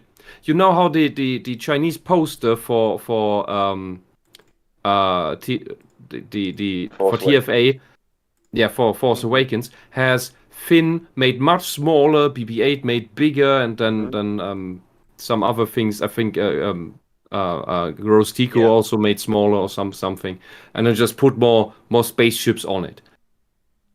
What I didn't notice, and I was just recently told, was that in the Chinese poster they removed Chewbacca. Not made him Why? smaller. They completely removed him because You know why? apparently the Chinese hate Chewbacca, which I find What? absolutely soulless. And I mean, how can you hate Chewbacca? Apparently, it's, Wow. I don't know why. Maybe they see him as just another instance of a black person. I have no idea. I don't know. But check I don't know. the poster. Check the Chinese poster. Chewbacca is not on it. Oh my god. Everyone focuses on the Finn being smaller because he has the lightsaber in the previous one, I think. Yeah, but it's hard to notice that Chewbacca is missing when he Yeah. was already small to begin with, and we have all these big things to focus on. Yeah, that's true. Chewbacca got dealt dirty in that. Oh, picture. jeez. Oh yeah, everyone got done dirty. Yeah, but Chewbacca got that was. He was really Broke my heart. just relegated to being a pet. The chauffeur. All right. Well, at least he didn't die. Yeah, well, apparently not, yeah. Wow, he can live alone now, but all his friends are dead. Doesn't he have a girlfriend? Yeah. I thought he did. Oh, Yeah, she's called Ray. let's not go there. Two more minutes left. Yeah. Ellie University is pushing a far left radical SJW agenda, Yes. and it's Yeah. ruining Yes. your video games, and it's Yes. ruining Yes. your comic books. It's Yes. ruining all this Yes. stuff because if you're a Yes. big I would agree. It is too. ruining so much. The companies go out of business. Is white dudes in these comics, and also it takes a bit of ignorance because if you're a supposed Not about fan of white the first dudes. Last of Us, if you're a fan of the original Star Wars, somehow you have missed the left-wing messages in this stuff, which are way more radical in many ways. No, they're than not. Such actual as? diversity No, and they representation. weren't. You So won't. hopefully I've outlined the levels for this Ah, stuff, where your I do answer. think No, some suck of it my- is fueled 100% by bigotry. Like the Wait. Let's just break this logic down. Some of it is fueled 100%. So 20% of something is 100% of something else. No. He said some of it is fueled 100%. That's an okay statement. That but- statement works. But Wisp, 6% of the time it works every time. Yeah. Boy, that escalated quickly. Yeah, it sounds dumb, but it's still technically correct. It's just horrible. Right, kill the man. It's just very Yeah. bad style. No, but it's not about Kavernacle. It's not about there need to be more white dudes. That's not the argument. No one makes that argument except maybe the KKK. What's left of it? Yeah, and It's Biden's been quiet it's about recently. the quality of the writing. It's about too much propaganda in it. It's about, and that's not left-wing issues. That's just dumb propaganda. Good story. Yeah, I Here's the don't- thing. You misidentify what you misidentify as left-wing messages in the old media are not left-wing messages. They're just the basic morals of classical stories, of classic story exactly. writing. That's all that is, which is in some But- parts something your propaganda is trying to get rid of and But the left- but the override. left- but the The left problem wing- is the the left wing wants to propaganda be you the make. All we need is good writing and authenticity, which in the case of settings means if we have some fairy tale playing in Poland, we likely will not have an African, a Chinese, a Mongolian, a South American Aztec guy in a mask there, if it is not absolutely relevant to the story. That is Yeah. authenticity. Authenticity is also a war movie that tries its best to be historical and then doesn't include some other shit that doesn't belong there. Yeah. That would be authentic. People like authentic things. Anytime like, no socialist offense. propaganda gets into anything, Yeah. and that is what that first diversity shit is, things stop being authentic. And they just become And- preaching bullshit, indistinguishable from a fucking chick tract. Yeah, I but don't the want thing- propaganda. I just want to enjoy the content Yeah, that I want to because it's not- enjoy. Because it's not entertainment anymore. It is Exactly. It's a propaganda piece with you're just explosion. trying, Kavernacle, you just want us to pay for chick tracts containing York religion. No, I don't want to do that. I just want to play games, and escape. Yeah. Why can't I do that? Why do I have to be reminded that I need to be a left-leaning asshole that judges everyone by their skin color? Why? Yeah. But here's the thing: what always gets me with him saying about the left-wing stuff. You only think it's left-wing because it's good morals, and the left-wing seem to assume that good morals are a left-wing ideology. Morals aren't an ideology. I just don't understand. They go for cherry-picked stuff, cherry-picked morals. Yeah, but what I'm saying is like everything. And they claim that everything good that was ever made was a product of their origin. The left and everything bad that was ever made and done was a product of not their origin. But right, which is the same the We Was Kangs shit is doing, which is the same that the Nazis were going on about, which is the same thing written in George Orwell's Notes on Nationalism is on about. He claims everything good was made by us, including the workers' rights movement, which is something that came up by itself naturally, and then socialists latched onto it and took it over. That was the first thing socialists, if you will, appropriated and subverted and took over, because everything that was ever left of the workers' movement once the socialists were in charge is just exploiting the workers by different people. Yeah. That's why nobody votes Social Democrats anymore. Because they finally caught on that all the Social Democrats ever do for the workers is nothing but selling them out. Yeah.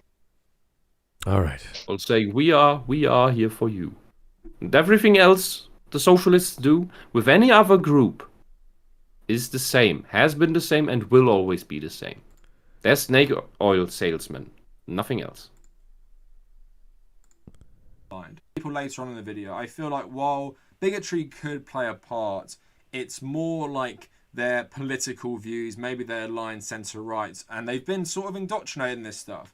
And despite not being... Who's doing the indoctrination of what exactly? He doesn't think he's indoctrinated. Isn't that cute? Yeah. This face again, man. This face. This whole face tells me he's tired. He's on either he's on something or he's so low energy that he should be on something. There's no energy in this man. This dude is one of the most farthest left fellows on YouTube, and he thinks people in the center who are moderates by definition are indoctrinated. What a strange way to use words. When you think of extremists, they are indoctrinated. They are centrist extremists, man. Centrist extremists? I got to write that down. Oh my god. Yeah. Of a centrist extremist from northern South Korea. That's that you got to be watching out for. Anyway, everything is projection. Everything, absolutely. The thing is, this guy, everything. like what Spud said, this guy is one of the furthest left I've ever seen of someone, and it's like you could. The fact of the matter is, going like Angry Joe is like centre left, maybe centre right. He's not centre right. Yeah, but it's obvious that he thinks we and everyone else is indoctrinated because he has the divine truth. Yeah. And to not believe in the divine truth can only mean and not see it and not see its divine wonder and splendor just means that you must have been brainwashed. Something must be mentally wrong with you that you cannot see the value of this divine truth I hold. Here, let me rub it in your face. Right? He's a know-it-all, know-nothing. That's the thing. God, imagine people being different. Oh. Yeah, what was his... He had a socialist history professor, right? Like, what? I don't know. Yeah, that's right. Oh, wait, sorry. No. It was Hideo Kojima. That's right. It was Hideo. He's the guy. Hideo Kojima. He brainwashed him. Was his history professor in conjunction with his socialist professor Karl Marx. I don't know. It's just. All right, we got less than a minute. Do you remember when he actually went? I should know about this because I've got a history degree. And he thought it was just a smug finger. And I was like, I'm sure. Does he think just because he was brainwashed means that everybody else was brainwashed? Is that what No, he doesn't think that. No, he doesn't think that he was brainwashed. He thinks he was not brainwashed. He thinks that he was not brainwashed at university, even though he thinks exactly the same as every other kid who leaves university. This guy is he is white bread of British universities. Like, do you know how many of these I have to deal with in my life? He's the white bread and the $5 yeah. bin. You know, kids like him leave university dime a dozen. They all think exactly the same. It's like they're like Woody from Toy Story. They've got a string on their back. They've got a string on their back, and you just pull it, and they say the exact same line all the time. There's a snake in my boot. There's a capitalist in my utopia, and it's like, you know, it's just the exact same stuff, and he thinks that he's original and cool and individual, and he's just NPC 650. So, yep. Okay, we got a minute, guys. Let's try and wrap we this can up. do this. Final countdown. Some of the people I've shown, they do buy into this narrative about SJWs. They do buy into the successful campaigns. It's the truth, you idiot. These successful campaigns. What are you talking about now? Oh, campaigns. This is another campaigns means it's another. This is another projection because like the radical left is doing everything in a coordinated manner. Right. They are organizing to do all these flash mobs and these online cancel groups and pushing these agendas. They are getting together, they are organizing to push these things. And they think that everyone else is doing this too. This is one example from the thoughts of a psychopath is that psychopaths think that because they manipulate everything, and they have no empathy, they have nothing that holds them back. They have no conscience. They have no remorse. They think everybody else also manipulates everyone the same way they do. So they just feel compelled and they think it necessary to do that before other people do it, so that they can win the game that they think is going on.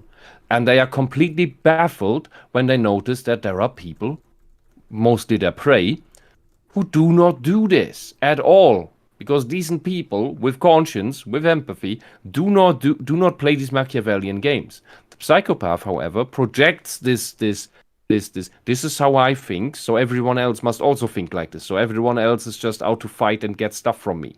So I'm fighting. I am going to destroy them before they're going to destroy me. It's a bit of a paranoid thing. And the SJWs are basically doing the same thing because they are manipulative and running organized campaigns to push all their bullshit. They think the opposite side, or rather everyone outside their side, is doing the same thing.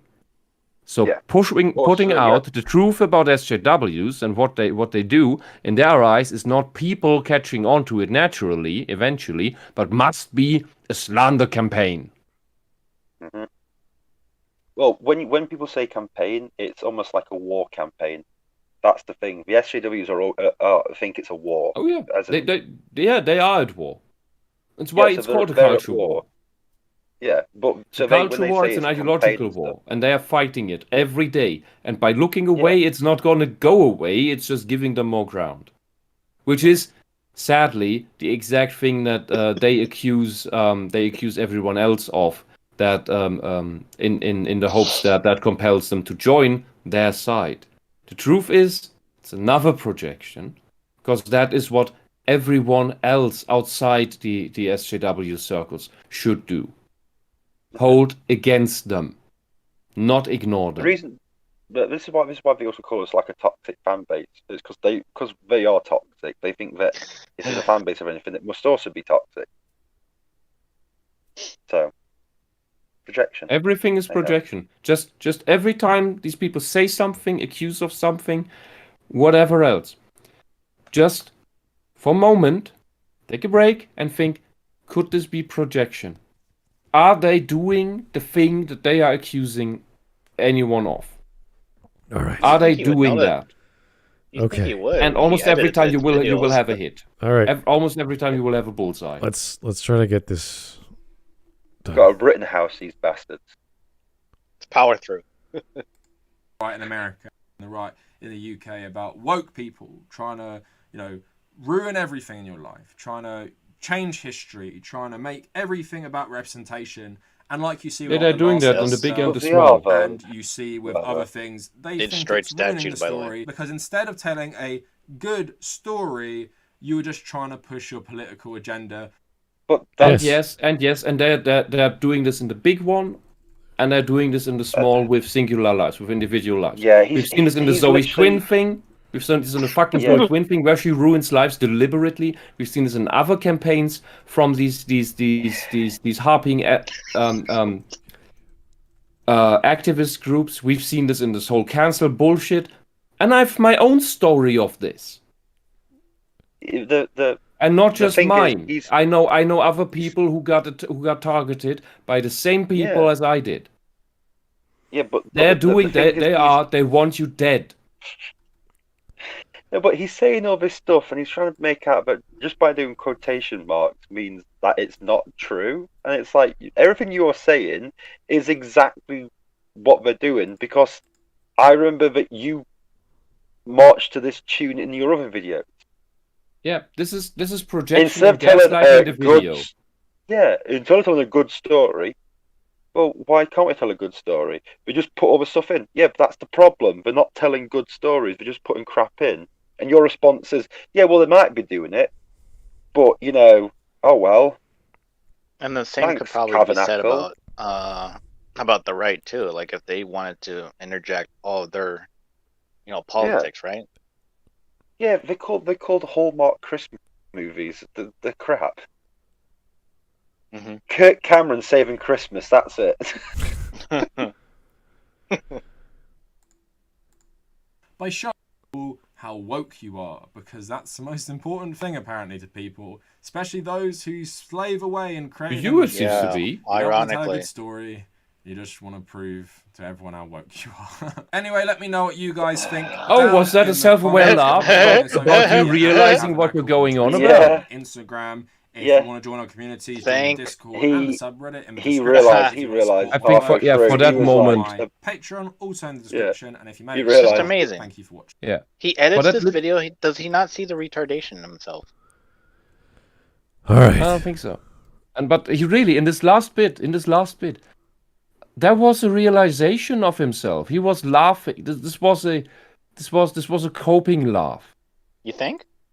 Yeah, I think this was a coping. This wasn't about, oh, this is so outrageous laugh. This is oh fuck, I'm actually doing this, and I'm just my subconscious That's just Star informed Wars? me that this is actually true. Oh fuck, haha, oh shit. That's what that looked like to me. Oh man. I think I've seen enough of these to make an educated guess on this. Think of it what you will. This is just my opinion. Well, I've seen stress people who do stress laughter. Like there's something, they witness something absolutely horrible or hear something absolutely horrible, and then they start laughing in a really weird manner. He didn't do that, at least not the ones I've heard. Like there's one guy was really weird, and he just anytime he gets stressed, he laughs like ha ha ha ha ha. Like I've never read exactly like that. It's so out of place. Oh no, that's actually my proper laugh. I don't mean to make us. I'm just laughing at the. It's like a cough almost. It's like I don't Yeah, but this one here seemed like a self-realization laugh. Like, oh fuck, I'm stupid. I'm actually the stupid thing I'm accusing others of. Like for one moment, for one nanosecond, it got through to its consciousness. Yeah, there's just there's so many Kavernacle memes. It's wonderful. Oh, it's beautiful. It is beautiful. Oh, we're getting memes? Yeah. Okay. Great. Oh, we didn't show the ones from yesterday. Oh God, you want to do it? You know what? We'll show a bunch of memes tomorrow. It's so late. I don't know if you guys want to bother with that. All right. Is it mean, so I'll I'll late? just Wow. push through it and it's all in one place. It's only 3 a.m. for me. It's okay. Yes. Oh, is it? Damn. It's just 4 a.m. I don't sleep until I take sleep meds, so fuck it.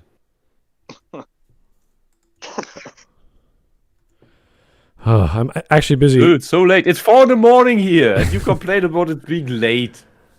Yeah, there's lots of stuff I do before bed, so I like to check I stuff. like to live a life. Yeah, actually, Guys, I actually like sleep. I like to, I like to live a little bit, guys. I don't want to just stare at my screen going, "What the fuck am I doing?" Ranting about anti-SJWs. Yeah. Oh dear. All right, Yeah, so just put them on screen. We're getting through them fast. I have to read. Actually, I have to read some more super chats because I missed them. Oh yeah. Oh, Yeah, I missed a whole bunch. Okay. Mike Testa, that quote aged dreadfully, knowing nowadays cops, referring to the Simpsons quote, I think. So yes, yeah. Oh. here is Alex Halo, male and female otaku sexualized traps all time. So he's referring to anime and having no problems sexualizing characters. They don't care.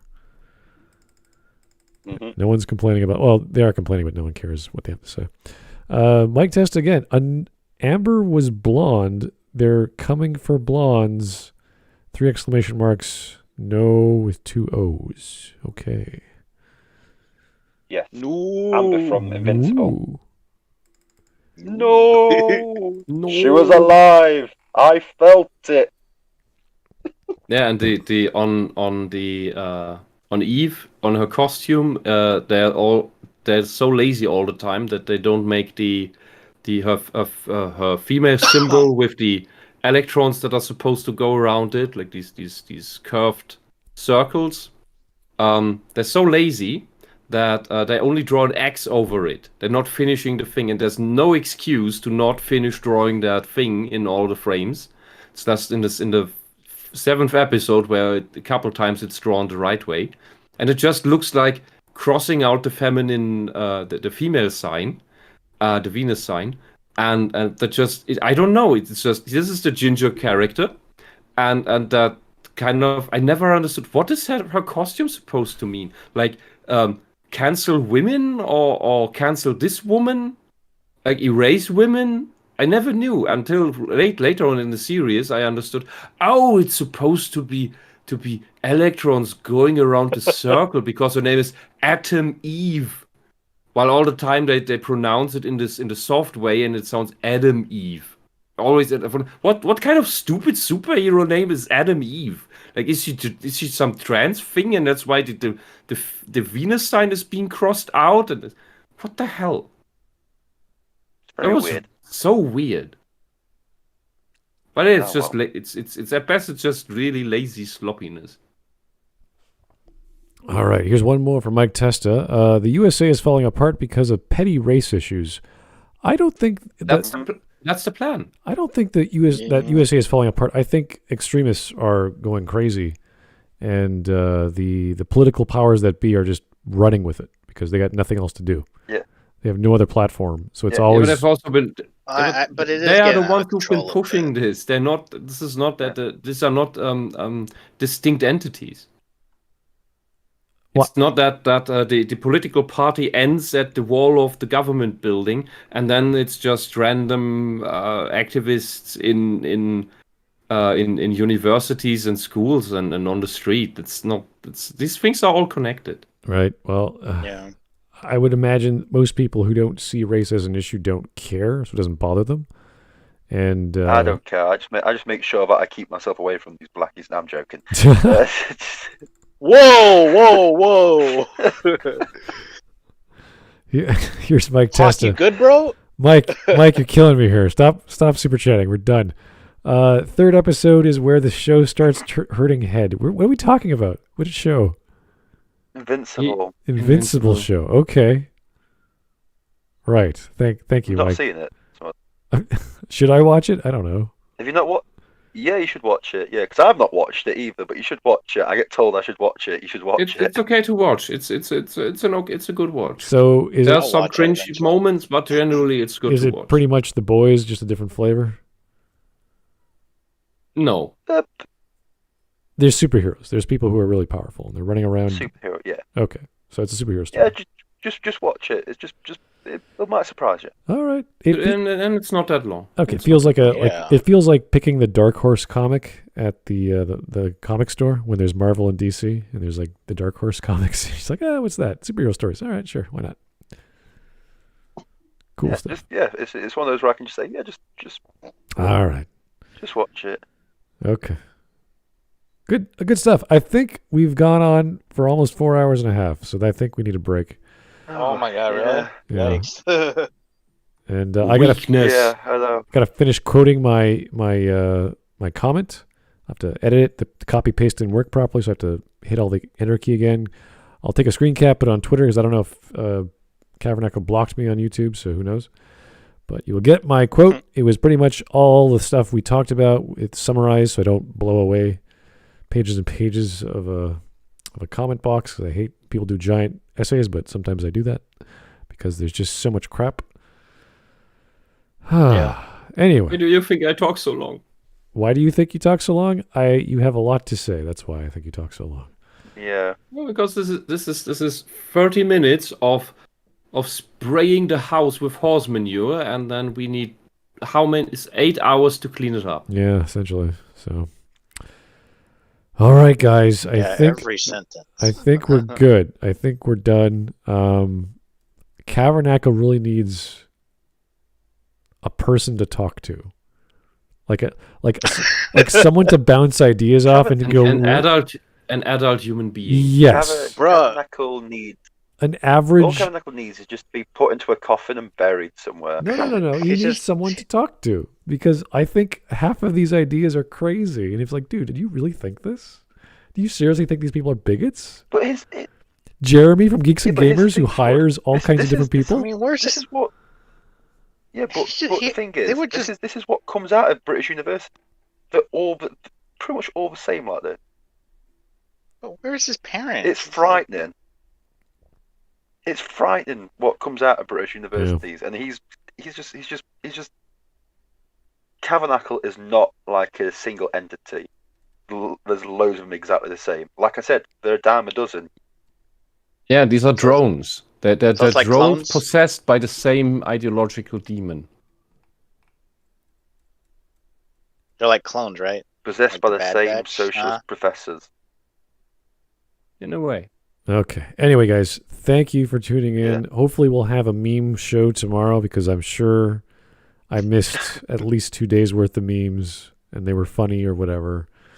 I'm just too tired to copy and paste them and put them on the screen. It takes a while. We'll be here for a good 10-20 minutes. We'll just call it That the is Bears meme. The Bears stream, meme stream. where- Oh yeah. The meme stream. Okay, maybe tomorrow morning or afternoon. The Smud meme. Memes. I don't know. Anyway, thank you for tuning in. We'll talk to you real soon. Have yourself a great morning.